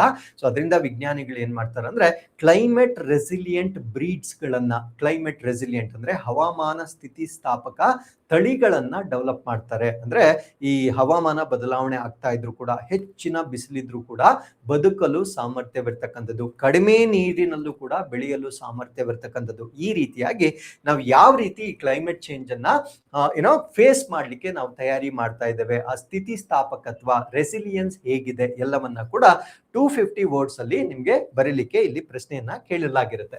So critically evaluate the national clean air programme ಅಂದ್ರೆ ಭಾರತದಲ್ಲಿ ವಾಯು ಮಾಲಿನ್ಯವನ್ನ ನಿಯಂತ್ರಿಸುವಲ್ಲಿ ರಾಷ್ಟ್ರೀಯ ಶುದ್ಧ ಗಾಳಿ ಕಾರ್ಯಕ್ರಮವನ್ನ ವಿಮರ್ಶನಾತ್ಮಕವಾಗಿ ಮೌಲ್ಯಮಾಪನ ಮಾಡಿ. ಬರೀ ಡಿಸ್ಕಸ್ ಅಂತ ಕೇಳಿಲ್ಲ, ಕ್ರಿಟಿಕಲಿ ಎವ್ಯಾಲ್ಯೂಯೇಟ್ ಅಂತ ಕೇಳಿದ್ದಾರೆ. ಸೊ ನಮ್ಮ ಕ್ರಿಟಿಕಲಿ ಎವ್ಯಾಲ್ಯೂಯೇಟ್ ಅಂತ ಕೇಳಿದಾಗ ನಾವು ಕಂಪೇರ್ ಮಾಡಬೇಕಾಗಿರುತ್ತೆ. ಇವಾಗ WHO ಸ್ಟ್ಯಾಂಡರ್ಡ್ಸ್ ಏನಿದಾವೆ ಏರ್ ಪೊಲ್ಯೂಷನ್ ಅನ್ನ ಕೌಂಟರ್ ಮಾಡ್ಲಿಕ್ಕೆ, ವಿಶ್ವ ಆರೋಗ್ಯ ಸಂಸ್ಥೆಯ ಸ್ಟ್ಯಾಂಡರ್ಡ್ಸ್ ಏನಿದಾವೆ, ನಮ್ಮ ದೇಶದ ಸ್ಟ್ಯಾಂಡರ್ಡ್ಸ್ ಏನಿದಾವೆ ಕಂಪೇರ್ ಮಾಡಿದ್ರೆ ನೀವು ಕ್ರಿಟಿಕಲಿ ಅನಲೈಸ್ ಮಾಡ್ಬೋದು. Are we on par, at par with international standards, ಅಥವಾ ನಮ್ಮ ಸ್ಟ್ಯಾಂಡರ್ಡ್ಸ್ ಅಂತಕ್ಕಂಥದ್ದು ಡೈಲ್ಯೂಟೆಡ್ ಆಗಿದೆಯಾ? ಸೊ ಇವೆಲ್ಲವನ್ನ ನೀವು ಕೋರಿಲೇಟ್ ಮಾಡಬೇಕಾಗಿರುತ್ತೆ. ಇನ್ಫ್ಯಾಕ್ಟ್ ನಮ್ಮ ಪಾಲಿಸಿ ಏನಿದೆ, ನಮ್ಮ ಏರ್ ಕ್ವಾಲಿಟಿ ಇಂಡೆಕ್ಸ್ ಏನಿದೆ, ಸೊ ಅದನ್ನ ಮತ್ತೆ ನಾವು WHO ನಾರ್ಮ್ಸ್ ಅನ್ನ ಕಂಪೇರ್ ಮಾಡ್ಕೊಂಡಾಗ ಬಹಳ ವ್ಯತ್ಯಾಸ ಇದೆ. ಇವನ್ ಇದನ್ನ ಕ್ಯಾಬಿನೆಟ್ ನಲ್ಲೂ ಕೂಡ ಅಮೆಂಡ್ ಮಾಡ್ಲಿಕ್ಕೆ ಪ್ರಯತ್ನ ಪಟ್ಟಿದ್ರು, but they did not take it very seriously. So ಈ ರೀತಿಯಾಗಿ ನೀವು ಕ್ರಿಟಿಕಲಿ ಅನಲೈಸ್ ಮಾಡಬೇಕಾಗಿರುತ್ತೆ. ಅಂದ್ರೆ are we taking right measures, ಅಥವಾ it's only it seems to be okay, but practically it doesn't solve your problem. So ಇದನ್ನ ನೀವು ಇಲ್ಲಿ debate ಮಾಡಬೇಕಾಗಿರುತ್ತೆ. So ಅದನ್ನೇ ನಾವು ಕ್ರಿಟಿಕಲಿ ಅನಲೈಸ್ ಅಂತ ಹೇಳ್ತೇವೆ. Discuss its successes challenges and way forward. So ಅದರಿಂದ ಏನಾದ್ರೂ ಸಕ್ಸಸ್ ಆಗಿದೆಯಾ, ಯಶಸ್ಸಾಗಿದೆಯಾ, ಅಥವಾ ಅದರಿಂದ ಏನಾದ್ರೂ ಸವಾಲುಗಳಿದೆಯಾ, ಅಥವಾ ಅದನ್ನೇನಾದ್ರೂ ನಾವು ಇನ್ನೂ ಉತ್ತಮವಾಗಿ ಮಾರ್ಪಾಡು ಮಾಡ್ಕೊಳ್ಬೋದಾ, ವೇ ಫಾರ್ವರ್ಡ್. ಸೊ ಇದನ್ನು ಕೂಡ 150 ವರ್ಡ್ಸ್ ಗಳಿಗೆ ಮೀರದಂತೆ ಬರೀಲಿಕ್ಕೆ ನಮಗೆ ಪ್ರಶ್ನೆ ಕೇಳಿದ್ದಾರೆ. ಸೊ ಅದನ್ನೇ ನಾನು ಅವಾಗಲೇ ಹೇಳಿದ್ದು, ಏರ್ ಪೊಲ್ಯೂಷನ್ ಅಂದ್ರೆ ಬರೀ ರೈಟ್ ಅಬೌಟ್ ಏರ್ ಪೊಲ್ಯೂಷನ್ ಅಂತ ನಮಗೆ ಕೇಳೋದಿಲ್ಲ. ಅದರಲ್ಲಿ they can pick any point, ಯಾವ್ದಾದ್ರು ಒಂದು ಪಾಯಿಂಟ್ ಅನ್ನ ತಗೊಂಡು ಅದರ ಮೇಲೆನೆ ಡೀಪ್ ಆಗಿ ನಿಮ್ಗೆ ಬರೀಲಿಕ್ಕೆ ಕೇಳ್ತಾರೆ. So that's the reason why every topic we should know at least 150 ಇಂದ 250 ವರ್ಡ್ಸ್ ಅಷ್ಟು ಬರೆಯುವಷ್ಟು ನನ್ನ ಹತ್ರ ಇನ್ಫಾರ್ಮೇಶನ್ ಇರಲೇಬೇಕಾಗಿರುತ್ತೆ. So that is compulsory, that you need to understand here. Next, India is witnessing rapid advancement in fertiliser technology. Bharat ದೇಶದಲ್ಲಿ ರಸಗೊಬ್ಬರ ತಂತ್ರಜ್ಞಾನದಲ್ಲಿ ತ್ವರಿತ ಪ್ರಗತಿಯನ್ನು ಸಾಕ್ಷಿಯಾಗಿದೆ. So discuss biofertilizers and nano fertilizers, emphasizing their advantages over conventional chemical fertilizers ಅಂತ ಕೇಳಿದ್ದಾರೆ. For example, ಇವಾಗ ನಾವು ವಾಟರ್ ಪೊಲ್ಯೂಷನ್ ಅನ್ನ ಡಿಸ್ಕಸ್ ಮಾಡುವಾಗ ಯೂಟ್ರೋಫಿಕೇಶನ್ ಅಂತ ಒಂದು ಪ್ರಾಬ್ಲಮ್ ಅನ್ನ ಡಿಸ್ಕಸ್ ಮಾಡ್ತೇವೆ. ಏನ್ ಸರ್ ಯೂಟ್ರೋಫಿಕೇಶನ್ ಅಂದ್ರೆ, ನಾವು ಕೃಷಿಯಲ್ಲಿ ಬಳಕೆ ಮಾಡ್ತಕ್ಕಂಥ ಈ ಒಂದು ರಸಗೊಬ್ಬರಗಳೇನಿರುತ್ತೆ, ಫಾರ್ ಎಕ್ಸಾಂಪಲ್ NPK ಅಂತ ನಾವೇನ್ ಬೇಸಿಕ್ ರಸಗೊಬ್ಬರಗಳನ್ನ ನಾವು ಕೃಷಿಯಲ್ಲಿ ಯೂಸ್ ಮಾಡ್ತೇವೆ.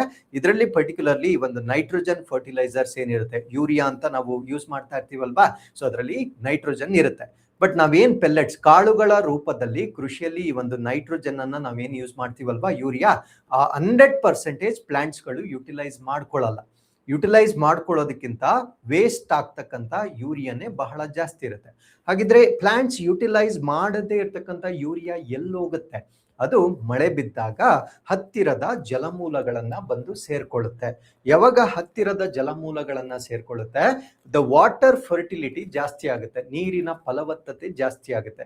ಯಾವಾಗ ನೀರಿನ ಫಲವತ್ತತೆ ಜಾಸ್ತಿ ಆಗುತ್ತೆ, ನೀರಲ್ಲಿ ಆಲ್ಗೆ ಇರುತ್ತೆ, ಪಾಚಿ ಅಂತ ನಾವೇನ್ ಕರಿತೇವೆ, ಆ ಆಲ್ಗೆ ಏನ್ ಮಾಡುತ್ತೆ ಅಂದ್ರೆ ಈ ಒಂದು ಫಲವತ್ತತೆಯನ್ನ ಬಳಸಿಕೊಂಡು ಅದು ಸಮೃದ್ಧವಾಗಿ ಬೆಳಿಲಿಕ್ಕೆ ಪ್ರಾರಂಭವಾಗುತ್ತೆ. ಯಾವಾಗ ಅದು ಸಮೃದ್ಧವಾಗಿ ಬೆಳೆಯುತ್ತೆ, ನೀರಿನ ಮೇಲ್ಮೈ ಮೇಲೆ ಅದು ಕಂಪ್ಲೀಟ್ ಆಗಿ ಕವರ್ ಆಗುತ್ತೆ. ಇದನ್ನ ಆಲ್ಗಲ್ ಬ್ಲೂಮ್ ಅಂತ ಹೇಳ್ತೇವೆ. ಸೊ ಇದನ್ನ ಯೂಟ್ರೋಫಿಕೇಶನ್ ಅಂತ ಕೂಡ ಕರಿತೇವೆ.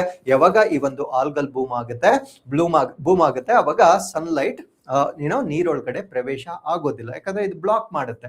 ಯಾವಾಗ ಸನ್ಲೈಟ್ ಕೆಳಗಡೆ ಪ್ರವೇಶ ಆಗೋದಿಲ್ಲ, ಅದನ್ನ ಏಫೋಟಿಕ್ ಝೋನ್ ಅಂತ ಕರಿತೇವೆ. ಏಫೋಟಿಕ್ ಅಂದ್ರೆ ಸೂರ್ಯನ ಬೆಳಕಿಲ್ಲದ ವಲಯ ಅಂತ ಹೇಳ್ತೇವೆ. ಸೊ ಯಾವಾಗ ಸೂರ್ಯನ ಬೆಳಕು ನೀರೊಳಗಡೆ ಹೋಗೋದಿಲ್ಲ, ನೀರೊಳಗಡೆ ಇರ್ತಕ್ಕಂಥ ಸಸ್ಯಗಳು ಫೋಟೋಸಿಂಥಸಿಸ್ ಮಾಡಕ್ಕಾಗಲ್ಲ. ಸೊ ಯಾವಾಗ ನೀರೊಳಗಡೆ ಇರ್ತಕ್ಕಂಥ ಸಸ್ಯಗಳು ಫೈಟೋಪ್ಲಾಂಕ್ಟಾನ್ಗಳಾಗಿರ್ಬೋದು, ಸಸ್ಯಗಳಾಗಿರ್ಬೋದು, ಫೋಟೋಸಿಂಥಸಿಸ್ ಮಾಡಕ್ಕಾಗಲ್ಲ, ದ್ವಿತೀಯ ಸಂಶ್ಲೇಷಣೆ ನಡೆಯಕ್ಕಾಗಲ್ಲ, ಅಲ್ಲಿಗೆ ಪ್ರೊಡ್ಯೂಸರ್ಸೇ ಸತ್ತೋಗುತ್ತೆ. ಒಂದ್ಸತಿ ಪ್ರೊಡ್ಯೂಸರ್ಸ್ ಹೊತ್ತೋದಾಗ ಅದ್ರ ಮೇಲೆ ಡಿಪೆಂಡ್ ಆಗಿರ್ತಕ್ಕಂಥ primary consumer, secondary consumer, tertiary consumer ಅವುಗಳು ಬದುಕಲಿಕ್ಕೆ ಸಪೋರ್ಟ್ ಸಿಸ್ಟಮ್ ಇರೋದಿಲ್ಲ. ಸೊ ಇದನ್ನೇ ನಾವು disease of aquatic ecosystem eutrophication ಅಂತ ಕರಿತೇವೆ. ಸೊ ಇದನ್ನ ಪ್ರಿವೆಂಟ್ ಮಾಡ್ಲಿಕ್ಕೆ ಈಗ ಭಾರತ ಸರ್ಕಾರ ನ್ಯಾನೋ ಯೂರಿಯಾ ಅಂತ ಇಂಟ್ರೊಡ್ಯೂಸ್ ಮಾಡಿದೆ. ನ್ಯಾನೋ ಯೂರಿಯಾ ಅಂದ್ರೆ ಸೊ ಅದು ಪೆಲ್ಲೆಟ್ಸ್ ಗಳ ರೂಪದಲ್ಲಿ ಬರೋದಿಲ್ಲ, ಕಾಳಿನ ರೂಪದಲ್ಲಿ ಬರೋದಿಲ್ಲ, ಇದನ್ನ ಸ್ಪ್ರೇ ಮಾಡ್ತಾ ಇದ್ದಾರೆ. It is still in the stages of development ಇರುತ್ತೆ. ಅದರ ಎಫಿಕೇಸಿ ಇನ್ನೂ ಕೂಡ ಪ್ರೂವ್ ಆಗ್ತಕ್ಕಂಥದ್ದು ಬಾಕಿ ಇದೆ. ಇನ್ಫ್ಯಾಕ್ಟ್ ನಮ್ಮ ಕರ್ನಾಟಕದಲ್ಲಿ ಮೊಟ್ಟ ಮೊದಲ ನ್ಯಾನೋ ಯೂರಿಯಾ ಪ್ಲಾಂಟ್ ಅನ್ನ ದೇವನಹಳ್ಳಿ ಬಳಿಯಲ್ಲಿ ಸ್ಥಾಪನೆ ಮಾಡ್ತಾ ಇದ್ದಾರೆ. ಮೊದಲ ನ್ಯಾನೋ ಯೂರಿಯಾ ಪ್ಲಾಂಟ್ ಅನ್ನ ಗುಜರಾತ್ ನಲ್ಲಿ ಸ್ಥಾಪನೆ ಮಾಡಿರ್ತಕ್ಕಂಥದ್ದು. ಸ್ಲೋಲಿ ಈ ತರ ಬೇರೆ ರೀತಿಯ ಪರ್ಯಾಯ ಫರ್ಟಿಲೈಸರ್ಸ್ ಗಳನ್ನ ನಾವು ಇಂಟ್ರೊಡ್ಯೂಸ್ ಮಾಡ್ತಾ ಇದ್ದೇವೆ. ಸೊ ಅದನ್ನೇ ಇಲ್ಲಿ ಪ್ರಶ್ನೆ ಕೇಳಿದ್ದಾರೆ, ಕನ್ವೆನ್ಷನಲ್ ಫರ್ಟಿಲೈಸರ್ಸ್ ನ ಅಂದ್ರೆ ನಾವು ಇಷ್ಟು ದಿನ ಸಾಂಪ್ರದಾಯಿಕವಾಗಿ ಬಳಕೆ ಮಾಡ್ತಾ ಇದ್ದಂತಹ ಈ ಒಂದು ರಸಗೊಬ್ಬರಗಳಿಗೆ ಈಗ ಹೊಸದಾಗಿ ಬರ್ತಾ ಇರ್ತಕ್ಕಂಥ ನ್ಯಾನೋ ಫರ್ಟಿಲೈಸರ್ಸ್ ಇಫ್ಕೋ ಅವರು ಇದನ್ನ ಡೆವಲಪ್ ಮಾಡಿರ್ತಾರೆ. ಸೊ ಇದು ನಮ್ಮ ಭಾರತ ದೇಶದಲ್ಲಿಯೇ ಸ್ಥಳೀಯವಾಗಿ ಡೆವಲಪ್ ಆಗಿರ್ತಕ್ಕಂಥ ಒಂದು ಪ್ರಾಡಕ್ಟ್ ಆಗಿರುತ್ತೆ. ಈ ಟೆಕ್ನಾಲಜಿಯನ್ನ ನಾವ್ ಯಾವ್ದು ಬೇರೆ ದೇಶದಿಂದ ತರಿಸ್ಕೊಂಡಿಲ್ಲ, ನಾವು ಸ್ವಂತವಾಗಿ ಡೆವಲಪ್ ಮಾಡಿರ್ತಕ್ಕಂಥ ನ್ಯಾನೋ ಯೂರಿಯಾ ಆಗಿರುತ್ತೆ. ಈ ಒಂದು ನ್ಯಾನೋ ಫರ್ಟಿಲೈಸರ್ಸ್ ಏನಿದೆ ಅದು ನಮ್ಮ ಕನ್ವೆನ್ಷನಲ್ ಕೆಮಿಕಲ್ ಫರ್ಟಿಲೈಸರ್ಸ್ ಏನಿದಾವೆ ಸೊ ಅವೆರಡರ ನಡುವೆ ಇರ್ತಕ್ಕಂಥ ವ್ಯತ್ಯಾಸಗಳನ್ನ ಡಿಸ್ಟಿಂಗ್ವಿಶ್ ಮಾಡಿ ಅಂತ ಕೇಳಿದ್ದಾರೆ. ಸೊ ಇದು 250 ವರ್ಡ್ಸ್ ಅಲ್ಲಿ ನಮ್ಗೆ ಕೇಳಿದ್ದಾರೆ. ಅಡ್ವಾಂಟೇಜಸ್ ಏನಿದೆ, ಅದರಿಂದ ನಮ್ಗೆ ಏನಾದ್ರೂ ಉಪಯೋಗಗಳಿದಾವ, ಇದನ್ನೆಲ್ಲ ನಾವು ಬರಿಬೇಕಾಗಿರುತ್ತೆ. ಸೊ ಇದನ್ನು ಕೂಡ ನಾವು ವಾಟರ್ ಪೊಲ್ಯೂಷನ್ ಅಲ್ಲಿ ಓದ್ತಕ್ಕಂಥದ್ದು. ಸೊ ನಾನು ಹೇಳಿದ್ನಲ್ವಾ, ವಾಟರ್ ಪೊಲ್ಯೂಷನ್ ಅಂದ್ರೆ it's not only one general heading ಅಲ್ಲಿ ಕೇಳಲ್ಲ, ಅದರಲ್ಲಿ ಇದೊಂದು ಭಾಗ ಅಷ್ಟೇ ಅಲ್ವಾ. ಸೊ ಅದನ್ನೇ ಹೇಳಿದ್ದು, whenever we read some topic we need to read every sub heading in detail. ಪ್ರತಿಯೊಂದು ಸಬ್ ಹೆಡಿಂಗ್ ಅನ್ನ ನಾವು ವಿಸ್ತೃತವಾಗಿ ಓದ್ತಕ್ಕಂಥದ್ದು ಅನಿವಾರ್ಯವಾಗಿರುತ್ತೆ. ನೆಕ್ಸ್ಟ್ ಬರುತ್ತೆ what is bio remediation. So ಜೈವಿಕ ಪರಿಹಾರ ಅಂತ ಕರಿತೇವೆ. Discuss the bio remediation methodologies to reduce soil wastages. ಅಂದ್ರೆ ಮಣ್ಣಿನ ಮಾಲಿನ್ಯವನ್ನ ಕಡಿಮೆ ಮಾಡ್ಲಿಕ್ಕೆ ಅಥವಾ ಘನ ತ್ಯಾಜ್ಯವನ್ನ ಕಡಿಮೆ ಮಾಡ್ಲಿಕ್ಕೆ ಜೈವಿಕ ಪರಿಹಾರದ ವಿಧಾನಗಳನ್ನು ಚರ್ಚಿಸಿ ಅಂತ ಹೇಳ್ತಾ ಇದೆ. ನೋಡಿ, ಬಯೋ ರೆಮಿಡಿಯೇಷನ್, ಬಯೋ ಅಂದ್ರೆ ಏನು, ಜೈವಿಕ ವಸ್ತುಗಳು, ರೆಮಿಡಿಯೇಷನ್ ಅಂದ್ರೆ ಏನು, ಪರಿಹಾರ. ಅಂದ್ರೆ ನಾವು ಮಾಡ್ತಕ್ಕಂಥ ಘನ ತ್ಯಾಜ್ಯಗಳನ್ನ ಜೈವಿಕ ಅಂಶಗಳು ಅಂದ್ರೆ ಮೈಕ್ರೋ ಆರ್ಗ್ಯಾನಿಸಮ್ಸ್ ಅನ್ನ ಉಪಯೋಗಿಸ್ಕೊಂಡು ಯಾವ ರೀತಿ ಅದನ್ನ ನಾವು ಕಂಟ್ರೋಲ್ ಮಾಡಬಹುದಾಗಿರುತ್ತೆ. ಈ ಒಂದು ಮೆಥಡ್ ಅನ್ನ ಘನ ತ್ಯಾಜ್ಯ ನಿರ್ವಹಣೆ ಮಾಡ್ಲಿಕ್ಕೆ ನಾವು ಎಷ್ಟು ಪರಿಣಾಮಕಾರಿಯಾಗಿ ಬಳಕೆ ಮಾಡ್ಕೊಳ್ಬಹುದಾಗಿರುತ್ತೆ. ಸೊ ಇದನ್ನ ಈ ಒಂದು ಪ್ರಶ್ನೆಯಲ್ಲಿ ನಮ್ಗೆ ಕೇಳಿರ್ತಾರೆ. So this is also part of pollution ಆಗಿರುತ್ತೆ. 150 ವರ್ಡ್ಸ್ ಅಲ್ಲಿ ನಮ್ಗೆ ಇದನ್ನ ಎಲಾಬ್ರೇಟ್ ಮಾಡ್ಲಿಕ್ಕೆ ಕೇಳಿರ್ತಾರೆ. ಸೊ ಅದರಿಂದ ಪೊಲ್ಯೂಷನ್ ಅಂತಕ್ಕಂಥದ್ದು ಈ ವರ್ಷ ತುಂಬಾ ಜಾಸ್ತಿ ಪ್ರಶ್ನೆ ಬಂದಿದೆ. ನೆಕ್ಸ್ಟ್ ಇಯರ್ ಇದ್ರ ಮೇಲೆ ಪ್ರಶ್ನೆ ಬರೋದೇ ಇಲ್ಲ ಅಂತೇನಿಲ್ಲ. ಪೊಲ್ಯೂಷನ್ ಮೇಲೆ compulsory, may be number of questions reduce ಆಗ್ಬೋದು, ಕಂಪಲ್ಸರಿ ನಮ್ಗೆ ನೆಕ್ಸ್ಟ್ ಮೇನ್ಸ್ ಅಲ್ಲೂ ಕೂಡ ವಿತೌಟ್ ಡೌಟ್ ಪ್ರಶ್ನೆಗಳು 100% ಬಂದೇ ಬರುತ್ತೆ. ಸೊ ಇದಾದ ನಂತರ ನೆಕ್ಸ್ಟ್ ನಾವು ಡಿಸ್ಕಸ್ ಮಾಡ್ತಕ್ಕಂಥದ್ದು water resources. So life of any organism, ನೀರು, ಜಲ ಸಂಪನ್ಮೂಲ. ನೀರಿಲ್ಲದೆ ನಾವಿಲ್ಲ ಅಂತ ಕಾರ್ಯಕ್ರಮವನ್ನೇ ಮಾಡಿದ್ರು ನಮ್ಮ ಕರ್ನಾಟಕದವರು. ನೀರಿಲ್ಲದೆ ನಾಳೆ ಇಲ್ಲ ಅಂತಕ್ಕಂಥ ಒಂದು ಕಾರ್ಯಕ್ರಮ ಮಾಡಿರ್ತಾರೆ. ಸೊ ಈ ರೀತಿಯಾಗಿ ವಾಟರ್ ರಿಸೋರ್ಸಸ್ ಅಂತಕ್ಕಂಥದ್ದನ್ನ ನಾವು ಸಪರೇಟ್ ಆಗಿ ಓದ್ಬೇಕಾಗಿರುತ್ತೆ.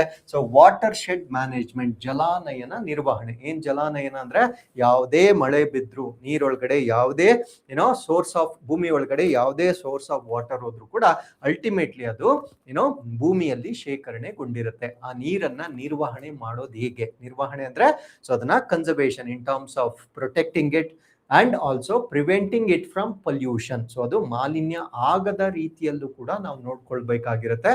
ಸೊ ಆ ರೀತಿಯಾಗಿ ವಾಟರ್ ಶೆಡ್ ಮ್ಯಾನೇಜ್ಮೆಂಟ್ ಅನ್ನ ಹೇಗ್ ಮಾಡ್ತೀರಾ, ಅದ್ರ ಜೊತೆಗೆ water shed approach and sustainable development ಅಂದ್ರೆ ಸುಸ್ಥಿರ ಅಭಿವೃದ್ಧಿಗಾಗಿ ಜಲಾನಯನ ವಿಧಾನಗಳನ್ನ ನಾವು ಹೇಗ್ ಮಾಡ್ತಕ್ಕಂಥದ್ದು, ಅಂದ್ರೆ ಈ ವಾಟರ್ ಶೆಡ್ ಅನ್ನ ಸಸ್ಟೈನಬಲಿ ನಾವು ಹೇಗೆ ಬಳಕೆ ಮಾಡ್ಕೊಳ್ಬೇಕು ಅದ್ರ ಬಗ್ಗೆ ನಾವು ಚರ್ಚೆ ಮಾಡ್ಬೇಕಾಗಿರುತ್ತೆ. ಇಂಟರ್ಲಿಂಕಿಂಗ್ ಆಫ್ ರಿವರ್ಸ್, ನದಿಗಳ ಜೋಡಣೆ. So biggest news in India. So ನಮ್ಮ ಭಾರತ ದೇಶದಲ್ಲಿ ನಾಟ್ ಓನ್ಲಿ ಒಂದೇ ನ್ಯಾಷನಲ್ ಪ್ರಾಜೆಕ್ಟ್ ಇರ್ತಕ್ಕಂಥದ್ದು, ಮಿಕ್ಕಿದೆಲ್ಲ ಸ್ಟೇಟ್ ಲೆವೆಲ್ಸ್ ಅಲ್ಲಿ ನಾವು ಮಾಡ್ಕೊಂತಾ ಇದ್ದೇವೆ. Bigger level or smaller level ಅಲ್ಲಿ ನಾವು ನದಿಗಳನ್ನ ಲಿಂಕ್ ಮಾಡ್ತಾ ಇದ್ದೇವೆ. ಸೊ ಈ ಲಿಂಕ್ ಮಾಡೋದ್ರಿಂದ ನಮ್ಮ ಕಳಸ ಬಂಡೂರಿ ಆಗಿರ್ಬೋದು, ಆಮೇಲೆ ಮಹದಾಯಿ ಪ್ರಾಜೆಕ್ಟ್ ಆಗಿರ್ಬೋದು, ಈ ರೀತಿಯಾಗಿ ಇವನ್ ಮೇಕೆದಾಟು ಪ್ರಾಜೆಕ್ಟ್ ನಾವು we may stop the water ಅಥವಾ ಕನ್ಸ್ಟ್ರಕ್ಟ್ ದಿ ರಿಸರ್ವಾಯರ್ಸ್ ಅಥವಾ ಕೆಲವೊಂದು ಸ್ಮಾಲ್ ಸ್ಟ್ರೀಮ್ಸ್ ಅನ್ನ, ಚಿಕ್ಕ ಚಿಕ್ಕ ತೊರೆಗಳನ್ನ ನಾವು ಒಂದಕ್ಕೊಂದಕ್ಕೆ ಲಿಂಕ್ ಮಾಡ್ತೇವೆ. ಸೊ ಇದರಿಂದ ನಮ್ಗೆ ಏನ್ ಪ್ರಾಬ್ಲಮ್ಸ್ ಪ್ರಾಬ್ಲಮ್ಸ್ ಆಗುತ್ತೆ ಅಥವಾ ಪರಿಸರದ ಮೇಲೆ ಏನಾದ್ರೂ ಪ್ರಭಾವ ಬೀರುತ್ತಾ, ಬರೀ ಬೆನಿಫಿಟ್ಸ್ ಇದಾವ ಅಥವಾ ಇದರಿಂದ ಇಕೋಲಾಜಿಕಲಿ ತುಂಬಾ ಪ್ರಾಬ್ಲಮ್ಸ್ ಆಗುತ್ತಾ, ಇವೆಲ್ಲವನ್ನ ನಾವು ಈ ಒಂದು ನದಿಗಳ ಜೋಡಣೆಯಲ್ಲಿ ನಾವು ಓದ್ಬೇಕಾಗಿರುತ್ತೆ. ಅಂಡ್ ವಾಟರ್ ಕ್ರೈಸಿಸ್, ಭಾರತ ದೇಶದಲ್ಲಿರುವ ನೀರಾವರಿ ಬಿಕ್ಕಟ್ಟು ಅಥವಾ ನೀರಿನ ಬಿಕ್ಕಟ್ಟಿನ ಮೇಲೆ ನಾವು ಓದ್ಬೇಕಾಗಿರುತ್ತೆ. And land acquisition and rehabilitation. ಏನ್ ಲ್ಯಾಂಡ್ ಅಕ್ವಿಸಿಷನ್ ಅಂದ್ರೆ ಯಾವ್ದಾದ್ರು ಒಂದು ಡೆವಲಪ್ಮೆಂಟಲ್ ಪ್ರಾಜೆಕ್ಟ್ಸ್ ಅನ್ನ ಮಾಡ್ಬೇಕಾಗಿದ್ರೆ ಸರ್ಕಾರ ಭೂಮಿಯನ್ನ ಸ್ವಾಧೀನ ಮಾಡಿಕೊಳ್ಳುತ್ತೆ. Best example is Bidadi township ಅನ್ನ ಮಾಡ್ಲಿಕ್ಕೆ ಆ ಪ್ರೈವೇಟ್ ಪ್ರಾಪರ್ಟಿ ಏನಿರುತ್ತೆ ಸರ್ಕಾರ ಇವಾಗ ಸ್ವಾಧೀನ ಮಾಡ್ಕೊಳ್ಳುತ್ತೆ. ಸ್ವಾಧೀನ ಮಾಡ್ಕೊಂಡ್ರೆ ಸಾಕಾಗಲ್ಲ, ನೆಕ್ಸ್ಟ್ ಅವ್ರಿಗೆ ಏನ್ ಮಾಡ್ಬೇಕು, ರಿಹ್ಯಾಬಿಲಿಟೇಷನ್ ಮಾಡ್ಬೇಕು, ಪುನರ್ವಸತಿ ಮಾಡ್ಬೇಕು. ಅದಕ್ಕೇನು ಏನೋ ಸರ್ಕಾರ ಕ್ರಮಗಳನ್ನ ಕೈಗೊಳ್ತಾ ಇದೆ. Because you cannot desert people living in those areas. ಅಲ್ಲಿ ಬದುಕ್ತಕ್ಕಂಥ ಜನರನ್ನ ನಾವು ಅನಾಥರನ್ನಾಗಿ ಮಾಡ್ಲಿಕ್ಕೆ ಬರೋದಿಲ್ಲ. Because they are also citizens of this particular country. ಸರ್ಕಾರಕ್ಕೆ ಎಷ್ಟು ಅಧಿಕಾರ ಇರುತ್ತೆ, ನಾಗರಿಕರಿಗೂ ಕೂಡ ಅಷ್ಟೇ ಅಧಿಕಾರ ಕೂಡ ಇರುತ್ತೆ. ಸೊ ಅವರ ಜೀವನೋಪಾಯವನ್ನ ಕೂಡ ಮನಸ್ಸಿನಲ್ಲಿ ಇಟ್ಟುಕೊಂಡು ನಾವು ಲ್ಯಾಂಡ್ ಅಕ್ವಿಸಿಷನ್ ಅನ್ನ ಮಾಡ್ಕೊಳ್ಬೇಕಾಗಿರುತ್ತೆ. ಸೊ ಆ ರೀತಿ ಬ್ಯಾಲೆನ್ಸಿಂಗ್ ಆಕ್ಟ್ ಅನ್ನ ಹೇಗ್ ಮಾಡ್ತಕ್ಕಂಥದ್ದು ಎಲ್ಲವನ್ನ ಕೂಡ ನಾವಿಲ್ಲಿ ಡಿಸ್ಕಸ್ ಮಾಡ್ಬೇಕಾಗಿರುತ್ತೆ. ಹಾಗಿದ್ರೆ ಇದ್ರ ಮೇಲೆ ಬಂದಿರತಕ್ಕಂಥ ಪ್ರಶ್ನೆ, examine the feasibility of India's river linking projects as a solution to the water crisis while assessing their environmental impact and sustainability concerns. ಅಂದ್ರೆ ಭಾರತ ದೇಶದಲ್ಲಿ ನದಿ ನೀರಿನ ಜೋಡಣೆಗಳ ಯೋಜನೆಗಳಿಗೆ ಸಂಬಂಧಪಟ್ಟಂತೆ ಪರಿಸರದ ಮೇಲೆ ಅದು ಯಾವ ರೀತಿ ಪರಿಣಾಮ ಬೀರುತ್ತೆ, ಸುಸ್ಥಿರತೆಯ ಕಾಳಜಿಗಳನ್ನ ಗಮನದಲ್ಲಿಟ್ಕೊಂಡು ಜಲ ಸಮಸ್ಯೆಗಳನ್ನ ಬಗೆಹರಿಸಲಿಕ್ಕೆ, ಅಂದ್ರೆ ವಾಟರ್ ಅನ್ನ ಲಿಂಕ್ ಮಾಡ್ತಾ ಇದ್ದಾರೆ ಅಂದ್ರೆ ಆ ವಾಟರ್ ಪ್ರಾಬ್ಲಮ್ಸ್ ಅನ್ನ ಕಡಿಮೆ ಮಾಡ್ತಕ್ಕಂಥದ್ದು ಇದರ ಉದ್ದೇಶವಾಗಿರುತ್ತೆ. ಜಲ ಸಮಸ್ಯೆಗಳನ್ನ ಪರಿಹಾರಕ್ಕೆ ನೆನಪಲ್ಲಿಟ್ಕೊಂಡು ಭಾರತದ ನದಿಗಳ ಜೋಡಣೆಯ ಕಾರ್ಯಸಾಧ್ಯತೆಯನ್ನ ಪರಿಶೀಲಿಸಿ. ಇವಾಗ ಕೆನ್ಬತ್ವದೆ ಒಂದು ಎಕ್ಸಾಂಪಲ್ ಕೊಡ್ತೀನಿ. ಅಲ್ಲಿರ್ತಕ್ಕಂಥ ಒಂದು ಟೈಗರ್ ರಿಸರ್ವ್, ಆ ಒಂದು ಟೈಗರ್ ರಿಸರ್ವ್ ಅಲ್ಲಿ ವಲ್ಚರ್ ಪಾಪ್ಯುಲೇಷನ್ ಜಾಸ್ತಿ ಇರುತ್ತೆ. ಸೊ ಕೆನ್ಬೆತ್ವಾ ಪ್ರಾಜೆಕ್ಟ್ ಅನ್ನ ಮಾಡಿದ್ರೆ ಅಲ್ಲಿರ್ತಕ್ಕಂಥ ಟೈಗರ್ ರಿಸರ್ವ್ ಭಾಗಶಃ ಮುಳುಗಿ ಹೋಗುತ್ತೆ. ಆಬ್ವಿಯಸ್ಲಿ ಅದು ಮುಳುಗೋದ್ರೆ ಅಲ್ಲಿರ್ತಕ್ಕಂಥ ಬಯೋಡೈವರ್ಸಿಟಿ ಸತ್ತು ಹೋಗುತ್ತೆ. ಸೊ ಇದನ್ನೇ ನಾನು ಜಸ್ಟ್ ಒನ್ ಎಕ್ಸಾಂಪಲ್ ಕೊಟ್ಟಿದ್ದು. ಈ ರೀತಿಯಾಗಿ salinity of the water change ಆಗುತ್ತೆ. ನರ್ಸಿಂಗ್ ಹ್ಯಾಬಿಟ್ ಆಫ್ ಫಿಶ್, ಅಂದ್ರೆ ಮೀನುಗಳ ಒಂದು ಮರಿ ಹಾಕ್ತಕ್ಕಂಥ ಒಂದು ಪ್ಯಾಟರ್ನ್ ಚೇಂಜ್ ಆಗುತ್ತೆ. Because that is very important part of blue economy, ಅಂದ್ರೆ ನೀಲಿ ಆರ್ಥಿಕತೆಗೆ ವೆರಿ ಇಂಪಾರ್ಟೆಂಟ್ ರಿಸೋರ್ಸ್ ಆಗಿರುತ್ತೆ. ಯುಟ್ರೋಫಿಕೇಶನ್ ಜಾಸ್ತಿ ಆಗ್ತಕ್ಕಂಥ ಸಾಧ್ಯತೆ ಇರುತ್ತೆ. ಸೆಲಿನಿಟಿಯಲ್ಲಿ ವ್ಯತ್ಯಾಸ ಆದಾಗ, ಲವಣತೆಯಲ್ಲಿ ವ್ಯತ್ಯಾಸ ಆದಾಗ ಅದರ ಒಳಗಡೆ ವಾಸ ಮಾಡ್ತಾ ಇರ್ತಕ್ಕಂಥ ಜಲಚರ ಪ್ರಾಣಿಗಳ ಮೇಲೆ ತೊಂದರೆ ಆಗುತ್ತೆ. ಅಂಡ್ ಈ ಪ್ರಾಜೆಕ್ಟ್ ಅನ್ನ ಒಂದು ರಿವರ್ ಅನ್ನ ಇನ್ನೊಂದು ರಿವರ್ಗೆ ಲಿಂಕ್ ಮಾಡುವಾಗ ಕಾಲುವೆಗಳನ್ನ ಮಾಡ್ಬೇಕಾಗಿರುತ್ತೆ. ಅಲ್ಲಿ ಅಡ್ಡ ಬರ್ತಕ್ಕಂಥ ಮರಗಳನ್ನ ಕಡಿಬೇಕು. ಮರ ಕಡಿದ್ರೆ ಮಳೆ ಕಡಿಮೆ ಆಗುತ್ತೆ.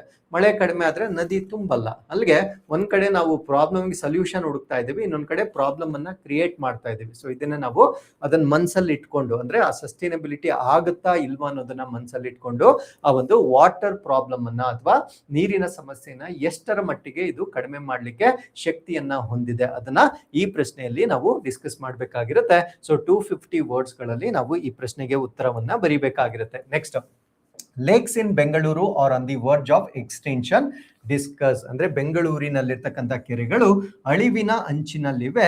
ಸೊ ಇದನ್ನ ಚರ್ಚಿಸಿ. 150 ಪದಗಳಿಗೆ ಮೀರದಂತೆ. ಅಳಿವಿನ ಅಂಚಿನಲ್ಲೇನಿಲ್ಲ, ಆಲ್ಮೋಸ್ಟ್ ಎಕ್ಸ್ಟಿಂಕ್ಟ್ ಆಗೋಗಿದೆ. ಥೌಸಂಡ್ಸ್ ಆಫ್ ಲೇಕ್ಸ್ ಇದ್ದಿದ್ದು ಇವಾಗ ಹಂಡ್ರೆಡ್ಸ್ಗೆ ಮಾತ್ರ ಬಂದಿದೆ. ಸೊ ಹಾಗಿದ್ರೆ ಆ ವರ್ಜ್ ಆಫ್ ಎಕ್ಸ್ಟಿಂಕ್ಷನ್ ಅಲ್ಲಿ ಬೆಂಗಳೂರ ಕೆರೆಗಳೇನಿದ್ದಾವೆ ಅದ್ರ ಬಗ್ಗೆ ಡಿಸ್ಕಸ್ ಮಾಡಿ ಅಂತ ಕೇಳಿದ್ದಾರೆ. So this is part of urbanisation ಅಂತ ಒಂದು ಟಾಪಿಕ್ ಅನ್ನ ಹೇಳಿದ್ನಲ್ವಾ. ಸೊ ಅಲ್ಲಿ ನಾವು ಡಿಸ್ಕಸ್ ಮಾಡ್ತಕ್ಕಂಥ ಒಂದು ಪ್ರಾಬ್ಲಮ್ ಆಗಿರುತ್ತೆ. ಸೊ ಇದನ್ನ 150 ವರ್ಡ್ಸ್ ಅಲ್ಲಿ ಬರಿಬೇಕಾಗಿರುತ್ತೆ. ಸೊ ಇಷ್ಟು ಈ ಒಂದು ವಾಟರ್ ರಿಸೋರ್ಸ್ ಮ್ಯಾನೇಜ್ಮೆಂಟ್ ಅಲ್ಲಿ ಕೊಟ್ಟಿರ್ತಕ್ಕಂಥ ಪ್ರಶ್ನೆಗಳಾಗಿರುತ್ತೆ. ನೆಕ್ಸ್ಟ್ ಬರುತ್ತೆ ಡಿಸಾಸ್ಟರ್ ಮ್ಯಾನೇಜ್ಮೆಂಟ್, ವಿಪತ್ತುಗಳು ಮತ್ತೆ ವಿಪತ್ತು ನಿರ್ವಹಣೆಯನ್ನ ನಾನು ಇನ್ನೊಂದು ಹೆಡ್ಡಿಂಗ್ ಅಲ್ಲಿ ನಿಮ್ಗೆ ಟೀಚ್ ಮಾಡ್ತೇನೆ. ಸೊ ಇಲ್ಲಿ ಡೆವಲಪ್ಮೆಂಟ್, ಡಿಸ್ಪ್ಲೇಸ್ಮೆಂಟ್ ಅಂಡ್ ರಿಹ್ಯಾಬಿಲಿಟೇಷನ್, ಅಭಿವೃದ್ಧಿ, ಸ್ಥಳಾಂತರ ಮತ್ತು ಪುನರ್ವಸತಿ. ಸೊ ಇದನ್ನ ಹಿಂದೆ ಕೂಡ ಉಲ್ಲೇಖವಾಗಿತ್ತು. ಡಿಸಾಸ್ಟರ್ ಅಂದ್ರೆ ಕೇವಲ ನ್ಯಾಚುರಲ್ ಡಿಸಾಸ್ಟರ್ ಒಂದೇ ಅಲ್ಲ.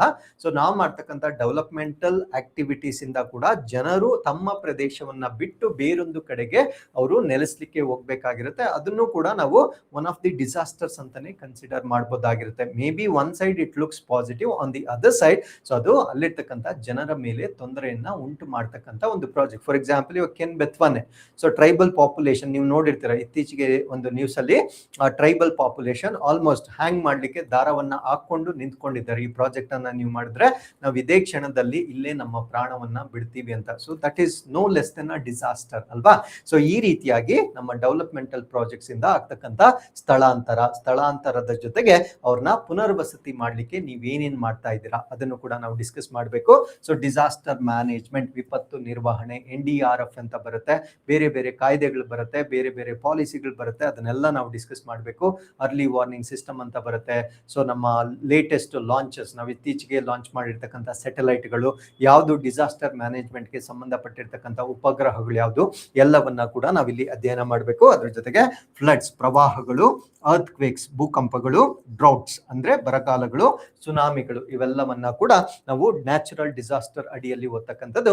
ಅಂಡ್ ಮೂಲ ಸೌಕರ್ಯಗಳ ಅಭಿವೃದ್ಧಿ, ಡ್ಯಾಮ್ಗಳನ್ನ ಕಟ್ಟೋದ್ರಿಂದ, ರಸ್ತೆಗಳನ್ನ ಕಟ್ಟೋದ್ರಿಂದ, ರೈಲ್ವೆಗಳನ್ನ ಕಟ್ಟೋದ್ರಿಂದ, ಬ್ರಿಡ್ಜ್ಗಳನ್ನ, ಸೇತುವೆಗಳನ್ನ ಕಟ್ಟೋದ್ರಿಂದ ಯಾವ ರೀತಿ ನಮ್ಮ ಪರಿಸರದ ಮೇಲೆ ಪರಿಣಾಮ ಬೀರುತ್ತೆ ಎಲ್ಲವನ್ನ ಕೂಡ ನಾವು ಡಿಸಾಸ್ಟರ್ ಮ್ಯಾನೇಜ್ಮೆಂಟ್ ಟಾಪಿಕ್ ನಲ್ಲಿ ಓದ್ಬೇಕಾಗಿರುತ್ತೆ. ಸೊ ಲಾಸ್ಟ್ ಎಕ್ಸಾಮಿನೇಷನ್ ಅಲ್ಲಿ ಡಿಸಾಸ್ಟರ್ ಮ್ಯಾನೇಜ್ಮೆಂಟ್ ಮೇಲೆ ಪ್ರಶ್ನೆಗಳನ್ನ ಕೊಟ್ಟಿಲ್ಲ. ನೆಕ್ಸ್ಟ್ ಎಕ್ಸಾಮ್ ಅಲ್ಲಿ 100% ನಾವು ಎಕ್ಸ್ಪೆಕ್ಟ್ ಮಾಡಬಹುದಾಗಿರುತ್ತೆ. ಅಂಡ್ ಲಾಸ್ಟ್ ಟಾಪಿಕ್ ನಾನು ತಗೊಂಡಿರೋದು roll of information and technology in environment and human health, ಅಂದ್ರೆ ಪರಿಸರ ಮತ್ತೆ ಮಾನವ ಆರೋಗ್ಯವನ್ನ ಕಾಪಾಡುವಲ್ಲಿ ಮಾಹಿತಿ ತಂತ್ರಜ್ಞಾನದ ಪಾತ್ರ. ಇದನ್ನ ನಾನು ಸಪರೇಟ್ ಹೆಡ್ಡಿಂಗ್ ಆಗಿ ಮೆನ್ಷನ್ ಮಾಡಿದ್ರು ಕೂಡ ಅದನ್ನ ನಾನು ಸಪರೇಟ್ ಚಾಪ್ಟರ್ ಆಗಿ ಡಿಸ್ಕಸ್ ಮಾಡೋದಿಲ್ಲ. ಆಯಾ ಸಮಸ್ಯೆ ಎಲ್ಲೆಲ್ಲಿ ಬರುತ್ತೆ ಅಲ್ಲೇ ಇಂಟಿಗ್ರೇಟೆಡ್ ಆಗಿ ನಾನು ಡಿಸ್ಕಸ್ ಮಾಡಿರ್ತೀನಿ. ಫಾರ್ ಎಕ್ಸಾಂಪಲ್ ಇವಾಗ ಯೂಟ್ರೋಫಿಕೇಶನ್ ಅಂತ ಹೇಳಿದೆ, ಅಲ್ಲಿ ನ್ಯಾನೋ ಟೆಕ್ನಾಲಜಿ ಅಂತ ಬಂತು, nano urea, that's a new technology. ಆ ರೀತಿಯಾಗಿ ಸೊ ಅದನ್ನ ನಾನು ಸಪರೇಟ್ ಆಗಿ ಡಿಸ್ಕಸ್ ಮಾಡ್ತಕ್ಕಂಥ ಅವಶ್ಯಕತೆ ಇಲ್ಲ. Since it is mentioned in the syllabus copy, ನಾನು ಇದನ್ನ ಉಲ್ಲೇಖ ಮಾಡಿದ್ದೀನಿ ಬಿಟ್ರೆ ಸೊ ಇದನ್ನ ನಾವು ಸಪರೇಟ್ ಆಗಿ ಓದ್ತಕ್ಕಂಥ ಏನೋ ಅವಶ್ಯಕತೆ ಇಲ್ಲ. ಎಲ್ಲೆಲ್ಲಿ ಸೈನ್ಸ್ ಅಂಡ್ ಟೆಕ್ನಾಲಜಿ ಅಪ್ಲೈ ಆಗುತ್ತೆ. ಸೊ ಫಾರ್ ಎಕ್ಸಾಂಪಲ್ ಇವಾಗ ಟೈಗರ್ ಪಾಪ್ಯುಲೇಷನ್ನೇ ಟೈಗರ್ ಪೋಚಿಂಗ್ ಅಂತ ಕರಿತೇವೆ, ಹುಲಿಗಳನ್ನ ಕಳ್ಳಬೇಟೆ ಮಾಡ್ತಕ್ಕಂಥ ಒಂದು ಅಭ್ಯಾಸ ಇರುತ್ತೆ. ಸೊ ಅದನ್ನ ಪ್ರಿವೆಂಟ್ ಮಾಡ್ಲಿಕ್ಕೆ AI ಎನೇಬಲ್ಡ್ ಕ್ಯಾಮ್ರಾಗಳನ್ನ ಯೂಸ್ ಮಾಡ್ತಾ ಇದ್ದಾರೆ, ಕೃತಕ ಬುದ್ಧಿಮತ್ತೆಯನ್ನ ಹೊಂದಿರತಕ್ಕಂಥ ಕ್ಯಾಮ್ರಾಗಳನ್ನ ಬಳಸ್ತಾ ಇದ್ದಾರೆ. That is science and technology ಅಷ್ಟೇ, ವೆರಿ ಸಿಂಪಲ್. ಈ ರೀತಿಯಾಗಿ ಯಾವ್ಯಾವ ಸಮಸ್ಯೆಗಳಿಗೆ ಇತ್ತೀಚಿನ ಕರೆಂಟ್ ಅಫೇರ್ಸ್ ಗಳಲ್ಲಿ ಏನೇನು ಸೈನ್ಸ್ ಅಂಡ್ ಟೆಕ್ನಾಲಜಿಯನ್ನ ನಾವು ಯೂಸ್ ಮಾಡ್ತಾ ಇದ್ದೇವೆ ಅವೆಲ್ಲವನ್ನ ಈ ಒಂದು ಚಾಪ್ಟರ್ ಅಲ್ಲಿ ನಾನು ಈ ರೋಲ್ ಆಫ್ ಇನ್ಫಾರ್ಮೇಶನ್ ಟೆಕ್ನಾಲಜಿ ಅಥವಾ ಸೈನ್ಸ್ ಅಂಡ್ ಟೆಕ್ನಾಲಜಿಯನ್ನ ನಾನು ಈ ಒಂದು ಚಾಪ್ಟರ್ ಅಲ್ಲಿ ನಾನು ಪ್ರತ್ಯೇಕವಾಗಿ ಡಿಸ್ಕಸ್ ಮಾಡೋ ಅವಶ್ಯಕತೆ ಇಲ್ಲ. ಇಂಟಿಗ್ರೇಟೆಡ್ ಆಗಿ ನಾವು ಇಲ್ಲಿಗೆ ಬರೋಷ್ಟೊತ್ತಿಗೆ ಅದನ್ನೆಲ್ಲ ಎಲ್ಲೆಲ್ಲಿ ಸೆಗ್ಮೆಂಟ್ ಅಲ್ಲಿ ಇರುತ್ತೆ ಅಲ್ಲಲ್ಲಿ ನಾವು ಕಂಪ್ಲೀಟ್ ಆಗಿ ಡಿಸ್ಕಸ್ ಮಾಡಿರ್ತೇವೆ. ಸೊ ಇಷ್ಟು ಈ ಒಂದು ಸಿಲೆಬಸ್ಗೆ ಸಂಬಂಧಪಟ್ಟಂತೆ ಇದು ನಾನು ಟೀಚ್ ಮಾಡ್ತಕ್ಕಂಥ ಸಬ್ಜೆಕ್ಟ್ ಆಗಿರುತ್ತೆ.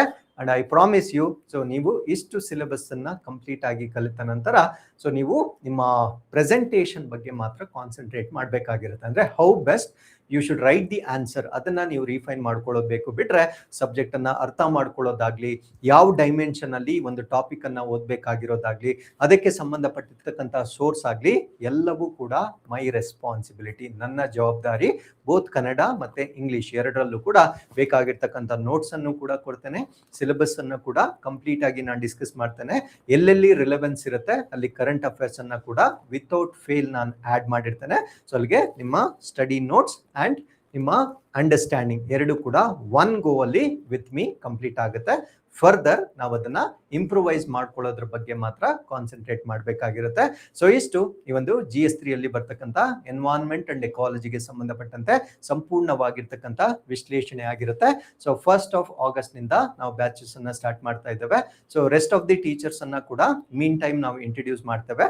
ಸೊ ನಿಮ್ಗೆ ಈ ಒಂದು ಕೋರ್ಸ್ಗೆ ಸಂಬಂಧಪಟ್ಟಂತೆ ಟು ಮೇಕ್ ಅಡ್ಮಿಷನ್ಸ್ ಅಥವಾ to know more information, so ಇಲ್ಲಿರ್ತಕ್ಕಂಥ ಸಂಖ್ಯೆಗಳಿಗೆ ನೀವು ಕರೆ ಮಾಡಬಹುದಾಗಿರುತ್ತೆ. ಸೊ ಮಾರ್ನಿಂಗ್ 9 o'clock ಇಂದ ಈವ್ನಿಂಗ್ 7 o'clock ವರೆಗೆ you can call, or if you need any counselling, ನಿಮ್ಗೆ ಏನಾದ್ರು ಕನ್ಫ್ಯೂಷನ್ಸ್ ಇದ್ರೆ, ಯಾವ ಎಕ್ಸಾಮ್ಗೆ ನಾನು ಓದ್ಬೇಕಂತ ಕನ್ಫ್ಯೂಷನ್ಸ್ ಇದ್ರೆ, so you can call and directly come and meet me. So ನನ್ನನ್ನ ಭೇಟಿ ಮಾಡಿ, so I will be able to solve your doubts. So ಎಷ್ಟು ಈ ಒಂದು ಸೆಷನ್ ನ ಮಾಹಿತಿ ಆಗಿರುತ್ತೆ. ಸೊ ನಿಮ್ಗೆ ಏನೇ ಡೌಟ್ಸ್ ಇದ್ರು I welcome you all to write in comments, so I'll try to respond to your questions. So thank you very much.